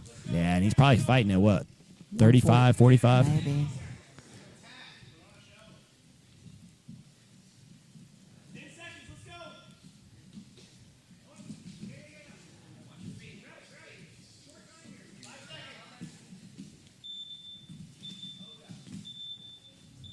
Time. Draw.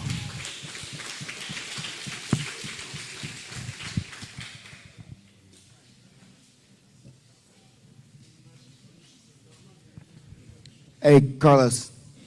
Caleb, you too. Just a second, though. So that's it. 24 points for the season. Give you a for chance to Caleb. speak for a second, man. You had a really, really great season.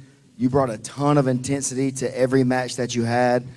You may not have scored as many points, but as far as intensity and energy, man, I don't know if anybody brought as much as you did. How do you feel? I feel good. I need to work on a lot of stuff. I still feel like a white belt, but I appreciate that. If there was a 155 season coming up, would you be interested in that? 100%. Sign me up, Brandon. Anything you want to say to the people at home? T10 Alabama, stand up. American top team, pull up. I love y'all. All right, good job, man. Caleb, got a 0 in that match against a tough Carlos. I think you're at 24 points right now. Do you think that's going to be enough to get you in the playoffs? I believe so. As far as I can tell, we were trying to track the points. I believe me and my teammate Dave Evers are both pretty much guaranteed, so I think we're in good shape. Who do you want to get in the first round? Everybody? Everybody? Okay. Well, we'll see Saturday night, man. Congratulations.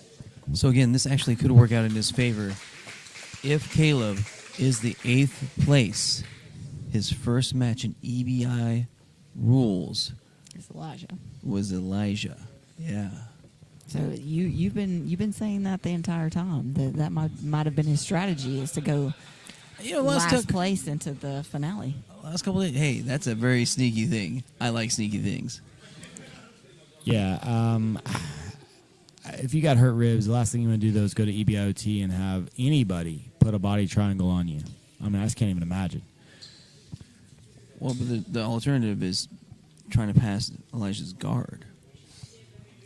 Well, we'll definitely see Caleb go in there and die on his shield. All right, we're ready for the next match. Oh, nope, just kidding. Oh, here it is. The Weird. battle of the state champ Of the Rome, wrestlers from Georgia. Rome, Georgia. The Georgian wrestlers. The battle for Rome. Yeah. Keeping Up with Jones, the Lonnie Jones podcast. It's available on Spotify and Apple Podcasts. He also has a book available on Amazon, Grappling with Life, Controlling Your Inside Space, where he uses the analogy of jiu-jitsu with solving life's issues, life's problems. Go check that out. Yeah, I mean, 155 could be in the cards. We'll see.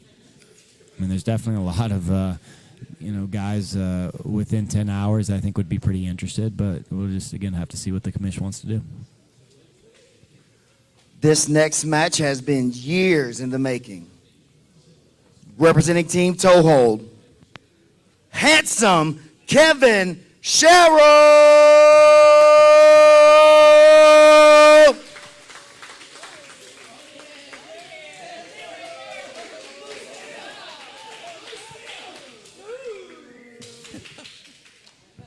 You're the blue steel And guys. get ready to back it up for Supernatural Survival Gears, the dump truck, Randy Roden!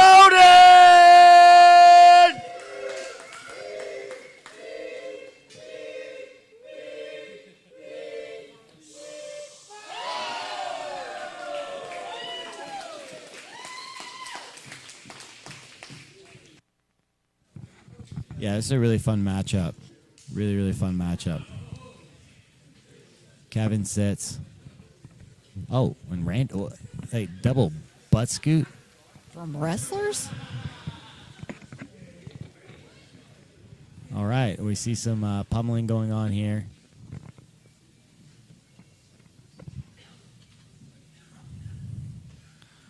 I mean, technically, Randy's best sub has been the leg lock this season. So we want to wrestle off and we get the legs.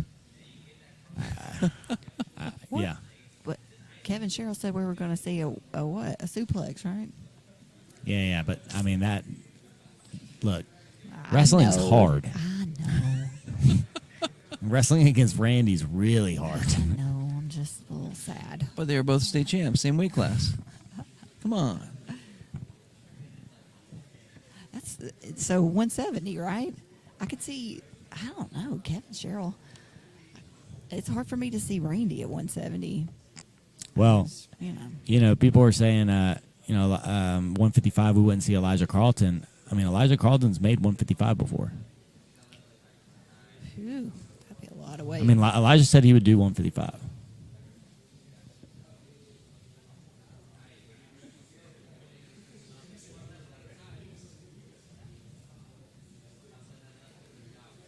I just like that Kevin's a Harry Potter fan. Is he? He's a huge Harry Potter fan. Huge. Do you want what house he's in? Oh, dude. I mean, his favorite character is Sirius Black. That's also my favorite character. So we became really good friends just in that moment. Dang, Slytherin. Nah, he'd be a Gryffindor, dude. For sure.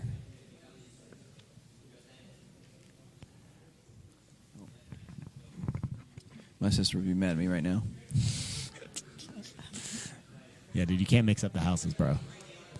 That's why I'm silent. I just don't even know. I did see Harry Potter like once. Maybe one of the movies. For some reason, I thought you said Snape. Oh, I hear you. I hear you. I'm just tired. Oh, dude, I definitely understand. But yeah, we got this match going on right now. Randy Roden on top, looking to pass the guard of Kevin Sherrill. We're almost halfway through.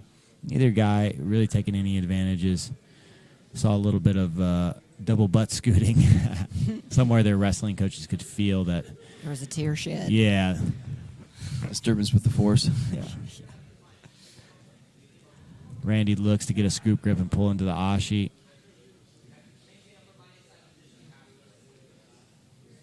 Sherrill looking to come underneath to a cross Ashi. But, man, lifting Randy, any elevation on Randy is going to be tough. It's just he's so heavy. You can even see it in his legs. I mean, Sherrill had a great grip right there. He tried to pull him into a leg entanglement, and Randy just didn't move. Wow. Great pass right there. Michael Libby said that Kiai was in Hufflepuff. The disrespect. Michael Libby said that Kiai was in Hufflepuff. Yeah, Yeah, that's Could be accurate. I mean, somebody had to be in Hufflepuff, right? I mean, we got 24 dudes here. I mean, there's going to be some Hufflepuffers. Can you have a face tattoo and be in Hufflepuff? I bet Woolsey's Hufflepuff too. Yeah. Lindsay, that was That's why I'm gold here, right people. there. Oh my goodness. Yeah.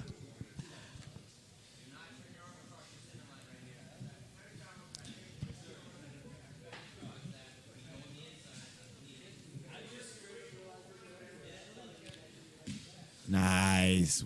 Won that inside position here. Randy doing a great job staying heavy. You see how he's just posted on the face. Kevin Sherrill posted on the face, just trying to off balance Randy any way he can, and that's just a tough task.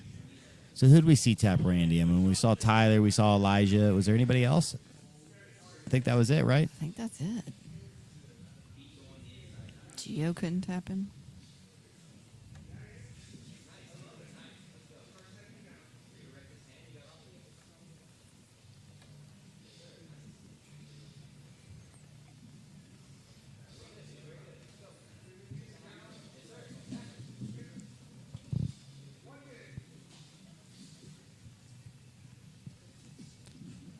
Wow, really good work by both guys here. But Randy, man, we got 1 minute left.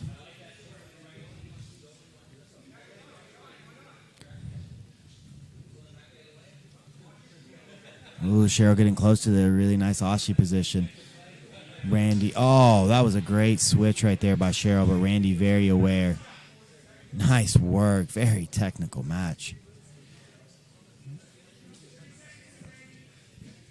It's funny, man. You know, you go on Reddit, and I know I'm going to talk about Reddit, but you go on Reddit, and people are like, "Oh, I hate rolling with the wrestler. They're not they're good grapplers, but they're not technical in jiu-jitsu." Like, dude, these dudes both D1 level wrestlers, and their jiu-jitsu's looking fantastic. All week have just been displaying beautiful movements, and this has been a really fun match. This is a great way for them to end their season against each other.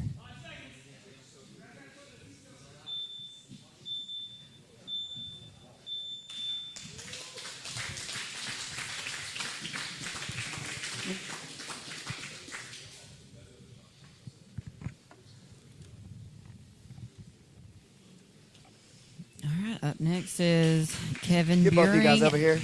and Randy, Eric, can I get you first? Eric Please, Longer. sir. Kevin Sherrill ends up with The 29 dump truck. points for the season. 2 seasons in, man. You had a beautiful highlight reel break earlier on this week. A bunch of really tough matchups. Again, you're one of the most incredible athletes I've ever had shared a mat with. Is there anything you want to say to the people at home? What up, Kara? Hey, that's what I'm talking about, man. Hey, we love you, Randy. Congrats. All right, handsome. Tough match. You're in the playoffs. You knew that was going to happen coming in, right? There was no question. First round matchups. If you had to choose of the people that's coming in, who would you want to match up with first? Well, that Kevin title's still hanging in the air. Yeah. So I'll take Beering. So we're going to go for some Kevin on Kevin in the first round there. I brought the belt. We got to award it. There can be only one, right? Yeah. Is there anything else you want to say? Yeah. Sorry, guys. The 12 toe holds thing. I got through my last match, and Sean was like, I was like, hey, man, what's the deal? Why don't I have sandals? And he's like, well, that's the back, bro. And I was like, that's why you're the coach. I knew it, man. 6'3", it's math and stuff, man. You're too handsome for that. Good job, man. Oh, man, that was awesome. Too handsome for math. Yeah, I mean, let's be honest. First of all, John Donner here is Lord Voldemort, right? Like, I mean, that's not even. Other people are like Elijah Carlton. It's like, no, dude. I mean, it's John Donner here. Anyways, let's hey, with that match, pretty much we have the top 4 spots are solidified. Pardon me. I guess Quadzilla still has a match, right? yes, he does. He does. Okay. He does. So, sorry, the top 3, Cheryl could be overcome by Evers if he gets a kill. However, Elijah, Manning, and then Jonathan, you're 1, 2, and 3 spots. Oh, there it is. Yeah, I mean, Mario Gayor's still on this thing. G. Ortiz is. But, yeah, no. Dude, Gary Meek, one of OG black belts, monster black belt in the system, the coach of Mario Gayor. He just pointed out, me and Sean have been black belts 4 years today. We got our black belts from black belt anniversary. Yeah, we got our black belts from Brandon and Eddie on this day 4 years ago in Gulf Shores, well before Atlanta. 10th Planet Atlanta wasn't a thing, and geez. Happy black belt anniversary. All right, we're ready for this next match. Yeah. Yeah, to Sean too. He's out here Next killing up, it. representing Toehold, it's big time Kevin Buring.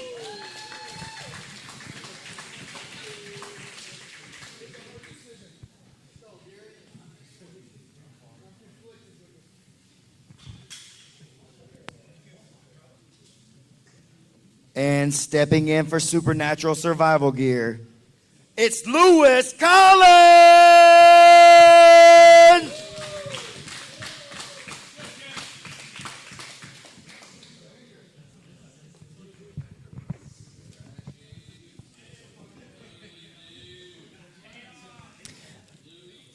We got Lewis Collins stepping in and facing Kevin Buring. Good luck, Lewis. Yeah.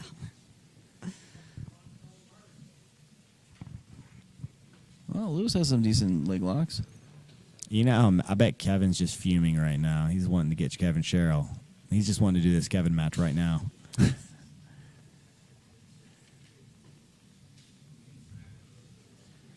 mean, where is Kevin Buring at? Let's go back to this point total. Okay, so Kevin Buring right now Yeah, is at 7. 22. So he should be in. He should be in. It's really the Mario Gayor versus Ortiz situation we got to worry about. Sorry, Brandon Gamble. We've been talking about jiu-jitsu for a long time. We're very easily distracted right now.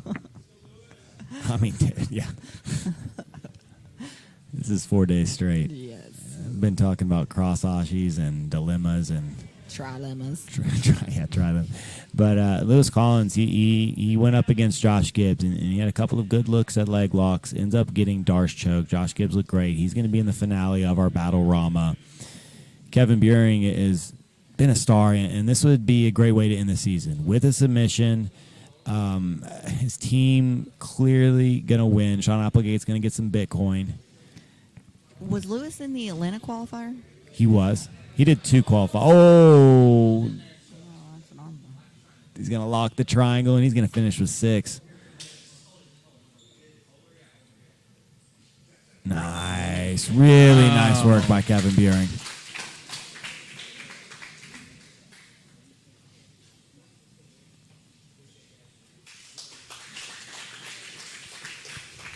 You know what's crazy?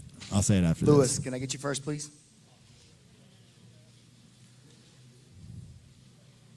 Lewis, you had a tough week making it in as an alternate. You got into the Battle Rama, stepped in, gave Kevin a match tonight in the finale here of the season. Is there anything that you want to say to the people? It was fun. Dudes are good. I was happy to be you. All right, man. Thanks for hanging out with us and working hard, man. See you next time. Big time. Is it okay if I call you Big Time? It seems like it's going to be happening that way anyway, right? Anything that you want to say leading into the playoffs this week? Yeah, thank you guys so much for watching me, supporting me. Are you going to kill Kevin Sherrill?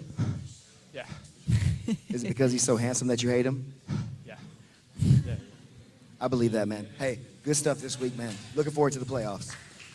Okay, so looking at the scores, right now we have Kevin Sherrill at number 4 with 29 points, Kevin Buring, number 5 with 28 points. So right now, we do have a battle of the Kevins in the finale. The only thing that could mess that up is if David Quadzilla Evers gets a kill. If he gets 6, then it'll slide him around. But if he only gets a break, which he tends to do, or a draw, the battle of the Kevins will remain. Interesting. Which Kevin shall reign supreme? See, they're trying to get my attention away from the match because now they're asking who in the community would be Dumbledore. South Dakota Chris. No. It's gonna be Eddie, right?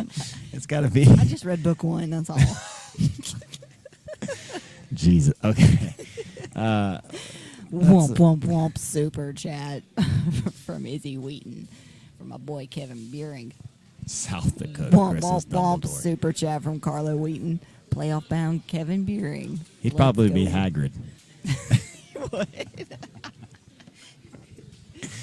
But man, you know what's crazy to think about? In season 1, Buring wasn't even training jujitsu. Oh man. Like Buring, didn't even train. So if we're like, hey, I wish we could have seen Buring in season 1, he just would have been like an 18-year-old that didn't know jujitsu. All right, we're ready for the next match.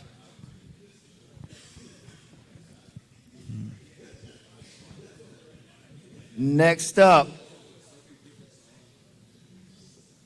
representing team such and such, the most exciting man in the PGF, Marcus Elkins!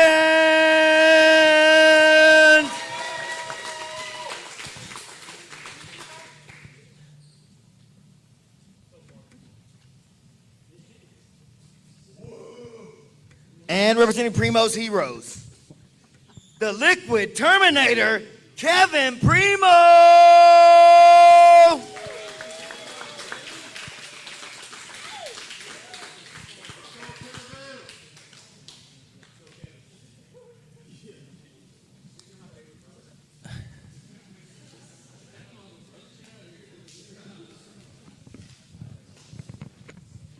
Hey, no problem, Michael Libby. That's what I'm here for. All right. But now it's just true. It's crazy how some guy, dude, Kevin Buring, shout out to Kevin. But now we got Kevin Primo, who, honestly, his last match, he's getting a free pair of $350 toe holds. He was the second-round pick for Eli Knight. This is going to be a wild match. I think it's going to be crazy. We saw Kevin in his last match just really relax and have some fun. I think we're going to see that in this one. And Marcus Elkins is he's keeping Marcus energy. Oh, he's going for a Dars.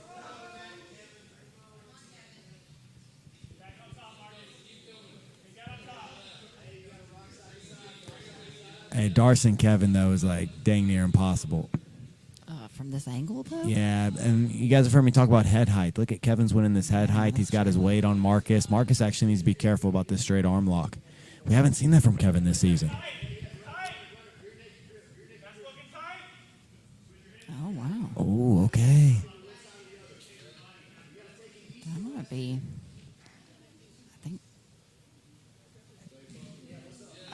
Yeah, that's still going to be tough. You can see Kevin's posture right there. His elbow. Oh, great defense by Kevin. Oh, wow. You could get an armbar right there. Now he's in a reverse crucifix. No, he's in the crucifix. We're just so unsure of what is even happening. He's in a Darce crucifix.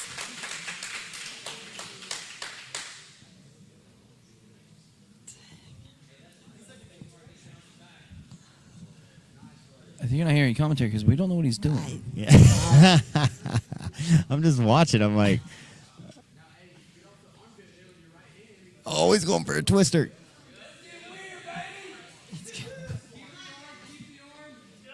Nah, Kevin's in a great position to defend. He's not giving anyone a burrito. Yeah, Kevin's in a great position to defend. His leg's almost out. He's got that leg in. He's going to look for a leg attack. Kevin's like, all right, I'm done playing with this shit. No more shenanigans. He's going to go for a toe hold. He's going to get another pair of flip-flops.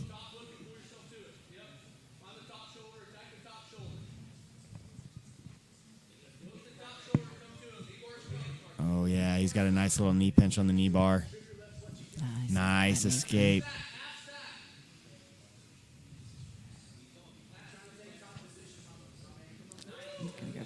He's going to go for the twister again? Yeah, it's going to be tough. Kevin's stacking on top. 3 minutes left.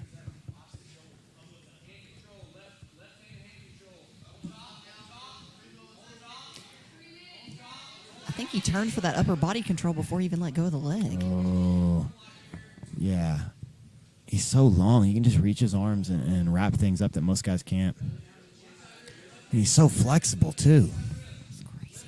I could only imagine some of the weird positions he got in jiu-jitsu, or excuse me, in wrestling. As you see what wrestling matches, sometimes you're like, dude, how does the body bend like that? I bet he had some matches you were like, oh my God.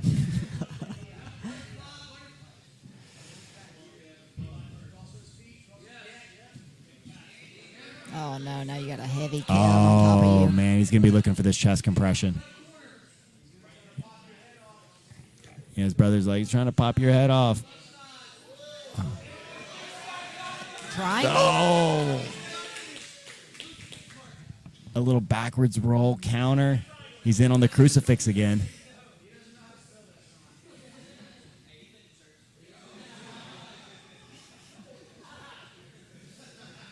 Get a little sign of the cross right there. But Kevin in on the crucifix, or excuse me, Marcus in on the crucifix. He's looking to use that half Nelson position to flip him. Oh, but Kevin flips it on him. Nice, Kevin. Oh, my goodness. It's a crazy counter. Now he's got to be careful of this buggy choke.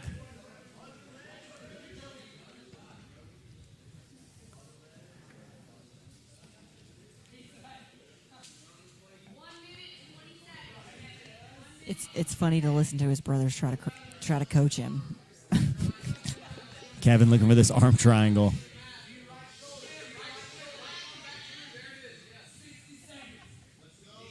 Got 65 seconds left.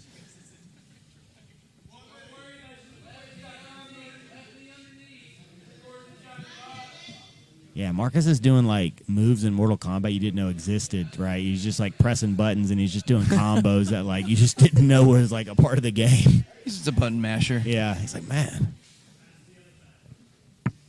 Kevin on top though, chest to chest. He needs to make something happen. But Marcus has his far leg trapped. He has his far leg trapped. He has Kevin's right leg trapped. I hope actually Marcus just never goes to another class. He just keeps doing what he's doing. He's got 24 seconds. And he's gonna have Kevin's back.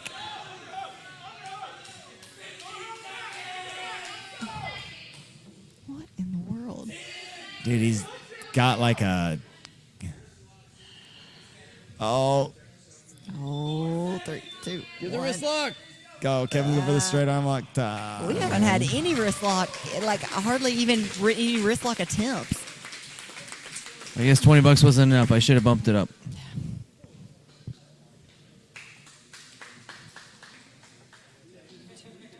We got 5 matches left, Kevin, can I get you first? Marcus, including next. the Also, please, finale, sir. the Battle Rama finale. Yeah, nice work. Man, tough scrap.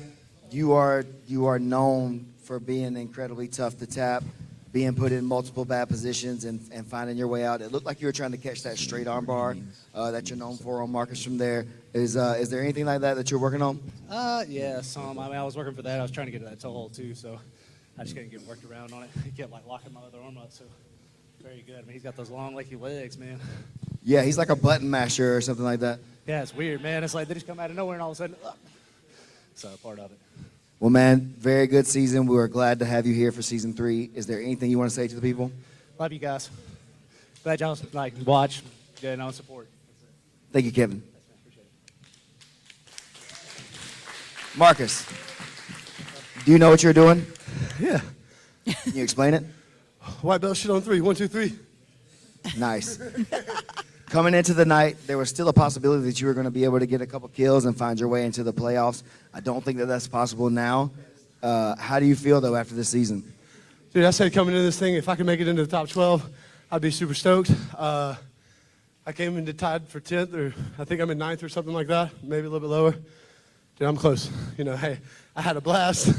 I had some fun. I learned a lot about my game and all those things, how to create some looks, what's not working, what needs working. I need to learn how to do some fundamental jiu-jitsu, all those things. But, dude, I had a blast. This is the funnest stuff ever. Anything else you want to say? Dude, shout out to all the Ironclad fam. Just wherever you are. I know you got some of you guys are out watching tonight. Super, super awesome. Oh, super, super awesome. Thank you guys. Thanks to BMAC for putting this on. Thanks for having me, man. This has been a blast. I'll be back anytime you want me. All right? Hey, much love, brother. Thank you for putting on such exciting matches. So, question is, Matt wants in, Marcus wants in. Who gets the spot? It's a battle off. It's a wrestle off. I mean, we already had too many Kevins this season. Imagine having like multiple. I mean, I guess we did have two Elkins. Yeah.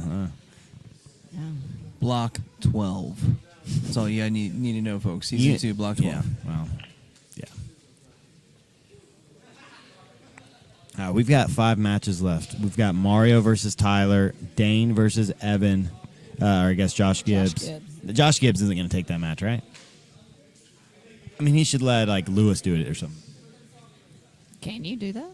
Yeah, no, I mean, hey, just ask B-Mac. If he says it's okay, it's okay. I mean, there's nothing on the line for it.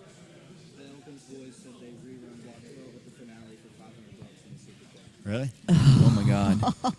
Hey, okay. Here's breaking news. The Elkins brothers, Jake and Matt from Block 12 fame. If the chat can get $500 going, they will redo Block 12. Brother against brother. Jake versus Matt Elkins. But $500. And you guys only have 5 matches left to raise it. What we really need is 3 brothers to come and fight the Elkins brothers. A 3-on-3 battle. At the same time? Yeah. We're gonna need some like ring a with Russian some ropes. Yeah, it's like a Russian MMA fight. Okay, so we're putting the gloves on. Dang. Hey, so this next match, Mario Gayor versus Tyler Woolsey, very important. So Mario is currently with 21 points. He's in 8th place. Gio is just 1 point behind him at 20. If he wants to make sure he gets there, Mario needs to get a submission in this match.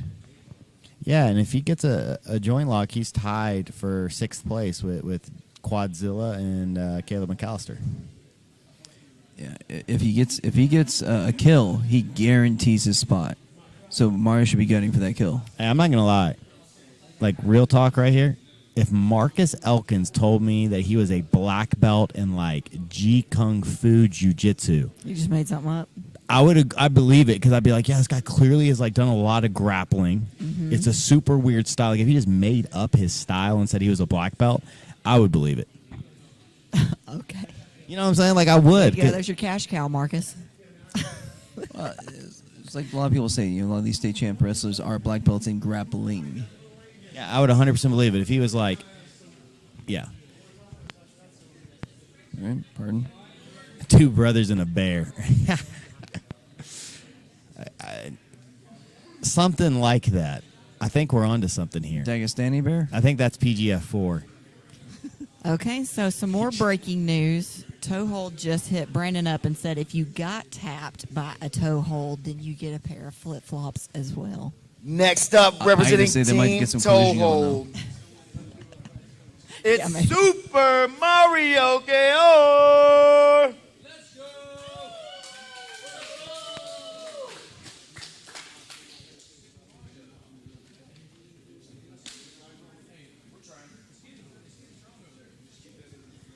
And his opponent representing such and such is Tyler Woolsey.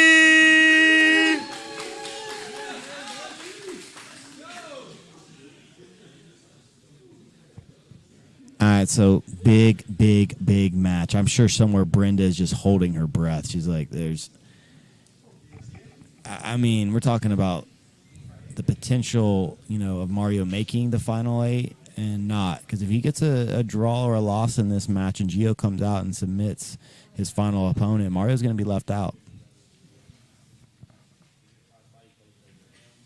So we got Mario in this butter half position, being coached by Sean Applegate. And really all he needs is a break. I mean, he doesn't need a choke. A break guarantees he's in the final.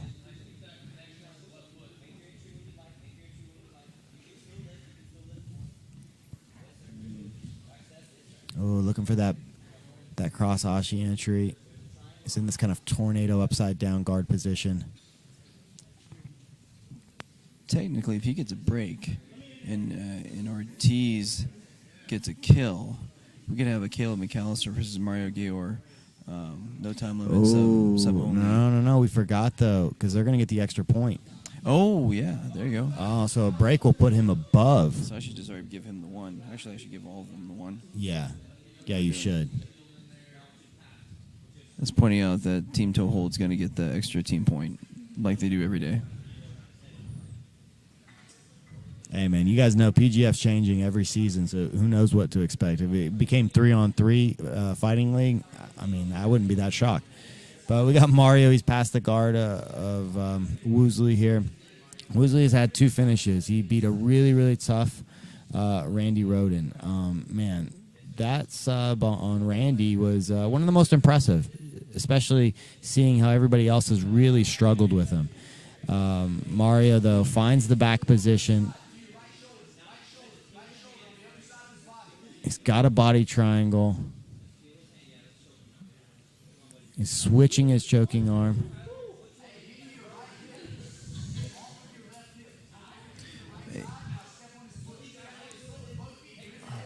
We're getting some Applegate, Tyler Woosley talk. Yeah, Josh Burgess, yes, Gio does have a match. He's going up against Manning Levitt in the 30th match of the night.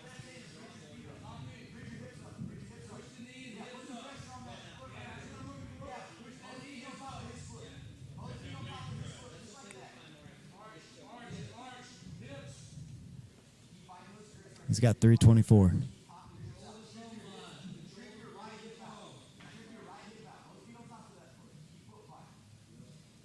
He's got a single hook now. We've seen a few guys really struggle to finish Woosley. I mean, we saw Kevin Primo, struggle. We've seen a couple of other guys, and Woosley, he'll chat with you a little bit, and that can be frustrating.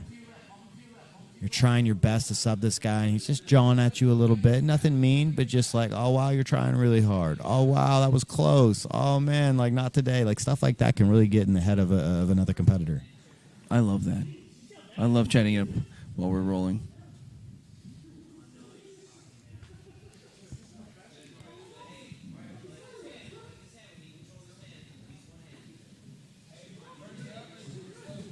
Nice work by Tyler Woosley.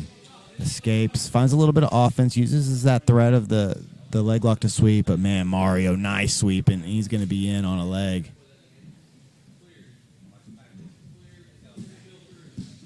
Oh, nice work by both guys right there.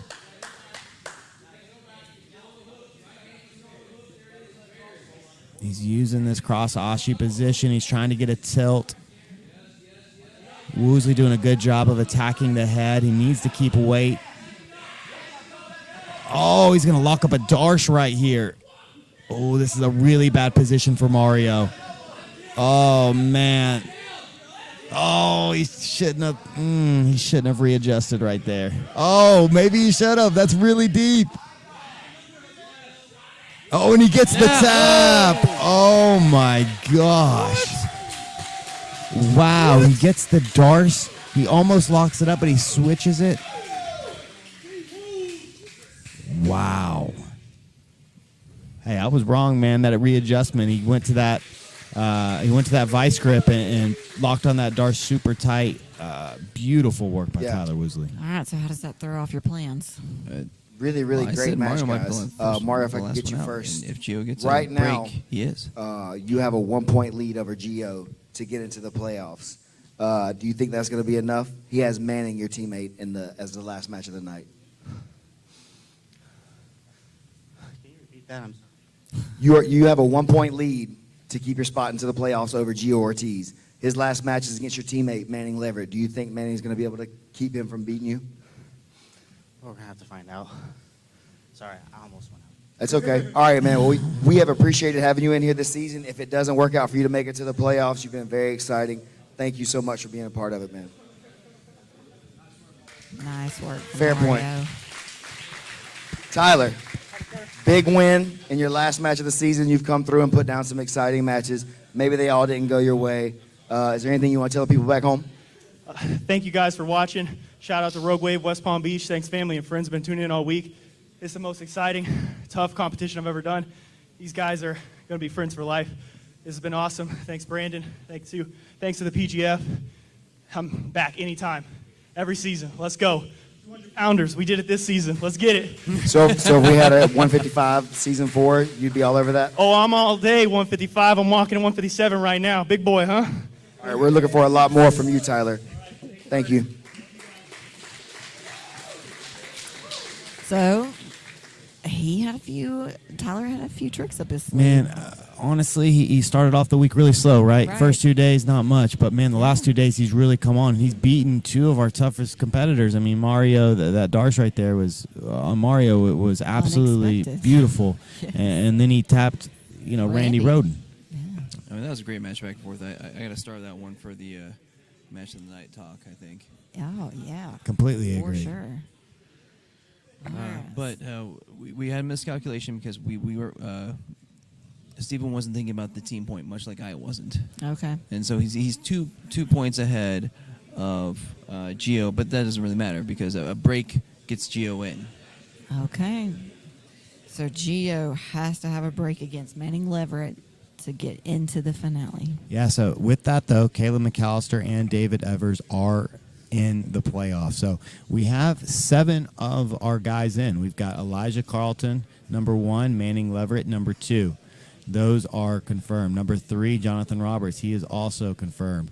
Cheryl at 4, Buring at 5. Now, that could change. I mean, if David Evers gets a 7-pointer, he could jump himself all the way up to the number 4 spot. And then we've got Caleb McAllister. They're tied, and we've got Mario and Gio fighting it out for that 8th spot. Womp, womp, womp. Super chat from Aunt Brenda. $25 to Mario.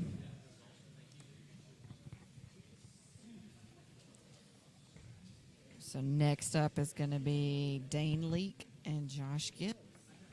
So that's the question. Is Gibbs going to come out? Yeah, is it going to be? You guys see Gibbs over there? I was looking. It's going to be Gibbs. I don't see him. I mean, he's... All right, we're ready for the match.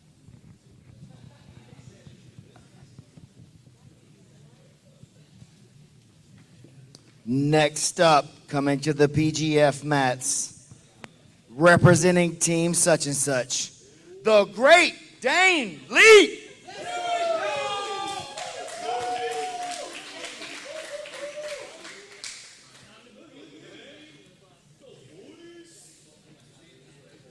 And representing Primo's Heroes, it's full time, Josh Gibbs.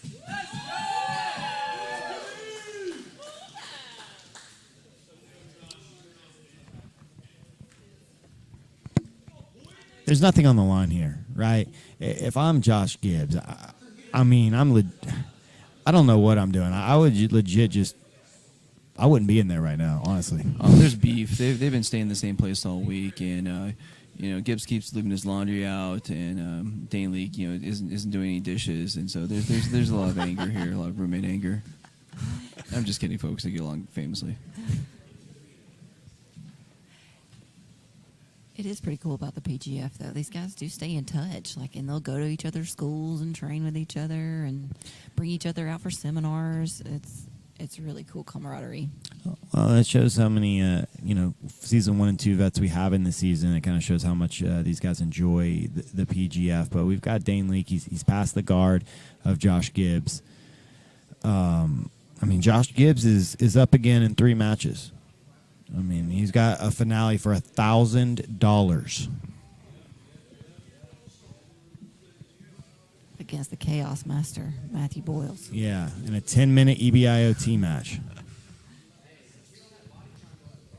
This is definitely going to take away this. Oh, he's thinking about Twister. We saw Dane in his last match go for a Twister.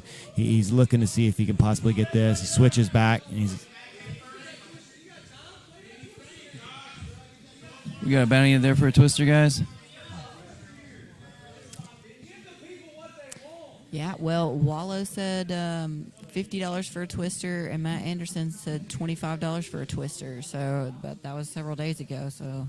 Yeah, how does the bounty work? It has to be in the chat, right? Like that night. Oh, that was great adjustment. Oh no, you're good. You're good. It was just a great adjustment right there.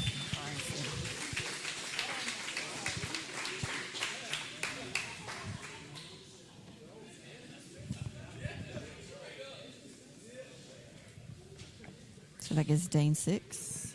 So he's now at 18. Yeah, but Dane, while he had a good run, he is not going to be in the postseason. Dane, nice win there to close out the season. You fought really hard in there. You were one of the more technical grapplers that we've seen. Overall, some really outstanding matches, man. I'm a big fan of Dane Leake. Is there anything you want to say about this season? A lot of tough dudes. You all do amazing. Thank you to everybody at the PGF. I appreciate the opportunity. Tough stuff. If there was a 155 season, would you be interested in that? As long as I don't have to make way for a qualifier. I don't know if I can make it day of and compete.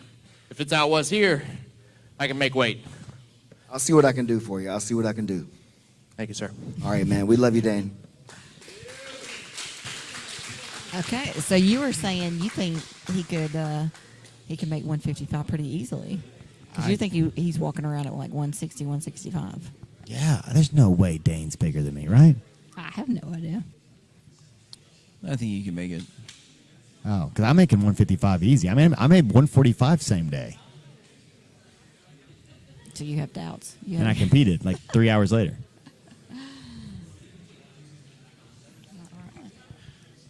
Okay, I guess, dude, I'm a small guy, man. Up next, Noah Randolph and David Evers. That's what the PGF does. I just remember like hearing, especially in the first season, some of these guys would be like, man, I'm definitely bigger than that guy. And they'd be like, he's 173. And I'm like, that guy, well, he's me by like 8 pounds or whatever I was at that time. But yeah. That's really cool to see Dane Lee gain a lot of respect from a lot of the vets. Oh, he was phenomenal this season. Some of the best technical jiu-jitsu we've seen in the PGF. If you're really into fundamentals, like, let's go. Oh, Kevin Buehring. Super down for 155. Guy Johnson Coming said up he's got next, muscle representing Primo's Heroes, it's Mr. Noah Randolph!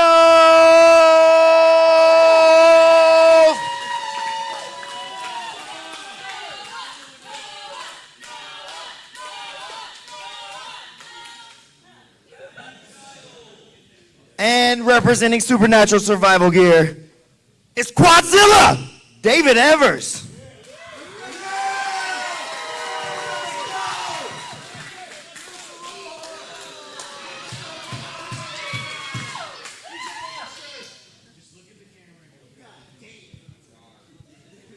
Yeah, Kai Johnson, how dare you say that about my man, Scaff? Dude, Kai, that was deep, bro. that You might cut my have been man sub of real the night. deep. But we got a great match here. We got 2 purple belts. We got David Evers versus Noah Randolph. Again, Quadzilla David Evers is in 6th place with 24 points. If he gets a break, it doesn't change his position. If he gets a kill, it goes up to 4th. Oh, man, I love how Noah's starting to really find confidence and attack the head. Oh, excellent job floating those butterfly hooks.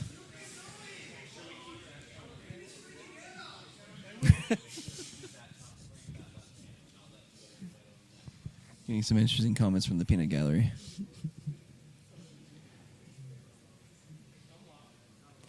I agree, Danny. Stephen Aiken has been doing a fantastic job this week. David Evers back into the butterfly garden, and Noah knows what he wants. He's going to try and elevate and go to the Ashi, and he's going to look for that outside heel hook. But David knows now what Noah wants. I mean, on that elevation, he's got to be very careful about his head positioning.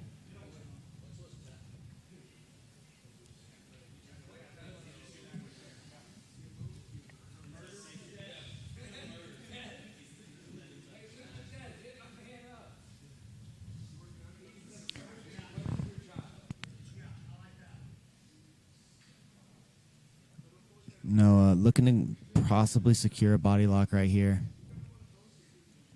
I just noted. I mean, I saw in the chat. I just realized David Evers has the painted fingernails. Yeah, somebody else said something about it. I know. I just know. I'm like, whoa. Johnny Buck gets pedicures.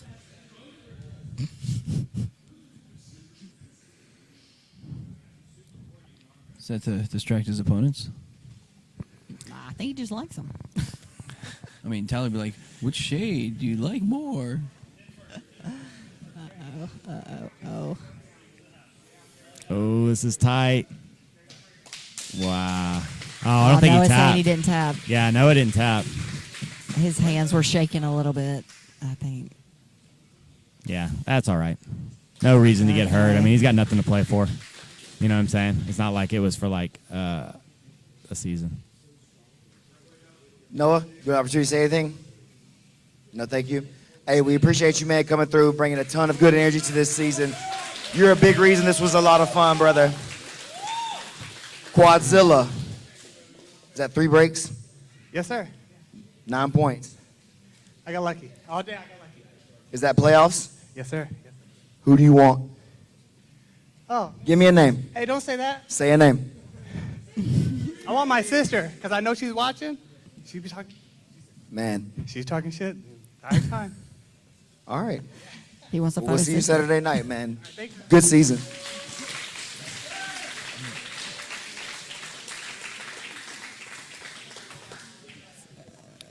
All right, so that means David Evers is in 6th place.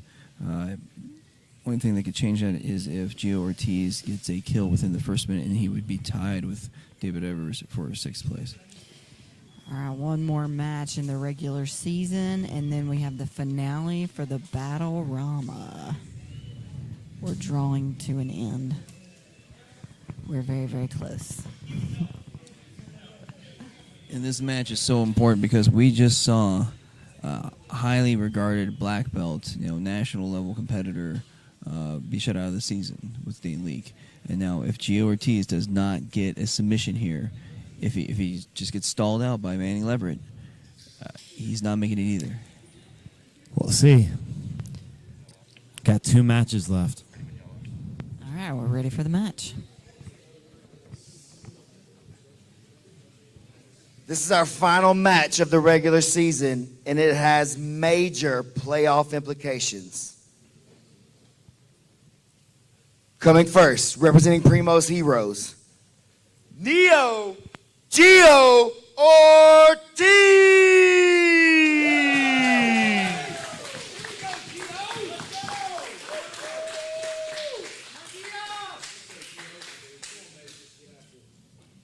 And representing Toehold, the Manaconda Manning Leverett!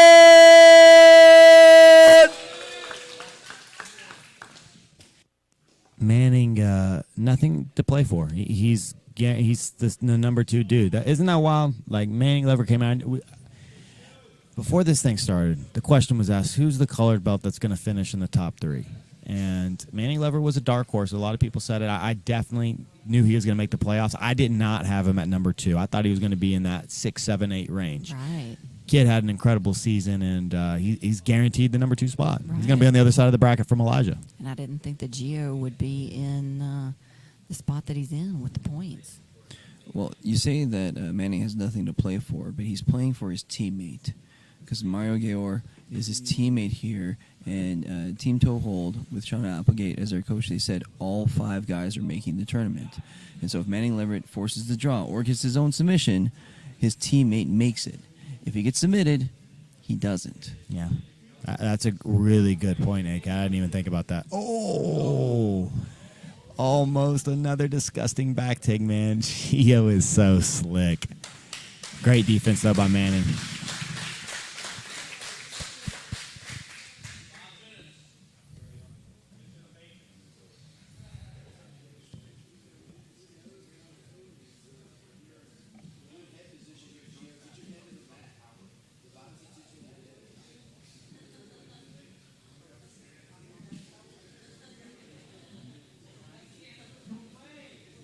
Really nice quarter guard work.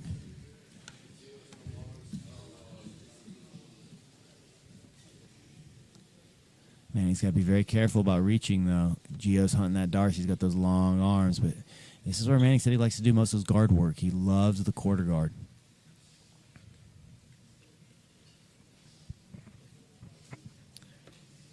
Which quarter guard is better, his or Dane Leak's? Man, honestly, we haven't seen enough from Manning. Manning's been in the top position a lot. Dane, we've seen it in every match.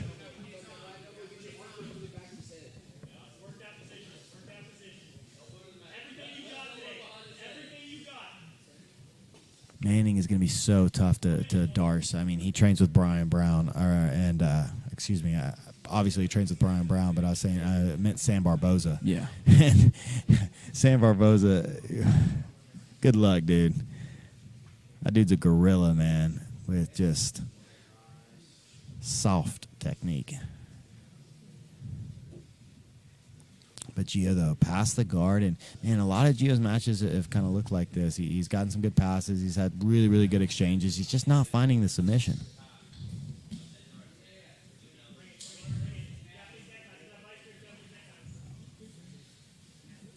Oh, a little old school right here.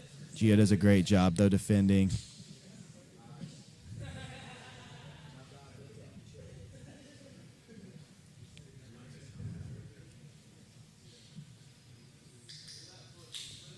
He's 3 minutes.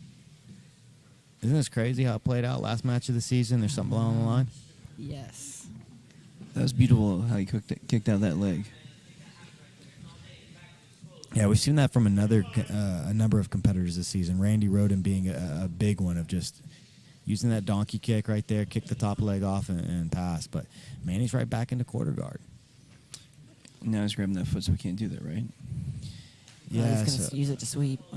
So we call that the old school. Oh, man. Beautiful limp arm right there. So we call that when he has the foot. That's called the old school sweep. Oh, yeah. Pardon me. But, yeah, he used a beautiful limp arm. That was the perfect timing of the limp arm.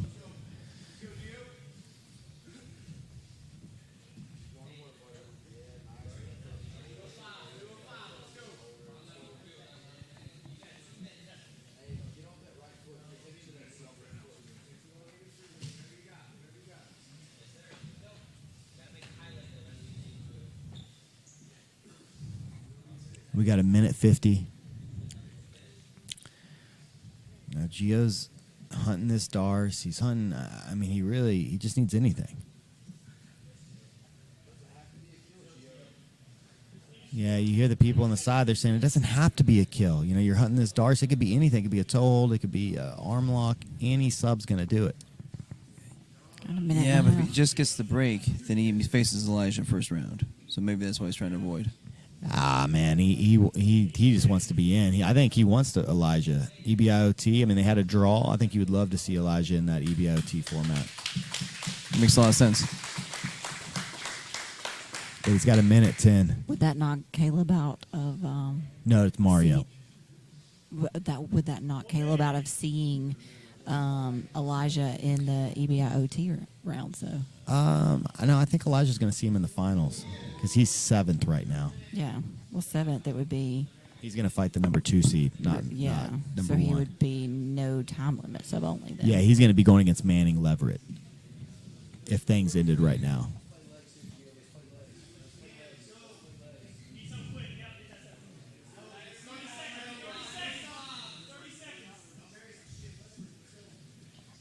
Yeah, they're calling. They're like, look, we got to Hail Mary something. We got to make something happen. Just throw that Hail Mary.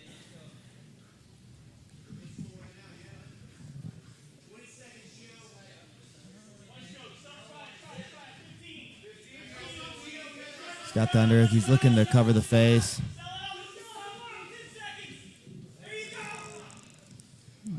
Yeah, it's not going to happen. 5, 4.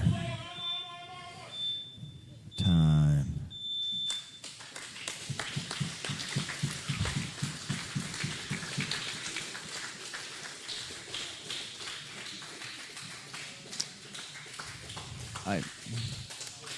I would never believe that. Can I get both of you guys real quick? You want to talk, Manning? Yeah. You first. You're in the playoffs. I think you're the number 2 seed. When you left Jacksonville, did you think you would be there? I have my doubts. Did you prove some stuff to yourself this week that you didn't know? Well, good stuff, man. You did some great work, and I'm excited to see you going into the playoffs. Congratulations. Gio, tough week for you, man. These guys are all savages. Everybody that's came out here so far has said how tough the room is and how crazy it is. PGF Season 3, what do you have to say? For everybody that's here, I appreciate the experience. I want to thank Brandon for giving me this opportunity to come out here. And I mean, I got a lot of work to do, but I feel like this provided me to go back or have something to come and get better at. So, yeah. We definitely appreciate having you in here, man. The season would not have been as good as it was without you in here. So thank you. Completely. Yeah, sure. Yeah. Guys, thank you. Those of you guys that are back home watching, appreciate the support, the messages. A mis padres que están mirando ahí en la casa, los agradezco mucho. Pues adelante. No bitch assness. Let's go. Hey, one announcement. One announcement I forgot really quick. I should have did it before that match. AG from Toe Hold has messaged in and said not only is he going to give flip-flops to all the guys who got a toe hold, but he's also going to give a pair to everyone who got a toe hold put on them. So what you need to do, make sure everybody, you go follow Toe Hold on Instagram, slide into those DMs, let them know what's up, tell them that you are a victim of a toe hold, and he's going to hook you guys up for being a good sport. Okay? We'll kick it over to the desk for just a second. All right, we got the last match of the night.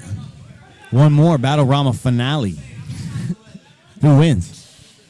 Ooh, so we got Gibbs and Boyles. Gibbs, huge size advantage, experience. Boyles, though, hungry little animal that he is coming for that 1G. And Josh Gibbs just had a match, what, three matches ago? Yeah.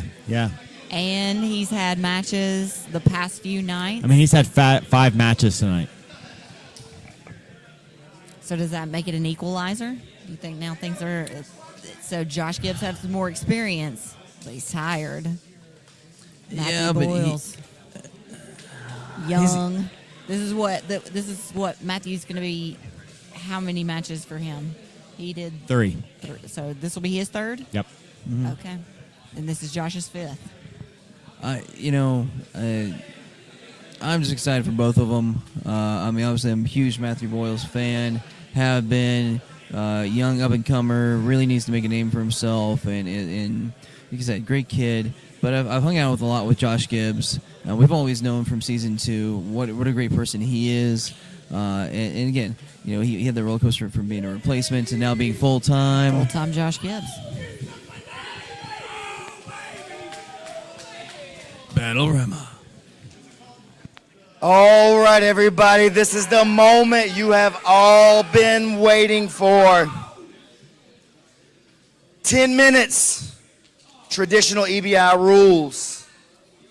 2 men enter. This is the main event of the evening. Representing himself, Matthew Low Country Boyles.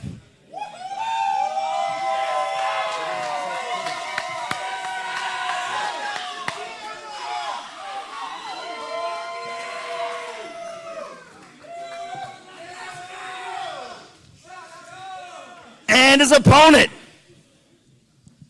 You know him. You love him. He's the hardest working man in the PGF. Full-time Josh Gibbs!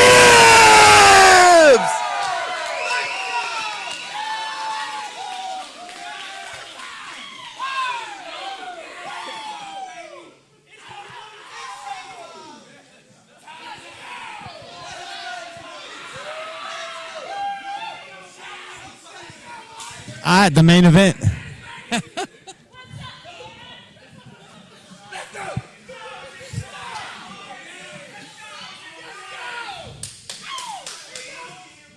So we're getting some wrestling here. Yeah, new pull. Gibbs pulls guard. I've been really impressed with what I've seen from Boyles in his passing. Immediately attacking the head. He's past the guard.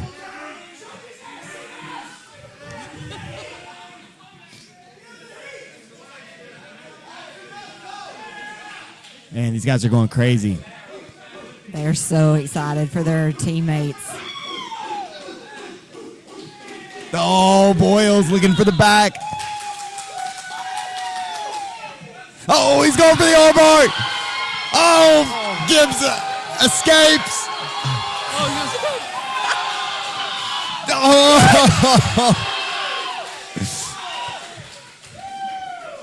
Oh my gosh. What an escape by Gibbs. An immediate mat return though from Boyles. He's on top, knee on belly. He's in, he's looking for a Darce choke.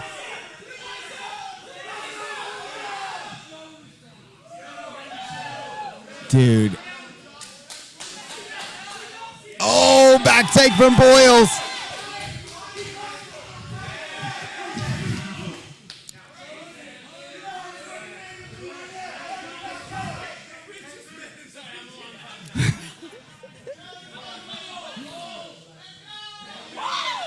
He's looking to get underneath the neck. It was under it for a second. Man, look at Boyles with the back control.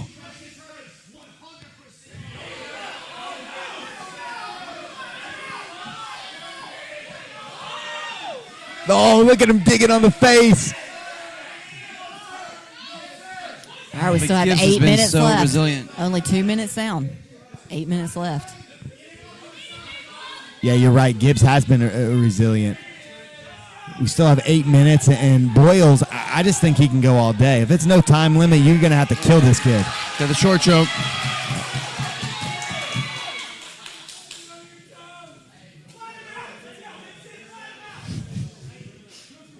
Oh, man, the back control from Boyles.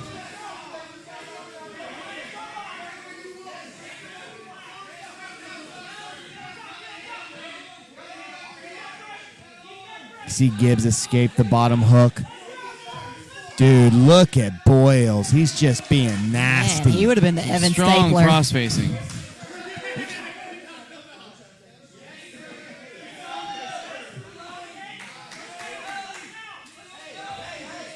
Yeah, you're north-south? Looks like north-south. No.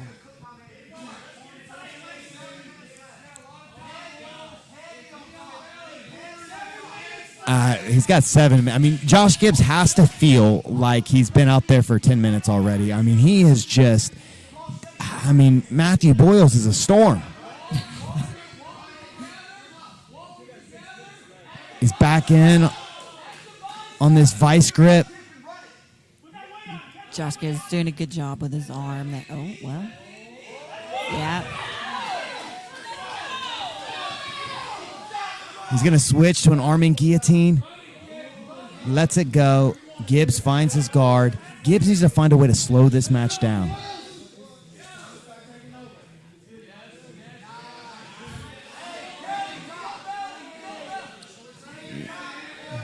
All right, we are down to 6 minutes. All right, now we got a timer.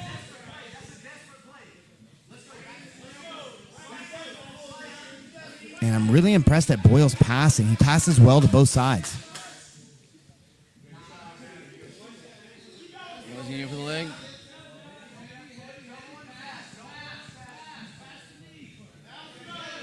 Oh, what a knee slice. He's on top in the mount. He's got a right arm underhook. Takes it out.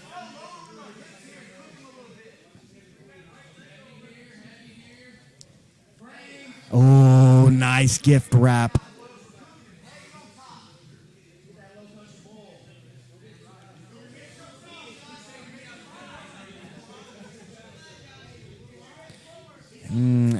Poor back positioning. Needs to readjust.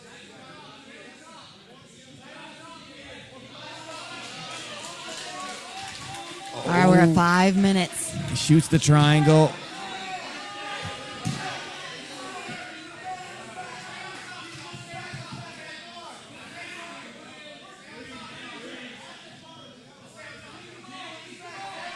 Boyles playing butterfly guard. Boyles says he likes his triangle. See what he's got. Now Boyles has game, man. Josh's teammates are imploring him, you cannot let Boyles up. We got to keep him down here and pinned. We can't let him get up and start that fury again. Just a furious attack. I mean, that's how you would describe Matthew Boyles. Can he keep up this intensity for 4 more minutes? Oh, yeah, I think he can. Nice pass, but great job getting up to the turtle.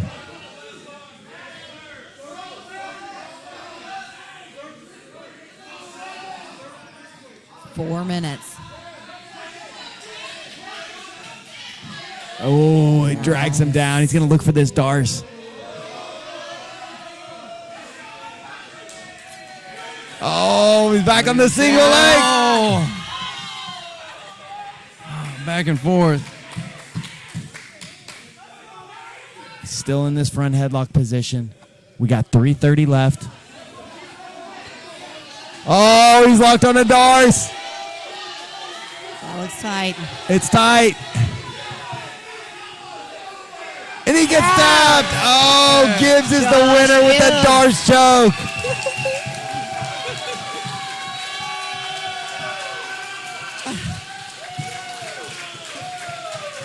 Josh Gibbs. Wow. Winner of the such and such battle. And your winner of the such and such Battle Rama full-time Josh Gibbs! Woo! $1,000. The hardest working man in the PGF. Double time tonight. Put it all on the line. $1,000 taken home. How do you feel? I feel great. You know, so many emotions. You train for the season. You know, it's alternates we get here. We found out we're alternate. We dip back down, and that sucks. So thank you to everyone who donated to put this on. That's awesome. You still made us feel great. Whew, man, I'm tired. He puts the pace on you for sure. Anybody you want to thank real quick? My team, you know, Nomad Jiu-Jitsu, Forge Jiu-Jitsu. My awesome wife who's put up with me traveling. You know, she really believed in me and was like, you got to go do these qualifiers. So I know she's home alone and sad, but hopefully she's cheering right now, baby. I love you. I'll see you in a couple days. Man, I'm a huge full-time fan. That is the biggest win of the entire season. Congratulations, man. You earned that. You deserve it. Thank you for being such a part of the PGF this season.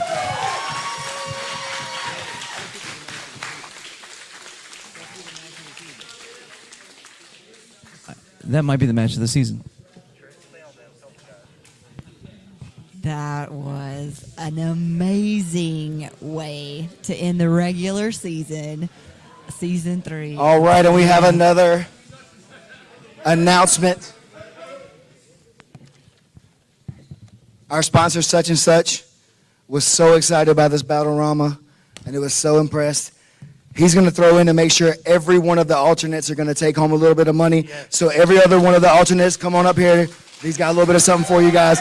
Show you how much we love and appreciate you all. The PGF wouldn't be the same without you all.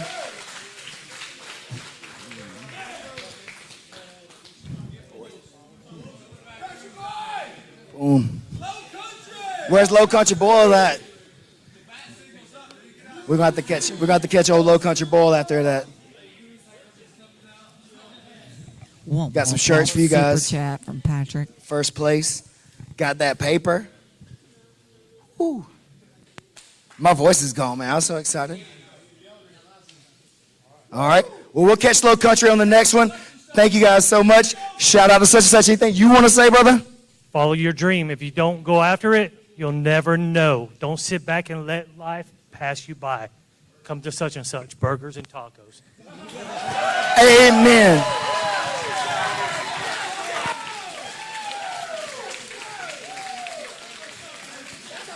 Womp, womp, womp. Super chat from Brandon Gamble giving $100 for the Battle Rama. There we go, man. What do you got to say? That was amazing. I'm so happy to see both those guys. It was such a. I honestly, for me personally, that was a match of the season, right there. The final match of the season.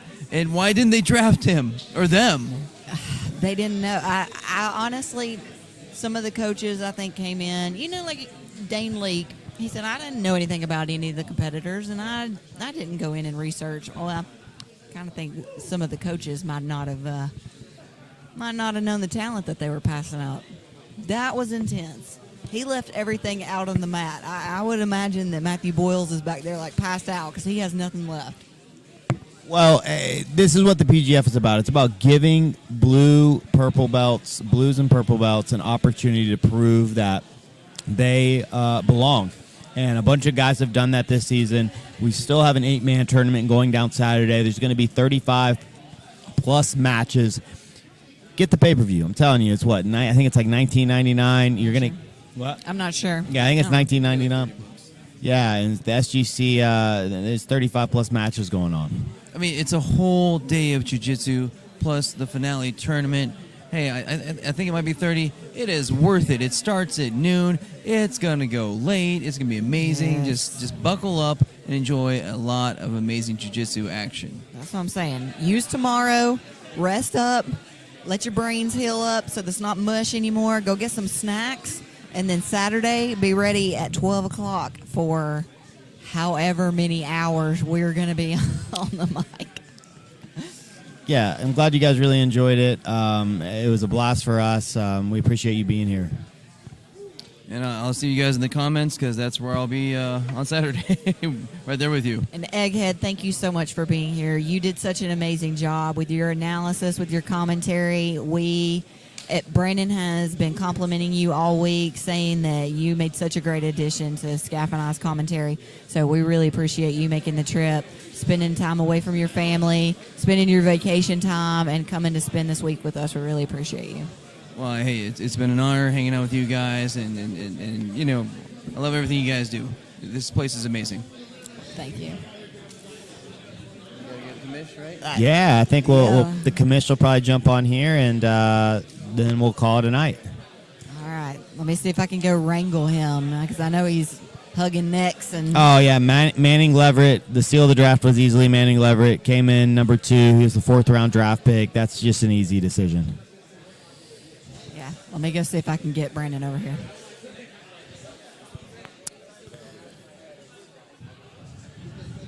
Egghead did an amazing job. He truly really improved the PGF experience. But we got the man himself, Brandon McCathern, him and Conscious Keelan Lawyer are just geniuses. And what they've created is something that's really special. I'm very, very, very, very lucky to be a part of it.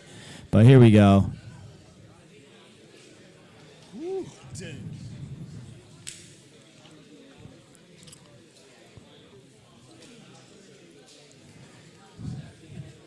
Well, dude, how you feeling?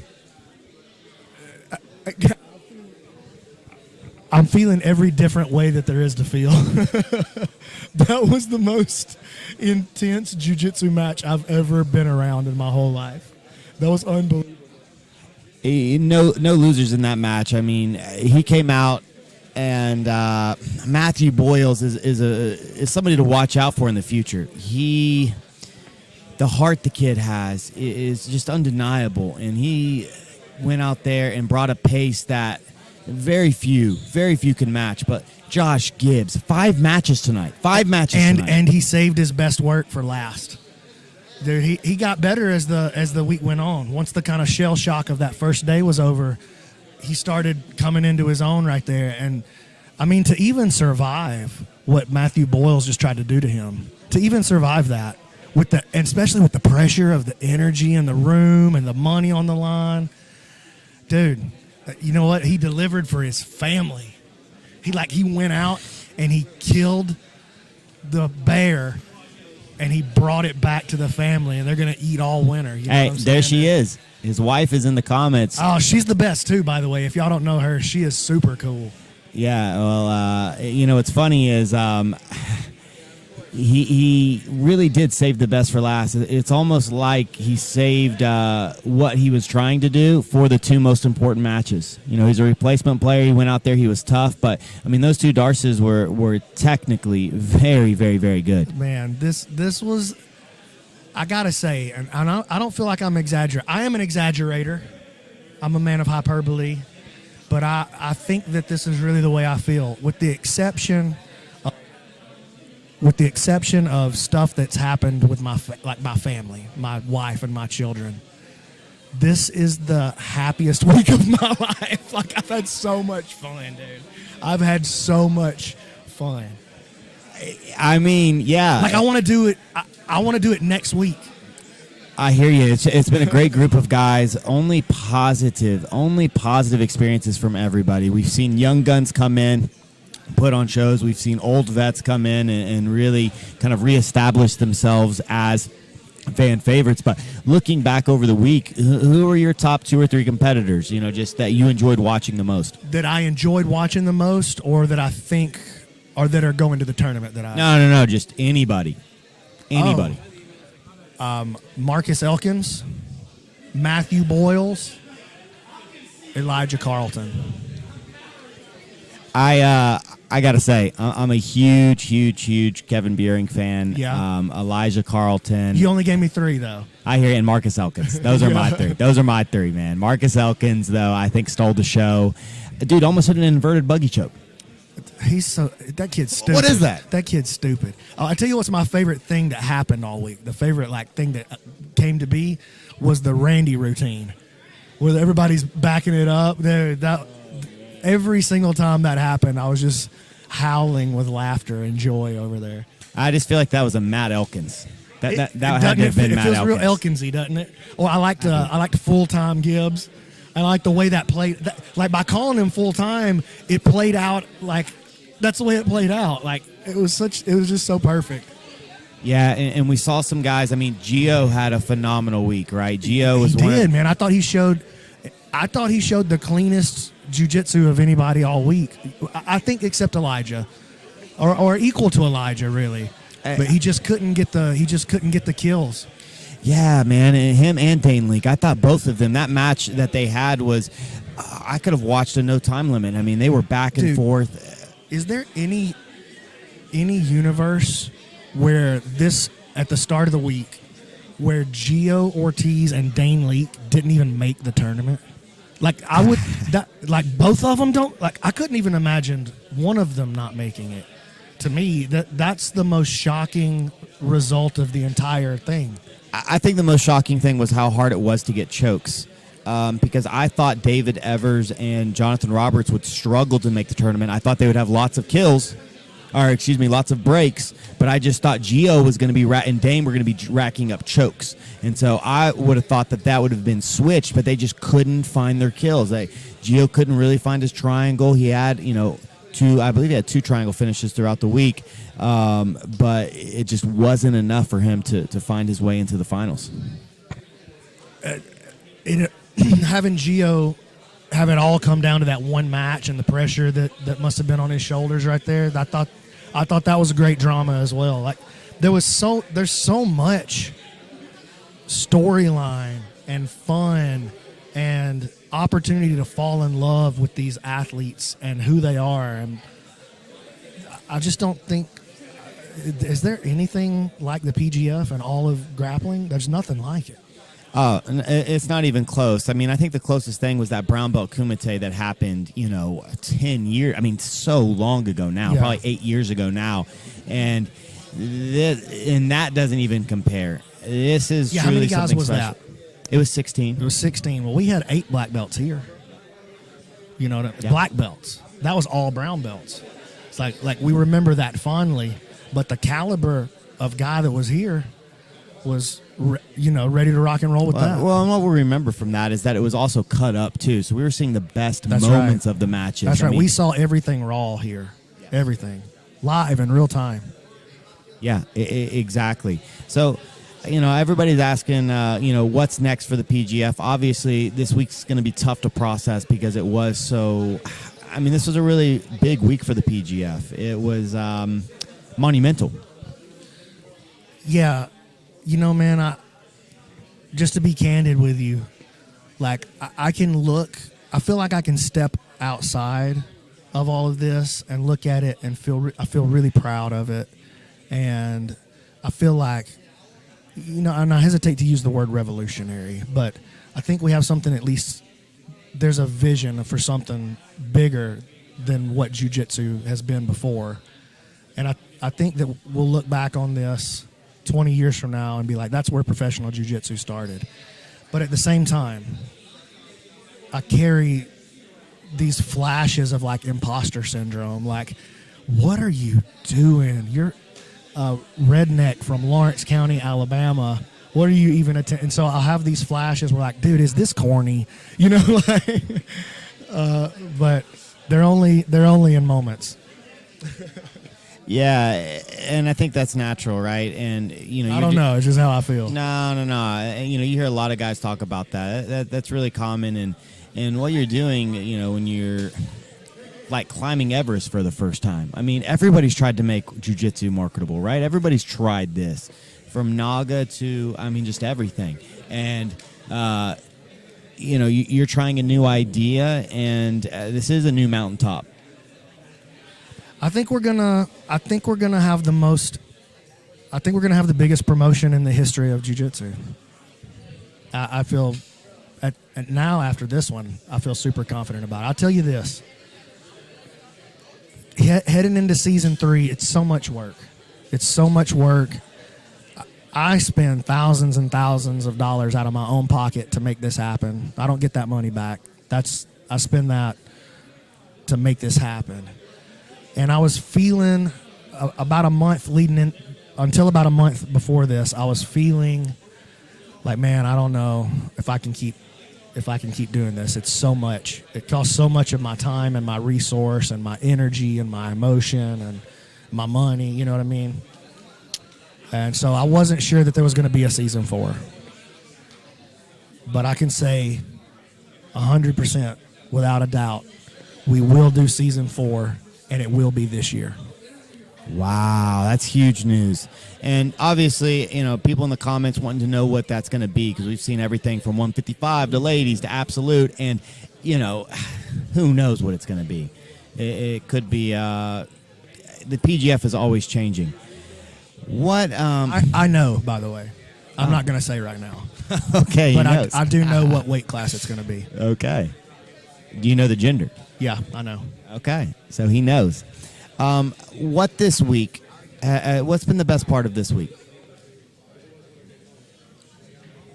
The spirit, like the energy of the athletes and the staff here has been over the top. Like, I've literally not heard one negative thing the entire week.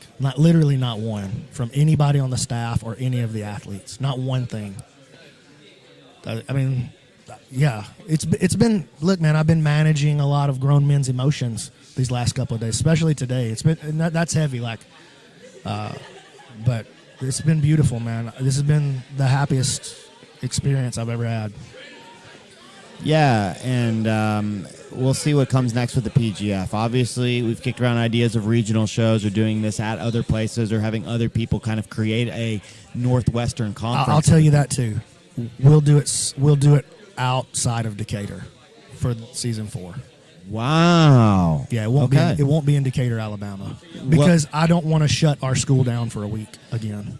Will it be so it'll be at another location? Will it be a week long, you think? We're going to do this exact same format somewhere else. Okay. So that's as much as I can say right now. I'm already cooking it, though. Okay. It's already in the works. Well, knowing you, it'll be done, and it'll be even bigger and even better. Is there anything you want to say to everybody that's that's watching? I mean, the participation in the chat and how many people we've had viewing has been at all-time highs. What do you want to say to the people? I want to say that literally none of this is possible without you guys. All of this positive energy, all of these exciting matches. We just got every athlete that came here this week got paid just for showing up, and a lot of them are leaving with a lot of bonus money, and that's just I feel like we're building a community and something really special here. I just don't know any other organization that has a community building around it. Like, oh, that was a great show. It's over. That was a great show. Let me see the rankings. Okay, when's the next one? Oh, yeah, I can't remember. But the people that love the PGF, they really love the PGF, and that's very important to me, and we're going to keep digging into that. So I'm telling you, season 4 is going to be bigger and badder than ever. You heard it from the man himself. Man, Brandon, what else is there to say? 4 straight days of just nothing but badass grapplers. Look for the first qualifier in the spring.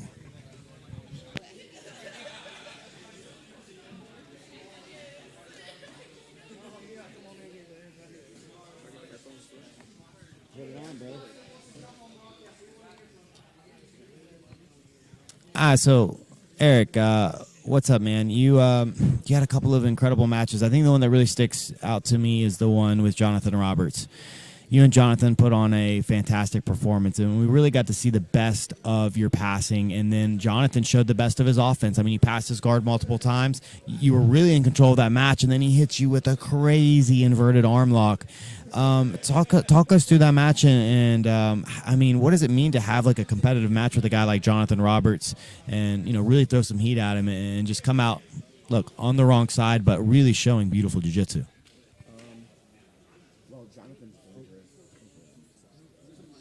Is this better? Oh, I can hear myself. Yeah. So Jonathan's dangerous just talking to him. I mean, he's just a dangerous man. So coming in definitely with the respect for him, playing that game. I felt confident, rolling, passing, controlling, and then he hit that slick little roll on me, and like I was nursing that elbow from the first night armbar with Carlos, right? I was nursing, like that one was pretty tight on me, so I've been, and then pushed through that whole day. Everyone was attacked that arm. I was just playing like he got it, was tap. I didn't want to fight too hard on it. You're a season 1 vet. How is this season different? And what was it like competing for 4 straight days? Yeah, it's a whole new level.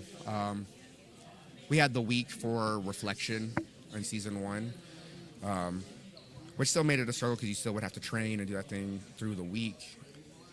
But coming in now, so we have every single night, we have 3 competition matches, going hard. But I feel like I got to the last day healthy physically, and that's what that's a win for sure. Yeah, it is, and I mean, this is a gauntlet. A lot of people would get chewed up and spit out, and you again went out every single one of your matches, put it on the line, and all of your matches were exciting. How important was it for you to kind of keep that mentality of kill or be killed? There was no stalling there. I mean, you went for it in every single match. Yeah, this experience has been definitely a spiritual, emotional, physical challenge to get through every, I got 1 win on the board all season, so to come back, why am I really here? I had to find that, what I'm here, and it's about just putting it on the line, messing up, losing, getting up, slap, bumping, and doing it again, and taking the opportunity in front of me.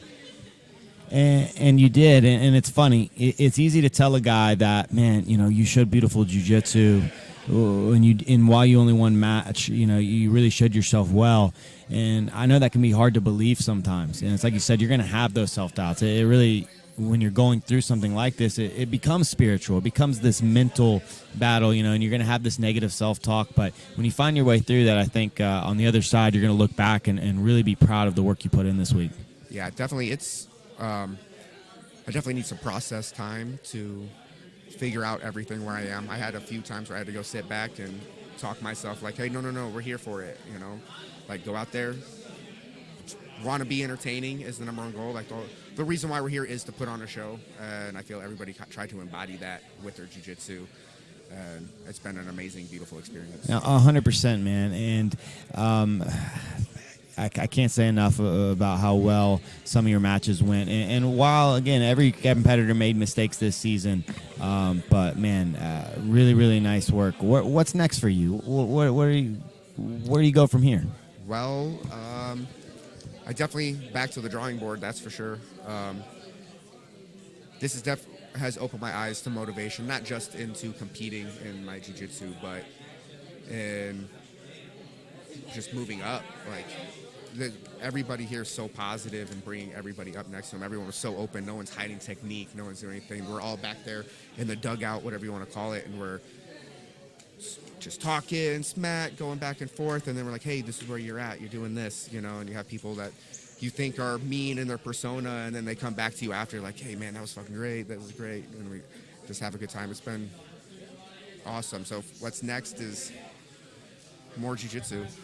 Yeah, and I always think that's the answer, right? The doctor's always going to prescribe more jiu-jitsu. Well, Eric, it's been a pleasure. Would you be interested in doing a future season of the PGF? Oh, of course. I wouldn't pass it up. If I'm able to come back, if I, put those trials out, let me hit them trials up, and definitely want to come back. Well, I'm sure we'll be seeing more of you in the future. Eric, thank you so much for being a part of 1 and now season 3. Much love, brothers. Anything you want to say to the people before you step off? Yeah, definitely. Just put it on the line. Go out there, lose, cut back up, do it again, and stay confused. I love it, dude. Well, hey, thank you so much, man. Yeah, thank you. I appreciate big fan of all these guys, and Eric, some of the things he does, I'm definitely a huge fan of. There's Eric Longar. If we got anybody else want to step on the mic, maybe not. I think we might just close this stream down. We've been streaming forever. So, here we go. We got Matt Harrison getting ready to jump on the mic. So, Matt Harrison, throw those headphones on. Turn the mic on. The mic's off. Joined here by Matt Harrison. Matt, dude, you're another season 1 vet. You got to tell me, how different was this from season 1? You have 4 days, 3 matches each night. How difficult was that? Oh, man, it was extremely difficult. It's something you really couldn't plan for, and the last 6 months I've been planning extremely hard. I felt 2 times better than I did coming into last season, and just a bunch of tough individuals. It was a crazy season.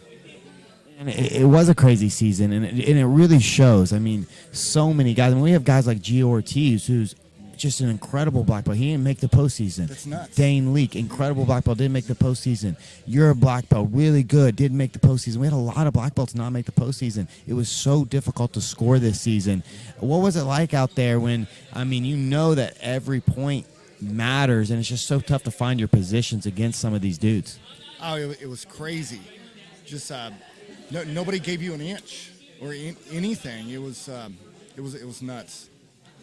A lot of skilled individuals. You got your buggy choke. So we had, one of your teammates from back home was like, look, I guarantee Matt Harrison's hitting a buggy choke. And you hit the buggy choke of the season. How long you been working on the buggy choke? Is that like one of your main moves? Yeah, I've been working on it for about 6 months now. And it feels good. I just got to go back to the drawing board and work on it and see more submissions out of it. Man, I'm sure you and Marcus Elkins could work on together because, he was doing some crazy stuff with that buggy choke as well. Both of you guys super long. What competitors were you impressed with? Like, who did you really enjoy watching this week? Man, I was impressed by a lot of people. Josh Gibbs really showed out. That was so impressive. And Noah Randolph. And it was just, how else would you see something like this? It's just an incredible tournament. Well, you put it on the line this week, man. And like I said, you're a season 1 vet. Have you enjoyed your time with the PGF? Is it something you would do again? Oh, definitely. Definitely. It was an incredible experience this week. I got to hang out with all the guys. At the hotel in the morning, we had our little breakfast crew, and we got to talk about, the matches, and it was just so cool, man. A very cool experience, and I recommend if you really love jiu-jitsu that this is something that you should, dedicate and try to get on because this is something special. Where are you going to go next? Like, what's future plans for you? Where can people look for you, or what's up? Definitely. I recently started teaching full time at Derby City. I'm over the kids program, and I'm just going to get back to that. And I love competing, and I don't know what I'm going to do next, but you'll definitely see me competing somewhere. Amen, brother. I know you'll always keep putting it on the line. I know you love to compete. It was, again, an honor having you this week. Is there anything you want to say to the people before you sign off? Yeah, just thank you, Derby City, for believing in me, and thank you for especially the parents in the kids program. they've really been supportive of me, and I'd like to thank my teammate Evan DeVitt. Man, he really got me ready for this season, and it was tough break, man, that he got hurt early. I really expected big things out of him, but I'm glad he got to come, and I hope y'all have a 155 because he'll definitely be there to shine. Man, I have no idea what's next, but we'll definitely be looking out for you guys, and thank you and obviously Evan for coming. All right, thank you.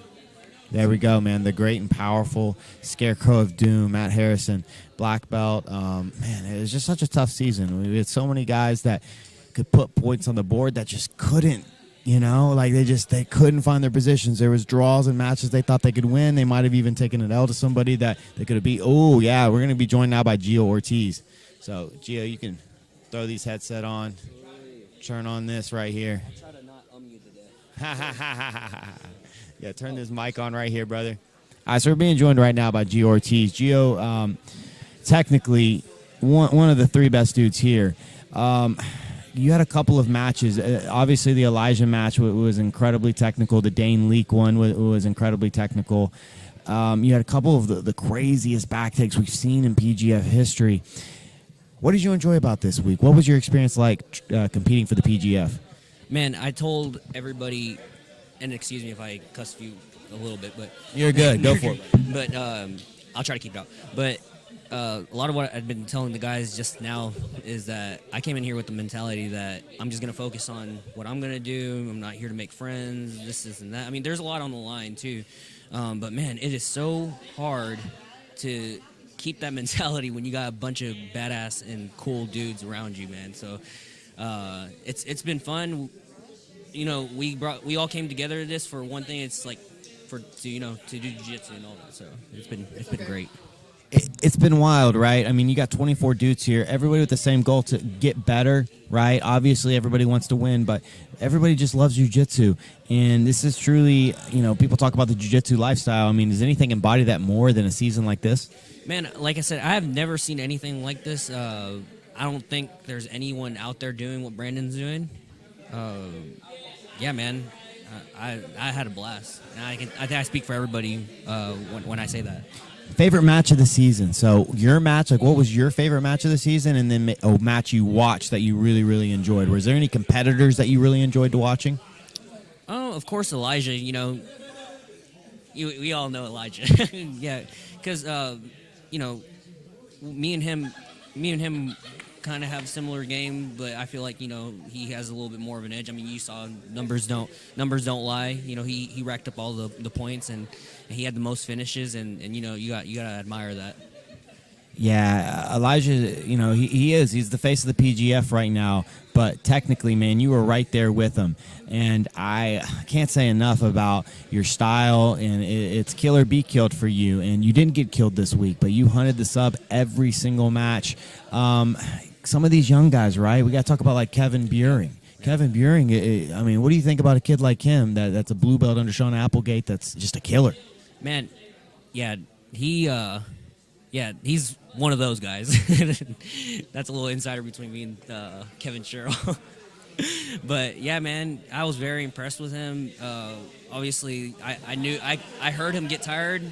The times I heard him go, I was like, oh, you fucked up. You fucked up, buddy. You fucked up. But man, he stayed in there. He's a tough kid, and I don't want to just say tough, man. He's pretty technical too, man. So you got to give him that. I got to ask you, this is a very important question. How in the hell do you beat Reese Lefevre? That kid's incredible. I've been watching this man the past year, and he is on the come up. Man, Reese Lefevre beats my ass in class. No, man, he's another one that puts in the work. That Kevin kind of reminded me of him coming into this and like seeing him do his thing, and Reese hasn't. Reese has a few years behind or under his belt with training, but man, like the progress that kid's made is incredible. That's exactly why I mentioned him, because those two remind me a lot of each other. Yep. And the things I'm seeing from Reese, I'm just like, dude, man, I remember seeing him like 2 years ago, and from where he was 2 years ago to this past couple of months, I mean, the kid is. I would love to see him in a future PGF season. Hey, he's not opposed to it, so my boy Brandon's can hit him up, or I mean, we can go back to doing qualifiers. My boy's he's down to do it. So what's next for you, man? I mean, you had a phenomenal run at the ADCC trials. The West Coast trials is coming up. Is that kind of the next big goal? yeah, no, for sure. I literally just signed up last night, so I'm not wasting any time, man. Honestly, and like I was telling everyone before, or just a second ago, I have something to build off of this. I think I'm at a good start right now. You know, this is definitely gonna mold me to be a better competitor. Yeah, I mean, dude, you just got 12 competition matches in the span of 4 days against a room full of really good dudes. But what is the biggest takeaway for you technically? Where do you want to see yourself improve before those trials? Definitely finishes. I was focusing on my wrestling too, because that's another aspect of that rule set too. But definitely my finishes.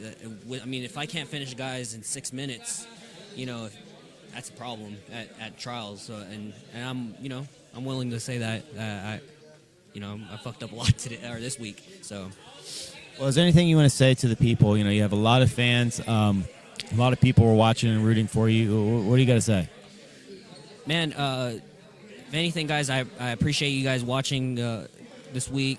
Again, apologize for all the umming and all that. But real talk, though, I appreciate you guys. Yes, sir. I appreciate you guys tuning in, watching, and I hope you guys got something out of a lot of the attacks that I had this week, passing, things like that. Well, I swear, dude, I'm a huge fan of everything you displayed this week. Thank you, brother. I'm going to be rooting for you in the future, and best of luck, brother. I will see you soon. I appreciate it a lot, Scav. There we go, man. So there's Gio Ortiz on the mic, and he had an incredible week. Easily one of the 3 most technical guys. Some of those back takes, I'm definitely going back and watching. His match with Elijah was, I mean, hold your breath. And I hear you, man. It's tough, right? So we got Jiu-Jitsu Panda saying, can we talk about how many dudes just shelled up on Gio? I hear what you're saying, brother. Oh, yeah. Come on, man. But it's tough, some of these guys, they're just getting overwhelmed technically, and all this, they got to revert back to defense. But I got Evan DeWitt here. Not the week you wanted, man. You start off the first night, you get a break, but you go against David Evers, you take an injury. How significant was that injury? How are you feeling right now?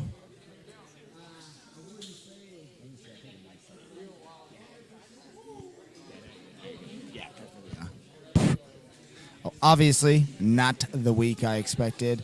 Good start, obviously. So I had actually aggravated that ankle. I've been dealing with it for probably close to a year now. I was feeling pretty good. Started swimming a couple months ago just to up my cardio for this specifically. And it was kind of bugging me, but I didn't really think anything of it. No one had jumped on in the gym or anything, so I didn't sweat it much. Obviously, when we got in that position, that little pharmacy on legs grabbed my ankle, and even just the pull from out of position, I think that's why, to me, I've realized how messed up it was. He just kind of pulled it, and it already started to let go. So thankfully today, I can say it's feeling a lot better. Still pretty swollen. I'm not the fastest guy. I think by tomorrow morning I could beat Kiahi in a foot race almost for sure, because he's barely moving right now, and I'm picking up speed. So, hey, it could be a Saturday match in there for me, him and I. No, I love it. That's hilarious. And, yeah, you come in, you get those 3 points. You get injured. You have to get a replacement. What was it like, though, coming in and kind of watching from the sidelines and at least being around the atmosphere of the PGF? Oh, the PGF itself was absolutely amazing. Best thing I've ever competed in by far, especially jiu-jitsu-wise. What Brandon's doing is just phenomenal. I mean, honestly, I'll be fully transparent. I did not catch Season 1 or Season 2 of the PGF. And I showed up at Derby, was training there for a little bit. Someone mentioned, hey, there's this tournament coming, and they said it's sub-only. Perfect. That's what I was looking for. As soon as they said that, I said, I'm all about it. So, I entered that one, absolutely loved it. And then just the more I met these guys and was around here, liked it even more. Went to the Austin one, traveled there with Scarecrow, my boy Wes Carter. Had a great time. Again, just fell in love with what Brandon was doing. I'm so thankful to be a part of it. Glad to be here 100%. Yeah, man, and we all were disappointed, seeing you step out that first day because, I mean, you looked really, really good in your matches, and a lot of people were expecting, you to make that playoff push. I mean, you to be right there as one of the guys in the thick of it. But 155 comes up. Is this something you'd be interested in doing again? Absolutely. That's what we've been talking about. I walk around a little under 65 anyway. Yeah. When I'm not following a strict diet. When I am following a strict diet, upper 150s, right around 160 maybe. So 55 is definitely something I can make. My cardio is even better down there. My shit talking, even another level beyond when I get down there. So, yeah, if 155, I'd be all about that. I would say, looking around, I think probably almost a quarter of the guys here, I'd say probably at least 6 or 7 of us are probably 55 or 45 pounders anyway. 100%. I mean, I'm looking around, and, you got your guy, obviously Randy and Kevin are the outliers, but even guys like Gio, Gio's a 180, 185. Those guys are cutting 10 pounds pretty easily. They're not making 155. But what's next for you? So you got this ankle injury. Obviously, you got to heal that up, but what you got any future goals, anything like that, coming up in jiu-jitsu? Honestly, I really just kind of compete when I see a rule set I like. That's one of the big things for me. I did gi for a long time in gi jiu-jitsu, and that's not for me. Shit's for the birds a little bit. It's rough on the body, not the most exciting. Honestly, in no-gi, whenever I see something good rule set, I jump on it. I know my boy Ruben Vera, Queen City. He's talking about doing a 16-man here soon, maybe at 170. I'd definitely get on that. I know in April there's a little local one coming down in just outside of Dayton. I'll be in that. So pretty much anything that's a no-gi sub-only rule set, 155 or up, you'll see me in. Well, beautiful, and we definitely are going to be looking for you in the future, and 155 is definitely on the table. I have no idea what the next season is going to be. It might be female, it might be absolute, we don't know, but if it's 155, everyone will definitely be looking out because, man, people were excited and unfortunately got that injury. It happens, man. You will see me again. You will absolutely see me again. Any final thoughts you want to say to the people that are watching or anything? It's getting late. What up, Kara? where Kara at? That's what I hear. Nothing else, man. Thanks for the time. Appreciate you, Scav. Dude, nice works, man. There's Evan DeWitt, and he's a guy, man. I rolled once with him. We had a great roll, and he was just. I knew he was going to be great for the season, and what can you say, man? You get that injury. We got Matthew Boyle's going to step on here. Let me see. Let me refresh this bad boy. What's up, Matthew? Turn that mic on. Yeah, let's put it up. Yeah, there you go. So, is it on? Yeah, you're good to go, brother. What's up, dude? Tell me about today. You have 3 matches. You face your first black belt in competition, and you get to compete for $1,000. That's a lot to take in. It is. I've never kind of had that much pressure on me before. I've never faced a black belt. I've never faced for a cash before, First time for everything. Dude, that is a lot. I remember the first time competing against a black belt, and it's kind of surreal. You're like, dude, this guy's been training, in your case, probably 6, 7, 8 times longer than you. And you go out there and you put it on the line. Caleb McAllister, if you're going to lose to a dude, Caleb McAllister is about as good as it gets. What was it like slapping hands with somebody of that caliber? I didn't let him beat me mentally before the match started. I wanted to go out there and test my A game against his A game, and I wrestled with him a little bit, and then he jumped on my leg, and I passed it, and I was looking good for a minute but then he just used his jiu-jitsu, and he was a little bit better than mine, and then he ended up tapping me with the Dars, What's your experience been like this week? You've been here for 4 days. Talk about your PGF experience. Have you had fun? I've had a lot of fun, actually. I was really nervous coming here, because I was kind of uncomfortable with the environment and all these people I didn't really know and not because from wrestling, it's kind of if you don't wear the same colors as me, you're not really my friend. But here it's kind of we're all kind of cool and cordial, And it was good for me to make some friends, like with Caleb and Elijah and whatnot. It was really cool for me. Well, you did more than that, man. You gained some fans from the qualifier, there was a lot of Matthew. There was a handful of people like, dude, Matthew Boyles. But after this, I mean, there's some people that know your name and are going to be looking out for you. What can they expect next from you? What do you have any like competitions coming up, or what are some jiu-jitsu goals that you got? I'm hoping to get contacted back for a fight to win in Atlanta really soon, but I don't know about that yet. And then after that, I got this tournament for also 1K called a Combat Sports Coverage in Orlando, Florida. Yeah, and we mentioned that earlier. This is so it's cool. You've had your first look at $1,000. Came up short. What was that match like with Gibbs? You came out, man, and you were all over him. I mean, you had his back. You were looking at Darce's. You were looking at everything. How did you feel in that match? I felt good. Like, I felt really good, and I know going into it, like, I knew that I wasn't scared of Gibbs, and I knew he wasn't scared of me because he's faced higher caliber opponents before.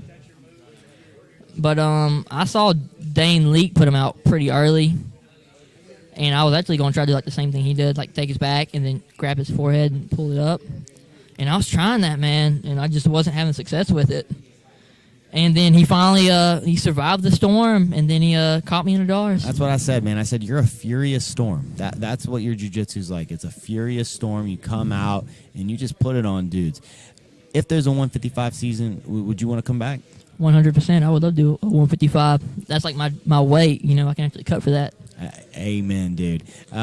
There's a few of you guys, a handful of you guys that were definitely underweight this season. I mean, you got guys like your teammate Randy, and Randy and Kevin Primo were outliers, right? They were by far the biggest, but even guys like Gio, they outweighed you by a good 20 pounds. Mm-hmm. Gibbs was pretty big too. Oh yeah. Gibbs and Elijah was pretty big also. But I think everybody else was probably about 170. Nah, they were. Caleb more was pretty than big. Caleb was pretty big too. They're more than that. I mean, most of those dudes are probably 75, 80. Mm-hmm. But anything you want to say to the people before you sign off? I mean, people love you. I want to say you get what you earned, and I'm gonna go back to the training room. Yeah. That's what I want to ask. Let me ask you. Let me interject real quick. What do you want to work on from this? What does this season tell you? Is there anything that you really want to add to your game? I want to go back because I saw a lot of cool moves hit in the PGF. Like I remember the first day I saw Mario Gayor. I saw him use his foot across the back and hook their far arm. And I thought I've seen some really cool stuff in these matches. I want to go and see if some of that stuff works for me, and maybe sharpen up some of my like finishing mechanics, like on the back and whatnot, and just kind of like closing off some holes in my game. Hey, the next time we have a season that's around your way, I hope you are back, man. The people, you became a fan favorite very quickly, and next season you're going to get a lot more matches. Mm-hmm. I also want to say thank you to all my fans, people who support me and like watching me. I try to go out there and leave it all on the mat, and I'm hoping that match with Gibbs was exciting. I ain't saw it yet or nothing like that. It was awesome. It was best match of the night. Was it for real? I think so. Hopefully I get to win match of the night. One of the 3 best matches. There was a couple over that were really good, but your match was amazing. Mm-hmm. I hope so. I'm gonna go back and watch it, but I just try to go out. That's really all I cared about, my fans, and I wanted to put on a match for everybody, and I hope they like that. We did, man. Well, until next time, brother. Hopefully we'll run into each other soon, but much love and respect. I'll be rooting for you. Much love for you too, Matt Scaff. Thank you, brother. Yep. There we go, man. Matthew Boyles, one of the fans' favorites. I know a lot of you guys super excited to see Matthew Boyles. But I don't know. I think that might be it. I think we might be calling it a night right there. 4.5 hours in. Appreciate all you guys that tuned in, and we got that finale Saturday. Remember, it's starting at noon. It's pay-per-view, though, so we're doing it with the SGC. There's going to be, definitely over 30 matches. I think there's going to be close to 40 matches that day. But you can see that 8-man finale. Elijah Carlton's the number 1 seed. We got Kevin, Cheryl, and Kevin Buring going in the first round, so we're going to see who the best Kevin is. Can Caleb McAllister overcome his injury to find himself in the finals? Who knows? I'm going to sign off, though, guys. Love and appreciate you. Hopefully, I am talking to you guys Saturday.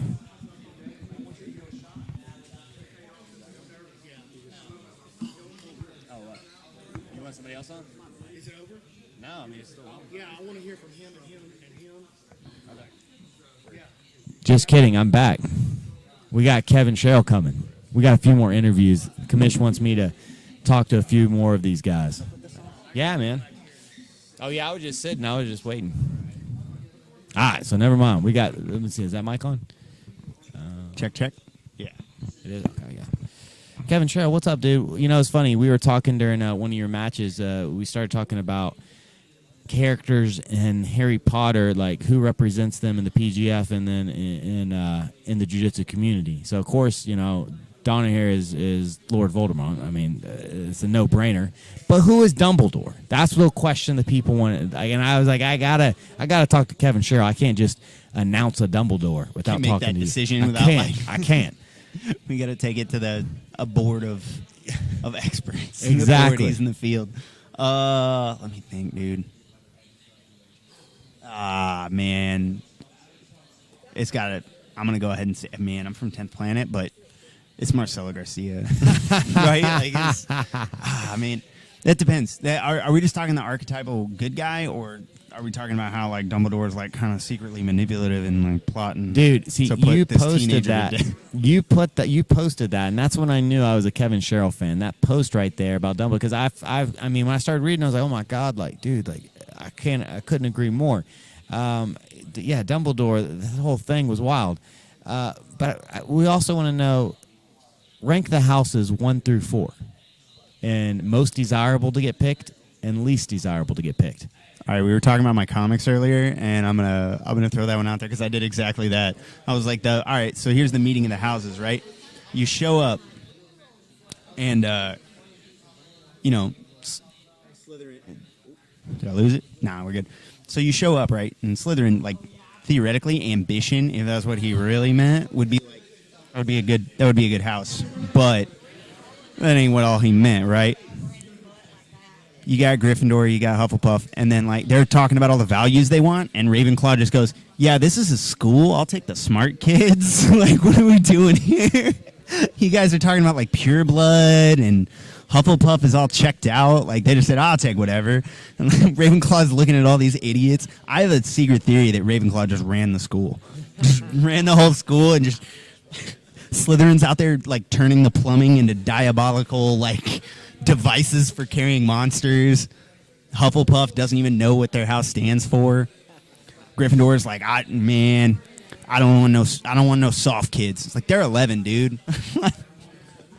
You know, there's a lot of truth to that, right? And I always thought that was interesting about how Ravenclaw was so underrepresented in the books, but yet again they claim to, you know, have really. I mean, you just would have thought Hermione would have been a Ravenclaw. It really makes no sense that she was in Gryffindor. Yeah, it doesn't, man. It doesn't at all. I have a whole thing about how like Percy, like the one house he shouldn't have been in was Gryffindor. I was like, that dude's Slytherin for sure. Like, he sold his whole family out. Yeah. Dude, honestly, I think I could talk to you for the next 3 hours about this, but just do a Harry Potter podcast, dude. yeah. 100%. Yeah, but let's talk a little bit of PGF real quick. The big question everybody's got is Kevin versus Kevin. Who does Shao Kahn? Who does Sean coach in the finals? Sean. Yeah. He's probably not going to coach either of us. He's literally just going to heckle us. If he's even on the mat, he's just going to sit there and like make fun of us the whole time. This is a rematch of the finals, right? Of the Atlanta qualifier. Yeah, PGF qualifier. I subbed Kev with a outside heel hook. But this is a different format, right? It's 10 minutes. It's EBI. I know you guys train a lot of EBI, but how do you feel in a 10-minute match plus the possibility, and just with any of these guys, not just Kevin Buring, but any of these guys, the possibility of going to the OT? So with I'm gonna speak on Kev first because like it's not just a different format; it's a very different Kevin Buring. Like, he's not the same grappler he was 3 months ago. It's crazy. So like I would love to go like, oh yeah, I beat him before. Like, I'm already like top Kevin. By the way, we might get a belt. We might straight up get a belt for that matchup. I actually have him first round. Is what we're looking at. So we may actually go get like a Naga belt and do a #1 Kevin belt. But yeah, he's a totally different guy. As far as the rule set goes, I know Manning's a monster in the EBIs. He trains a lot of them. Who else we got? I mean, you obviously got Elijah. You've got David Evers. Who else is in? Yeah, I'm not worried about anybody else. I hear you. Straight up. Like, as far as EBI overtime specific, they're all dangerous grapplers. We're here, right? We're all in the playoffs. If we go to overtimes, Manning's really good. Him and Kev actually had a really good EBI overtimes at one of Sean's tournaments a month ago, and they went into escape time criteria, the full overtimes.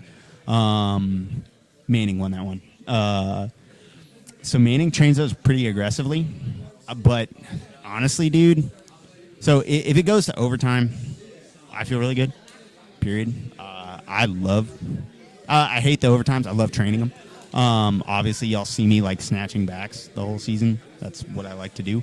So, like, EBI overtimes aren't scary for me, but there's not a lot of these dudes that I think are actually going to go the distance, right? Like, there's not many people in this that aren't going to try to finish it within the 10 minutes. How's your experience been so far? First time PGF, right? How's season 3 been for you? What are your thoughts? Every single aspect of the PGF. So I expected the PGF to be fun, for sure.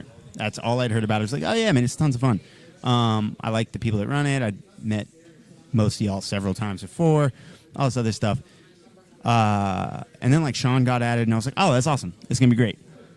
And then I got here, and every aspect of the PGF, every single aspect, from meeting the people to the combine to the draft to hanging out with the team in the corner to the matches, even how grueling they were, man, to coming here during the day to open mats and everything has been way more fun than I thought it would be. Way more fun, top to bottom. If y'all have an opportunity to do the PGF, this is probably the most fun I've ever had grappling.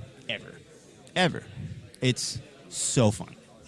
You know, that's saying a lot, and we just really appreciate you, your team coming in. I mean, you, Kevin Buehring, obviously Elijah, the face of the PGF, and then your coach Sean, you know, in the corner, and I mean, you guys dominated. I mean, your team almost had every single one of their competitors in the finals. Mario, you know. Oh wait, Mario did make it, right? Oh yeah, you're right. So never mind. All close, 5 of your guys in. It came down to that match with Manning and Gio. That's right. Gio had subbed Manning. It's a shame, man. Gio is straight up number 1 on my list of people I wanted to match with. He's a monster. I saw him. He took a bet match with one of my buddies, and they went like 20 minutes. And was that with Muhammad? Mm-hmm. Yeah, okay. Man. Watching, you were there. I was there. That match, I was like, this dude's so good. And then the PGF happened, and he just attacked everybody. I mean, where it really changed for me is, like, y'all saw how a lot of people, like, approached Kevin Buehring, and they're terrified of him. And Gio just said nope, and just stepped right in there and just attacked him relentlessly. Like, it's a shame he got cut out, but man, it's edged out. But, like, it's a tough tournament, dude. It is a tough week. Tough to score points. So after this, where can people, like, expect? Obviously, the West Coast Trials, is that kind of your next big goal? Yeah. West Coast Trials, my next goal. I haven't signed up yet because I don't know whether I'm going 77 or 88. Technically, where do you feel like you could improve upon from this season? Like, what's the big takeaway you think when you get back? I don't make mistakes. No.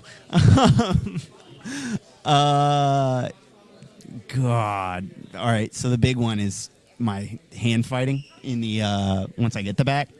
I'm not gonna lie. I'm kind of used to just, like, being able to just slam that choke, just call it a day, and just power through stuff. We were joking about people saying, Kevin's gonna gas his arms out. I was like, we'll see. Like, I don't do that usually. So I'm usually able to just kind of force a choke. And that's, Sean got on to me and was like, man, do you just not want a hand fight? So we're going to rep some of those. Guard, leg locks, all that stuff, man. Like, there's always something. Well, it's been an absolute blast having you here, man. You're one of my favorite guys on the mat and off, dude. I mean, I could talk to you for the next couple of hours, brother. We'll do that Harry Potter podcast. Amen, dude. Is there anything you want to say to the people? You got a lot of fans watching. Yeah, guys. Donate to Fabi and Rob. Like, if you like anything about what the PGF has done so far, if you guys like anything about what I've done, if y'all like things, if y'all have a couple bucks and you were going to get coffee tomorrow, maybe don't. Just donate to Fabi and Rob. Yeah. Amen. Well, Kevin, it's been a pleasure having you, and we'll talk maybe soon. Been a pleasure, man. Yep. There we go, man. Kevin Sherrill had a great match all week. One of my favorite matches, him versus Jonathan Roberts, was one of the 10 best matches of the week. Just an absolute war. We got Josh Gibbs. Why don't you come join us? Full time. All right, so we got Josh Gibbs. Hey, that's Mr. $1,000, man. That's Mr. $1,000. All right, yeah, go ahead and put those on. Yeah, you can hear yourself. And then, yeah, mic's already on. Dude, Josh Gibbs, man, you just won $1,000. Can you believe that? No, I did not expect that at all when I drove down here this week. Like you said, you had this roller coaster from getting here, making weight, but then becoming a reserve player to, oh, man, one of your teammates gets hurt first night, all of a sudden you're called on, so you get the matches. But then you're finding out about this battle Rama. I mean, talk us through that. I mean, what was it like going through these highs and these ups and downs? Yeah, I was pretty bummed when I got picked as an alternate. Kind of expected that I'd be at the bottom, but still bummed out anyway. And then, yeah, sitting there watching the first night was a little rough. I'm just seeing everything going on. Then when Evan popped his ankle, I was like, oh, how bad is this? Like, do I need to hop in? Is it going to hop in tonight? Is it going to be tomorrow? And, yeah, he sent me a message the next day around noon. It was like, hey, man, you're in. So I went from, training here at the open mat to, all right, I got to compete that night. No, it was wild, man. You came to open mat and, you roll with a bunch of people, and then that night you're competing. Here's the thing, though. You came out first night and you had an insane draw. I mean, you faced monster after monster after monster. How did you keep your spirit up? Because you had given up points and I think it was like 5 straight matches. Then you get a draw, but you kept your spirit up and you win the 2 most important, easily the 2 most important matches with 2 beautiful dark strokes. How did you keep your spirit up going through those? Facing guys like Elijah and yada yada yada, right? No, I mean, one of the big reasons I try to come out here is just to push myself and to test myself. So even though, winning is great and I want to do that, it's more important the process of getting better at jiu-jitsu. So even though, it sucks sometimes losing, I just keep telling myself, man, we're here to get better. This is all money in the bank. It's all experience.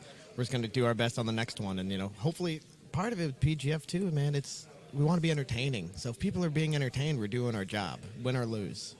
So what were your impressions this season? Obviously, you're a season 2 vet, but what did you enjoy season 3? Is it something you'd come back and do? Oh, totally. I'd come back and do it. I mean, it's just growing. I mean, season 2, I slept in a room on a mattress. I think it was in your office actually the whole week, and now we got hotels and Airbnbs, and man, it's a great upgrade, and a lot of that's due to all the work you put in, but also the fans. Getting behind us and supporting us, and thank you so much, for that, fans. You're awesome. Yeah, man, the fans have really grown, and it was crazy because last season I wasn't even here. I was kicked out. I couldn't come, because they didn't want me to watch live, so I was in San Diego. But this season being live, how much did you enjoy the live season versus the taped? Having the crowd here was completely different energy. Seeing people coming on the sides and lining up with chairs, and just also how they set up the teams. Just the energy in the room was a whole lot. It was just a whole lot louder. We were filming last season. It was just kind of us and a couple other people. So I think this was a better experience, just exciting-wise for the grapplers. What are you going to do with this $1,000? Great question. I probably, I need to take my wife out somewhere for sure. She'll get the pick and maybe a little mini vacation. She deserves it. Like I said, putting up with me. And oh man, she was in the chat and she was just telling you, how proud she was of you and how much she loved you. And she definitely was there. Obviously, you know. I love that. She's my biggest fan. I'm her biggest fan. She also does jiu-jitsu. And even though she doesn't like doing competitions as much, man, I'll tell everyone in the world she's a more talented grappler than me. She throws stuff up similar to Marcus. She was like, oh, I think I could do what he's doing. I'm like, you probably could. She's got that talent, and I'm so glad that's something that we can connect on. That's beautiful. Brandon saying you better flip that hair. Is there anything else you want to say? Like, let's just say there's a PGF that comes up. It's 185. Is this something to be interested in doing again? Yeah, totally. It's a great way to challenge myself. I'm only going to be getting better, right? I'm going to keep working. You know, I got, I guess, 2 wins technically this season, which is better than I did last season. So You won $1,000. Like, I mean, it's regardless great. if you had went 0 for 100 and then you won those 2 matches, you won the I won two the ones most I important. really needed to win.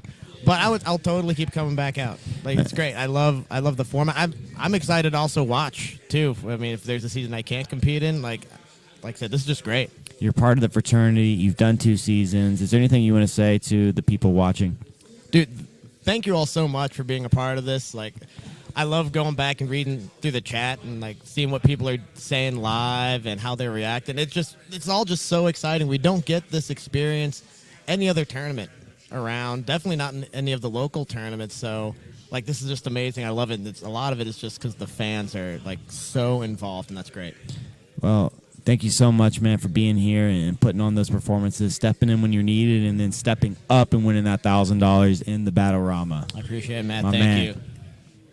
So there we go. We're going to be joined next by Matt Elkins. So Matt Elkins going to jump on the mic real quick. Oh, man. Got Matt Elkins here. Yeah. I think that, yeah, mic's still on. You're good to go, dude. Dang, Watts. All right, first question. Who created the dump truck Randy routine? That was you. I just had to be you. Listen, I will definitely take credit for the dump truck Randy. We just gave it a little casual beep, you know, a little beep, and then it just rode from there, man. And now we have another great PGF moment, you know. Honestly, that was, I just knew immediately. I said that had to have been Matt Elkins. That just had you written all over it. Yeah, I figured. But, I mean, that is just one of the small things that makes the PGF so special, right? Just the camaraderie and just those little moments that are so much fun to be a part of. What was this season like for you you competed in the first 2. Yeah. What was this season like as a coach? I really enjoyed just, you know, in some sense, getting to sit back and not be ultra nervous and wake up with those jitters. You know, you wake up, you open your eyes at whatever time you wake up, and like first thing that runs in your mind is like, damn, I got some tough matches tonight. I got to fight tonight or something like that. And definitely get to, you know, play it a little bit more relaxed, but trying to like be a good coach and get involved with these guys' game and get involved with strategizing with them and like, dude, we're trying to punch your ticket to the finale and just try to like help them navigate the season, because the season's unlike anything else that's in jiu-jitsu. It truly is a grind, and I mean, you just saw so many different ways that it can take a toll on people's, whether it's their ankle got popped or they've had a knee problem coming into it and they're trying to stay healthy, or like, hey, dude, mentally, like you saw a couple of guys get a little, you know, torn up emotionally about it, because it really is a grind. And, you know, the thing that's very, you know, that I love about it and also maybe hate about it is like, you can say that you're this or that as far as a grappler goes, but like when you come and you're part of the PGF, you're going to get a true sample of your jiu-jitsu game. You're going to get to run it against some black belts that you're maybe not supposed to beat, you know. You're going to get to run it against some guys that like, no, you're supposed to be able to beat that guy. He's a blue belt, you know. And yeah, there's just no hiding, you know. It's an aspect of wrestling that we really, really love. You get a little bit of it from like the no-gi culture, just like when you go into a gi school, there's like the black belts, so you know, they got their shit tied on their waist, and you just know what the score is. Like, oh, that dude's a purple belt and he's 20 years old, like he's gonna be serious. This dude's a black belt and he's 55. Like, all right, dude, we're gonna pass my dude's guard, you know. And so with no-gi or in the PGF, like you don't really know what, and you know, you don't know what somebody's belt is, or like wrestling, like to earn somebody's respect, you know, returning state champ or something like that, you're like, oh dang, dude, this is going to be a tough match. But your first wrestling tournament, you can get wrecked by the returning champion, you know. And I think that that's just such it allows growth and lessons. for people's mentality in the sport of wrestling like that. And that's what I love about the PGF. Like, there's no hiding if you're a black belt. If you're a blue belt, like, there's also no hiding. And it just forces the matchups. Like, one of the things that I love about all the seasons is, like, dude, I can't wait to see such and such versus so and so. Well, maybe it'll happen. Like, maybe if they get matched up, they'll find each other in the deep rounds. Like, no, in the PGF, you know 100% these guys are going to scrap, and you're going to get to take a look at it. And yeah, man, I love the setup of the season and the 6-minute matches, and just getting a true sample of everybody's game. And just like I said, you find out where you sit for sure. Okay, I got 2 questions for you. All right. Favorite match of the season, and then who were the guys, like 1 or 2 guys that you just loved watching, that you were just like a fan of?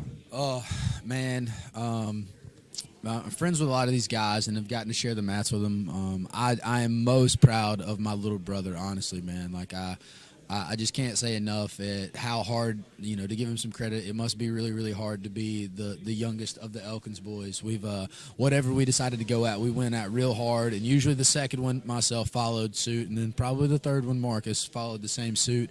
And to see him just go out there and get after it and make a name for himself, and not just like, oh yeah, that's the third Elkins boy or whatever. Like, no, that dude can play the game, and just has a promising future in the sport, especially if he chooses to double down on it. And I'm hoping that that's what he takes from it, is like, hey dude, no. I told him for years and years, as I got into MMA, him and Jake both made fun of me for doing jiu-jitsu. They were like, dude, shit's like, it's just lame, And I was like, all right, dude, whatever. Like, come here and get choked out. And finally got both of them involved. Marcus took a little more coaxing than Jake did, but they're both all the way in love with it now. And I honestly, I'm super excited to get to share the mats with my brothers. For a while, I was training for probably 2 years without them, and just a missing piece, man. We grew up on the mat, training together, mixing it up, and now that we're all out here and involved in the PGF and involved in the game of jiu-jitsu, it's a beautiful thing. So I definitely enjoyed watching him. Dude, I definitely a huge fan of Elijah's, man, meeting him and getting to know him in the first season, become very close, gotten to go and train with him and stuff like that. So wildly entertained by my man, obviously, anytime that he steps on the mat. And then just some of these guys that were on, a little bit lower on the totem pole.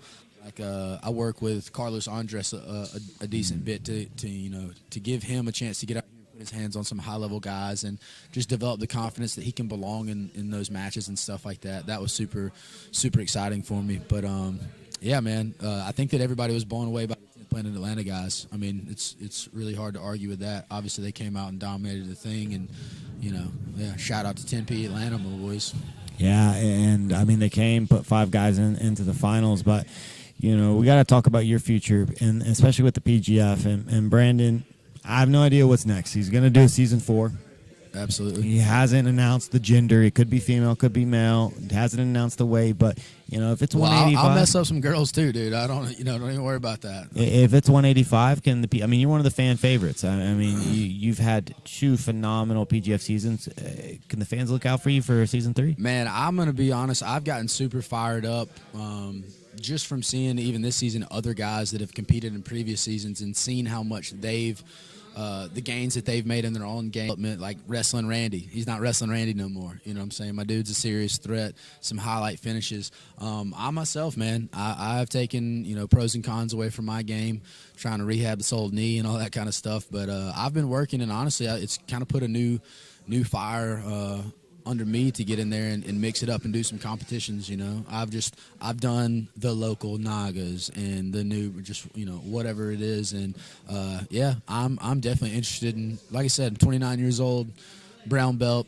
Might as well just go run it now. It's a young man's game, and I definitely look to compete again and love being a part of the PGF. If your boy's not cutting any more weight ever again, but 185, I'm sitting right at about 185 or 190. Definitely would like to be a part of it. And, like I said, your boy's not afraid to go up either. That 225 pound, I think I had some people hit me up. I weighed in with my phone, keys, wallet, sweatpants, jacket, and everything. They were like, dude, they saw that I weighed in at 204. They were like, dude, are you good? is everything like okay? You know, I was like, yeah, you know, your boy's about 195 in the 225-pound bracket, and you know, like I said, you see it just from the energy that you get from us in the corner, and even watching Marcus grapple. Like we're trying to mix it up with whoever's trying to run it. So I would love to be a part of the PGF, you know, season 4, season 5, whatever it comes. Yeah, I mean, you're part of the Hall of Fame class, right? I mean, obviously Elijah's the first dude going in, but I mean, you're right there. You might Ain't nothing wrong with silver. I was gonna say you and Elbow Genie are probably that second, third, in whatever order the fans want. Yeah. I gotta ask you this: 3 weapons, right? We got Elbow Genie's armbar, we got Elijah's triangle, we got Hunter Colvin's Kimura. Which one? You could add one of those techniques to your game. Which one are you taking? Because they're all 3 just and yours obviously is the guillotine. Those are the 4 best moves in PGF. But you get to add one of those. Which one are you taking? I personally, I love to run a good Kimura game. I love to run a good triangle game, even though those might be like my secondary or you know, tertiary attacks, as Jake would have me say. I really am jealous of the Elbow Genie's game, man. I mean, he's one of my closest friends in the jiu-jitsu community. Train with him multiple times a week, and dude, I'm just such a big fan of his. And dude, like chasing an armbar, it's just such a slippery task. I don't know. There's something that jives about that Kimura back take, rear triangle dilemma that I love. You know, I love to play a good like omoplata rubber guard triangle dilemma. Those are fun plays for myself. But dude, I just can't seem to get a grip for, you know, a comprehension of my man's understanding of arm bars. Just the way that he pulls them out. That, you know, he's always down, you know, talking down about himself and like, dude, you know, I got this Talladega body and all that kind of stuff. Like, dude, what you got is an amazing grappling skill set that is hard to mimic for sure. Well, he's definitely one of the PGF Hall of Famers in that first class with you and Elijah. Anything you want to say to the people? What can they look out for from Matt Elkins? Man, the first thing I want to say is like thank you to everybody that's making this thing happen. Like, of course that's to be said about you guys here commentating, Brandon for hosting the event, Conscious Keelan, shout out to Conscious Keelan Studios, Keith Kavanaugh, those guys putting everything, Trent, all these guys behind the scenes that you guys might not have all this contact with. But this thing is awesome, man. I love the idea that we've taken these guys that are more like the street ball and one mixtape tour class and less of like the NBA. You know, it's not these aren't the best jiu-jitsu players on the planet, but they are some really, really exciting matchups, and that's what this is. Like, for the culture of it, it's not necessarily to see who's the best on the planet. Otherwise, we would have invited Gordon and Craig Jones, and like they had to square it off, and we'd have called it that. But just getting out there and seeing everybody mix it up, and I think it's awesome for the culture. It's awesome for just pushing the envelope of what jiu-jitsu can be. And then, of course, there's just the community that is being built behind the PGF. I mean, I've been fortunate to be in so many different like martial arts experiences and traveled the world and all this kind of stuff doing martial arts. But like the PGF follows me everywhere that I go. I'll be out of town somewhere and I'll run into somebody that'll be like, "Dude, saw you on the PGF," and I'm like, "Dude, I'm trying to order some tacos." It blows my mind, like the reach that the PGF really has had. And I think that this season you guys freaking killed it, and I think that more eyes got on it, and I think that it's just gonna blow up. And like I said, I think that it's one of those things where it's just a very, very exciting format, and I champion it. I hope to expand and like make it more of even a local thing here in Birmingham and in Alabama, getting more guys just on top of the rule set, because I think it just pushes the action. And I mean, it's if it's gonna be a money grab at all, you got to give the people what they want, and they want action. You know, they don't really, you know, I love to train in the gi from time to time, but you know, you don't want to sit there and watch black belts, you know, fight for grips for 20 minutes and like a dude gets his knee slipped through and like gets an advantage, and that shit's just weak, dude. Like the thing that proves the concept here is that we had matches that were draws, and like some of the draws are the most exciting finishes of the entire season. So like I said, I can't say enough about how awesome I think that the rule set is, and I just all the support in the world. And like I said, and you know, to that, I appreciate all of y'all's support, man. Like I said, people hitting us up, asking us wrestling questions. Dude, can't wait to come through and train with you guys in Birmingham and all that kind of stuff. We've tried to be good to the PGF. The PGF is good back to us. And like I said, it's all love, baby. Peace up. Well, Matt Elkins, again, PGF legend. And we will see you on those mats hopefully very, very, very soon. Can't wait, dude. Can't wait.